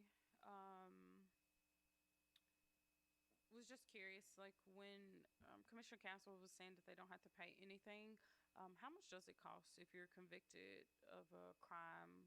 What other fines or fees are associated with that conviction? District Attorney Steve Mulroy, thank you for the question, Commissioner. I actually don't know off the top of my head how much all of the other fees are, but I know that there are court cost fees that are assessed when someone is convicted of a crime, but those can be waived, and we do waive them when the defendant is indigent. There are other non-waivable fees. I think there's a victim compensation fund that the state has imposed that I think is a non-waivable fee. I don't know the amount of it, but there are a couple of different fees, and to the extent that under the law they are waivable by our office, we'll waive them if the defendant is indigent. And then I'm just curious, just from my personal understanding, when do they pay those fees? Is that after they serve their time? Clerk's office? Yeah, go ahead. Hi, this is Jessica Indengaro. I'm the Chief Administrative Officer for the DA's office. So those fees are assessed by the court at the time of conviction, and they become due. But often, both criminal court clerks' offices, so both the Shelby County Criminal Court and the Shelby County Sessions Court, set up payment plans. So most people who are endeavoring to pay off their fines and fees are on a payment plan, and both of those offices maintain the records that support the ability of people to do that. And do they make those payments while they're incarcerated, or how does it work? Generally, no, not while they're incarcerated, unless they have independent access to funds. But many people are not incarcerated, and so certainly at the time that they're incarcerated, they are told again about how much their fines and fees are, and at that point, they can request to be put on a monthly plan. Okay, and defaulting on those payments does what? It's hard to say. Different clerk's offices have done it different ways over the years. Sometimes it takes a while for the clerk's office to catch up, and it would be better directed to the clerk's offices, I'm sorry to say. I do think it's just important to just know the barriers and burdens that we're putting on people, particularly just because when we're talking about 3/4 of our graduates are not on grade level, there is a huge, school to prison pipeline that we're talking about here where, if you are leaving school after 12, 13 years with these huge deficits, where do you think you're going? And so coming from a community where right now I know on two handfuls the amount of people in 201 from my neighborhood alone, I just can't say that we have served them well for them not to have made the decisions that they've made, and some of them have made some life-altering decisions, unfortunately. So, $12.50 can seem like a very small amount to some. I do think that it is an additional burden, but at the end of the day, I'm going to support getting this across the finish line, just because I know that we can do so much more to be able to support with the backlogs that I've heard so many other advocates talk about as well. And it's nothing like being in a room full of parents who are frustrated that they are not able to get their evidence processed in a timely fashion so that they can have closure for the traumatic experiences that they've had. Thank you. Commissioner Sugarman. Thank you, Chair. And so to answer some of the questions, when I worked at criminal court clerk's office, when individuals did not pay their fees, it was turned over to collection agencies, which ruined their credit. Although labeled as a court fee, proposed functions as an additional tax on individuals involved in the criminal justice system, such as misdemeanors. Unlike general tax revenues, they are broadly shared convictions-based fees, not just felonies, misdemeanors. I can imagine a lot of my former students will be involved because a lot of them do not have driver's license, etc., but they're trying to struggle to help support their families, middle income, working class families. Such fees disproportionately affect working class individuals who may already struggle to pay fines, insurance increases, and other legal obligations. Just to go to the grocery store, for example, is a struggle for families. People who are paying their rent is a struggle for families. The working class families are being hit hard, especially when you have people like Trump in office who are taking away social nets. They're looking towards the county, the local governments, to fill in those gaps. Essential government functions should be funded through the normal budget process rather than piecemeal course assessments. The Shelby County Commission annually reviews and appropriates funding for public safety agencies. If additional funding is needed, it should be debated openly during the budget process rather than financed through incremental fees imposed on the court users. And again, I'll go back to my first original question. How much annual revenue is projected? Okay, I think you said 100,000, is that correct? Yes, based on what the Public Defender's Office got last year. Okay. And District Attorney Steve Mulroy responding. Thank you. And what measurable outcomes will be achieved? District Attorney Steve Mulroy, we anticipate that we will be able to process our body cam and video evidence faster so that the backlogs that were referred to will be ameliorated and we'll have cases moving through the system quicker. We'll also anticipate that with the advanced ability to use Cellbrite to do a cell phone dumping, that we'll be able to increase our conviction rate and also increase our solve rate. Thank you. Commissioner Thornton. I'm sorry, are you all able to hear through the microphone, through my microphone? Are you hearing me through my microphone? It's kind of soft. Okay. Commissioner Thornton, you're recognized. All I want for my birthday, Chairwoman, is great amplification of these microphones. That's all I want. Maybe that'll be a good one for, this will be, it's not your milestone birthday, because we've celebrated some milestone birthdays with you, so we'll see what we can do to make that happen. I believe in you. DA, can you just, for the record, for those people who are listening in, indigent, how is it defined? How many people, any metrics that are associated with that? I've been asking you questions every step of the way for this particular item. If you could just help those people who are listening and they have a soft heart towards what this will do as an additional burden. I've heard you say there's an exception for those people who classify as indigent. Tell us more about what that means. Yes, thank you for the question, Commissioner. District Attorney Steve Mulroy responding. We have well-established procedures for determining who is indigent in the criminal justice system that have been used for years. Both the criminal court clerk's office and the general sessions court clerk's office have affidavits of indigency forms that are routinely used. And they ask some questions about how much money do you make? Do you receive any government assistance or pensions? Do you own any property? Are you able to post your own bond? Are you able to hire your own attorney? Are you now in custody? Et cetera, et cetera. They'll also ask for information that happen to be available in liquid form like cash or CD, any debts that are owed, credit card balances, et cetera, et cetera. So you fill out all this form, and it's not exactly the same in each office, but the forms are substantially similar. The same types of questions are asked, and then you have to sign under penalty of perjury, and then the clerk's office will review it, and then the judge will make a determination as to whether you are in fact indigent. The vast majority of people who fill out this form are in fact found indigent, which means either they'll be assigned an attorney from the public defender's office, or if there is a conflict of interest with the public defender's office, then one of the so-called private panel attorneys who are standing by for these kinds of appointments will get an appointment to represent that person, and then the person doesn't have to pay anything. This is a procedure that happens every day in the General Sessions Court and the Criminal Courts Clerk's Office in every county in Tennessee, and has been for years, and that is the process that is used. Thank you. And if someone decides to hire a private attorney, does that automatically rule them out from being labeled as indigent? Well, District Attorney Steve Moore responding again. It doesn't automatically rule them out, but the whole point of filling out the affidavit of indigency is so that they don't have to pay for their own attorney, that they'll get a free appointed attorney. So you almost never have a situation in which someone says, I can pay for my own attorney, but I'm also seeking indigent status. That doesn't really come up, because the whole point is to remove the burden of having to pay for your own attorney.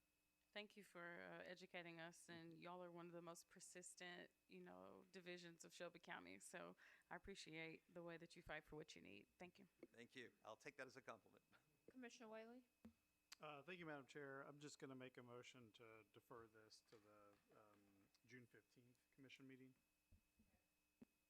I have a motion by Commissioner Whaley, a second by Commissioner Brooks to defer to the June 15th meeting, commission meeting, not committee, commission. Can we do that without objection? Seeing none, so moved. All right. Thank you all very much. Have a good night. Thank you. We have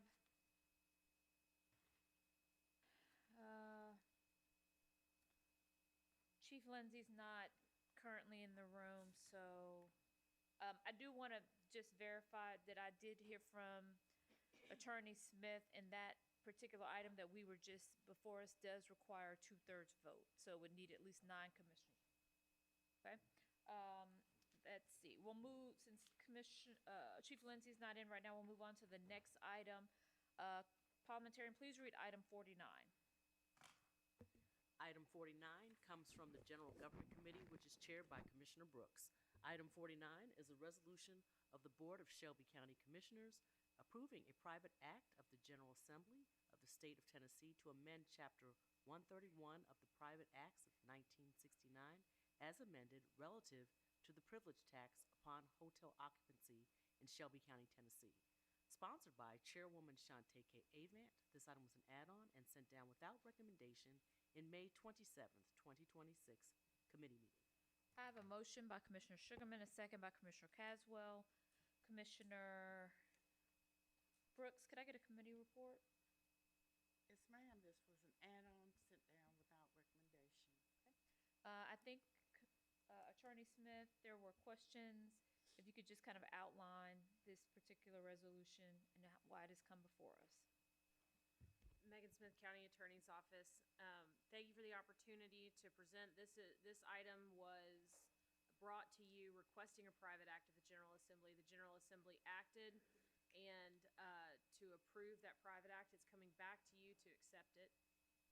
Specifically, the hotel motel tax has been something that you have addressed in terms of a funding item on another occasion.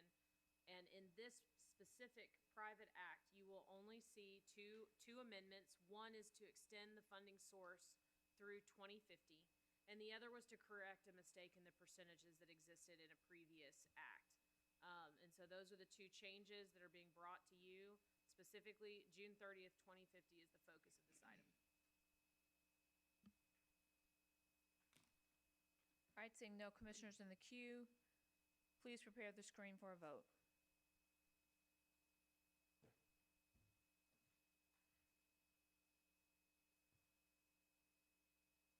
Please report the vote.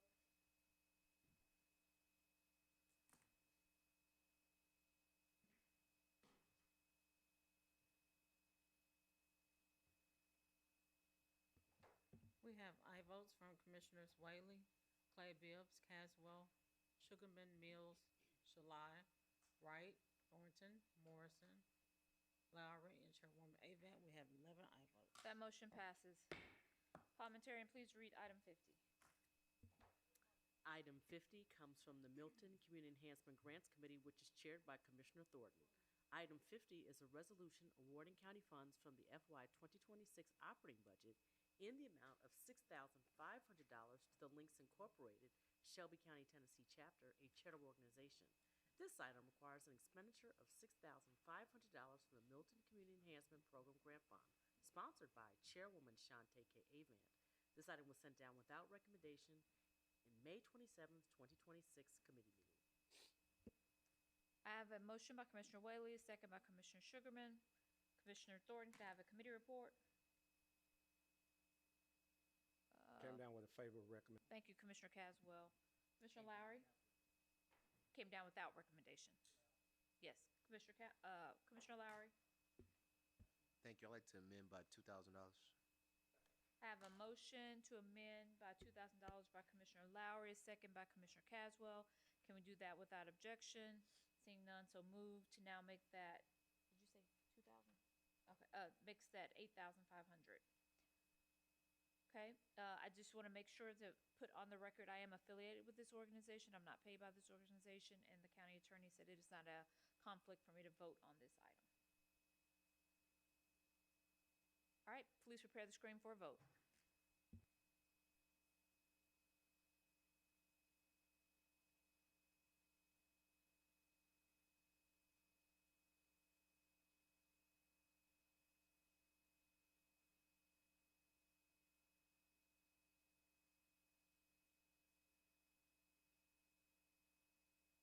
Please report the vote.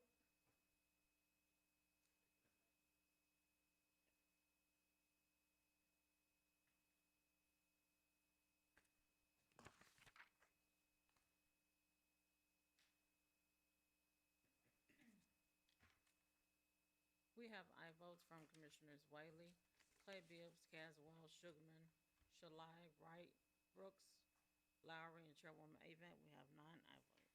That motion passes. Now we will bring back item 41. Director Tipton, Chief Lindsay.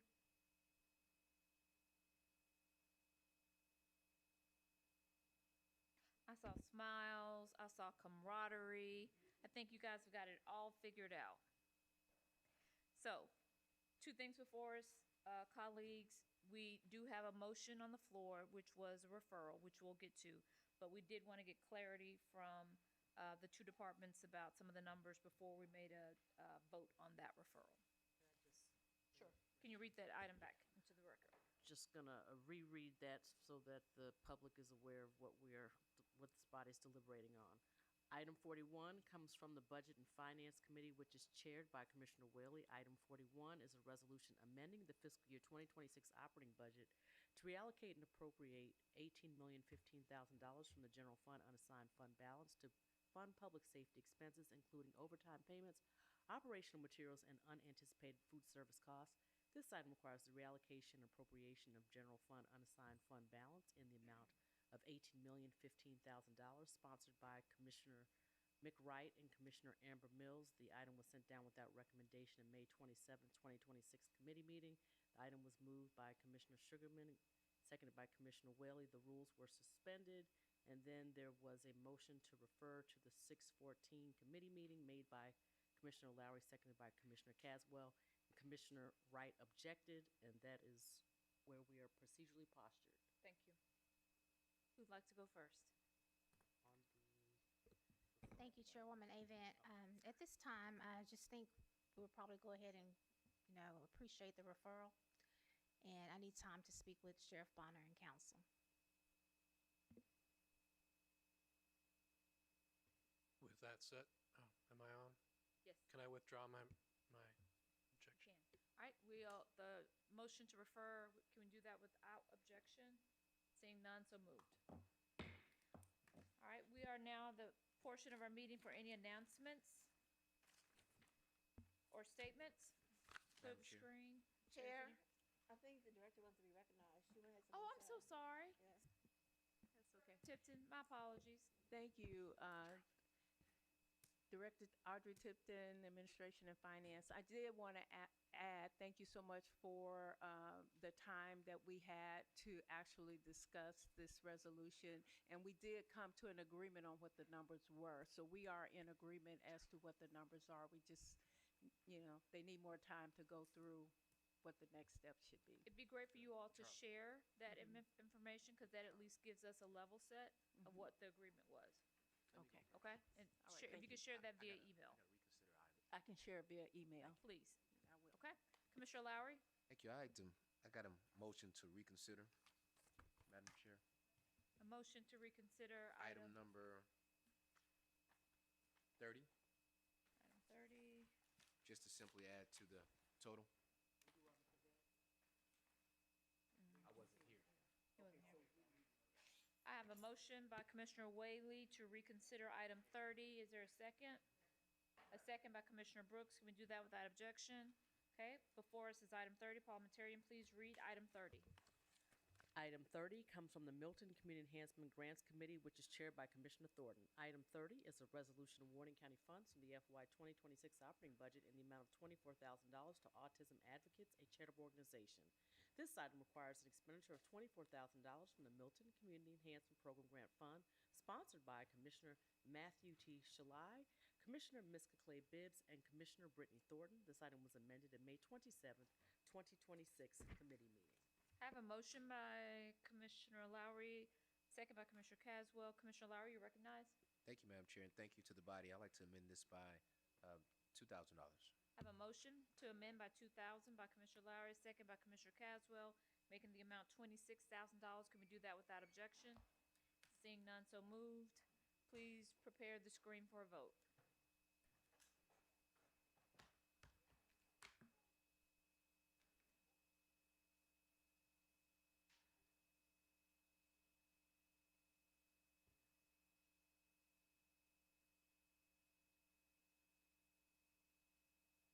Please report the vote.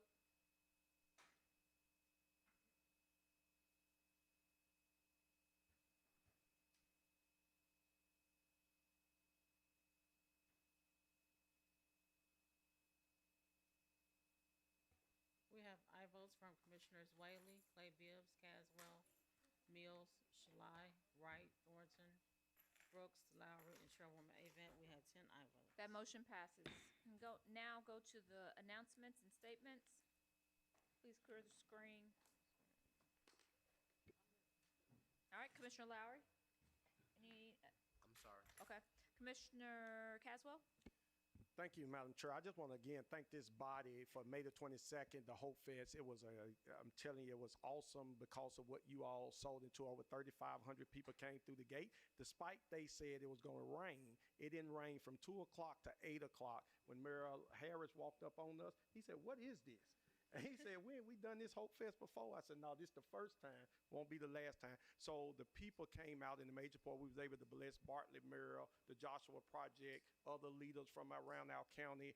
So it was a super success. I'm going to get the numbers to you all, the number of people that got expungement, jobs, through the job fair, and then how many people actually got touched through the health fair. So thank you all for supporting it. Thank the Sheriff Department, Police Department, National Guard, who came out and made sure everything stayed safe. Y'all didn't hear nothing on the news.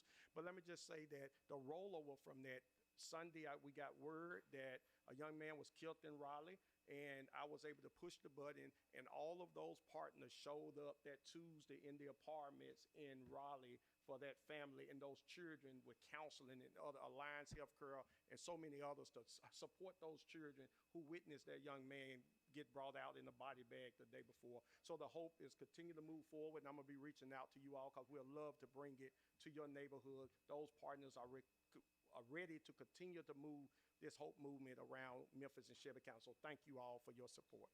Thank you. Commissioner Thornton? Thank you, Chair. So your first acceptance, Commissioner Caswell, on that offer, we would love to see your team in District 10. So I'll connect with you after this. And then I just want to give a shout out. We don't do this often, but across the street to Mary Young.